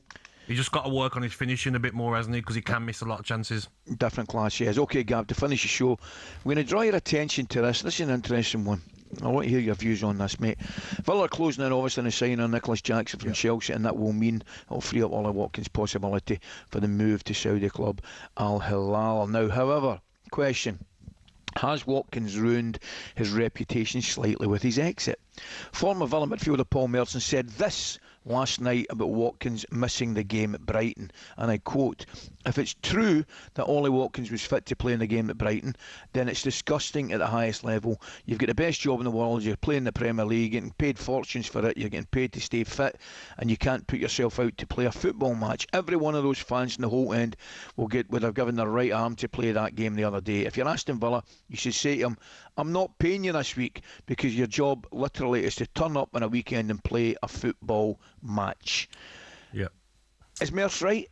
I think what he did, Ali, if he 100% refused to play, that's the thing, we don't know. Will leave a bad taste in a lot of Villa fans' mouths, because he's done a lot for the football club. The football club's done a lot for him. Signed him from Brentford. He's gone on to be a fantastic player. The manager stuck by him. The manager's helped him become the player that he is. Yeah. He didn't have to do it. James Milner was moving to Manchester City from Aston Villa, but he still played till the last second. Jack Grealish had a release clause of 100 million, and he knew he was going to go to Manchester City, but he was available to the last second. Ollie Watkins' injury record is incredible. You're not going to get injured against Brighton. Play. You love scoring goals. Just play.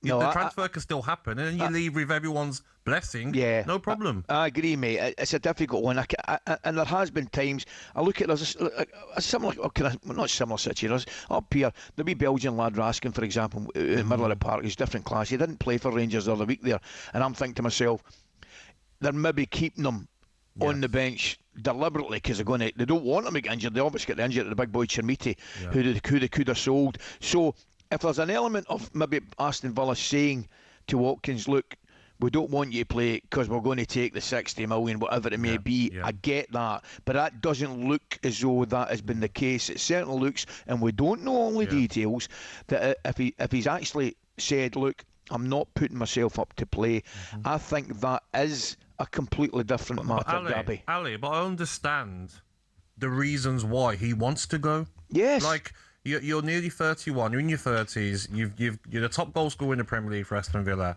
you've won the Europa League for Aston Villa, you played in the Champions League for Aston Villa, no problem, you want to go, you're going to go and earn maybe £300,000 a week tax-free. You know, you're going to buy it 4 or 5 times more than you'll be earning at Aston Villa. But you That's still incredible can't. wealth. You still can't not turn up and play for the team that you're under contract I totally to. agree. Yeah. He just should have played in that game against Brighton. He could have left with a blessing of the club. Yeah. We're going to bring in Nicholas Jackson for a similar fee. No problem. That's a great deal as well, Ali. 55 million for a 30-year-old Ollie Watkins. He's probably only got 2 years left in his prime anyway. So I think in 10 years' time, Ali, he will regret how he left Aston Villa. I think you're probably right, mate. Yeah. I think you're right. And I can understand it totally, leaving a little bit of a sour taste in the Villa supporters.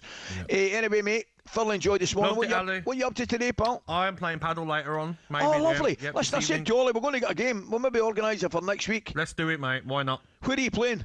I'm playing in Birmingham today, but next week, Ali, let's have a game in London. Sounds good, mate. Yes, let's do it. And I enjoyed my dinner with you the other night as well. Mate, which was, it was enjoyable, wasn't it, for you? Oh, it was great, mate. And that lovely starter and like a wee glass of wine. And we quite enjoyed the football. I wonder and all why that. you left your hat. Was you excited or...? It was when I threw it up and it hit the fan. And get yourself away, mate. Great to see you. We'll see you next week. Great show this morning. Big thank you to Sean Deitch, who, as we expected, was absolutely terrific, as was Mido and, of course, Gabby. Alan and Ray are back tomorrow morning. Big Al's back. We had a day off today. And I think he's back Saturday as well. I think he's doing Friday and Saturday, the big man. So he's firing all cylinders. And that's from 6 a.m. tomorrow. I will look forward to seeing you on Monday. Up next, it's Jim and Simon. Thanks for your company. So let's bring in talkSPORT Chief Football Correspondent Alex Crook. Alex Crook.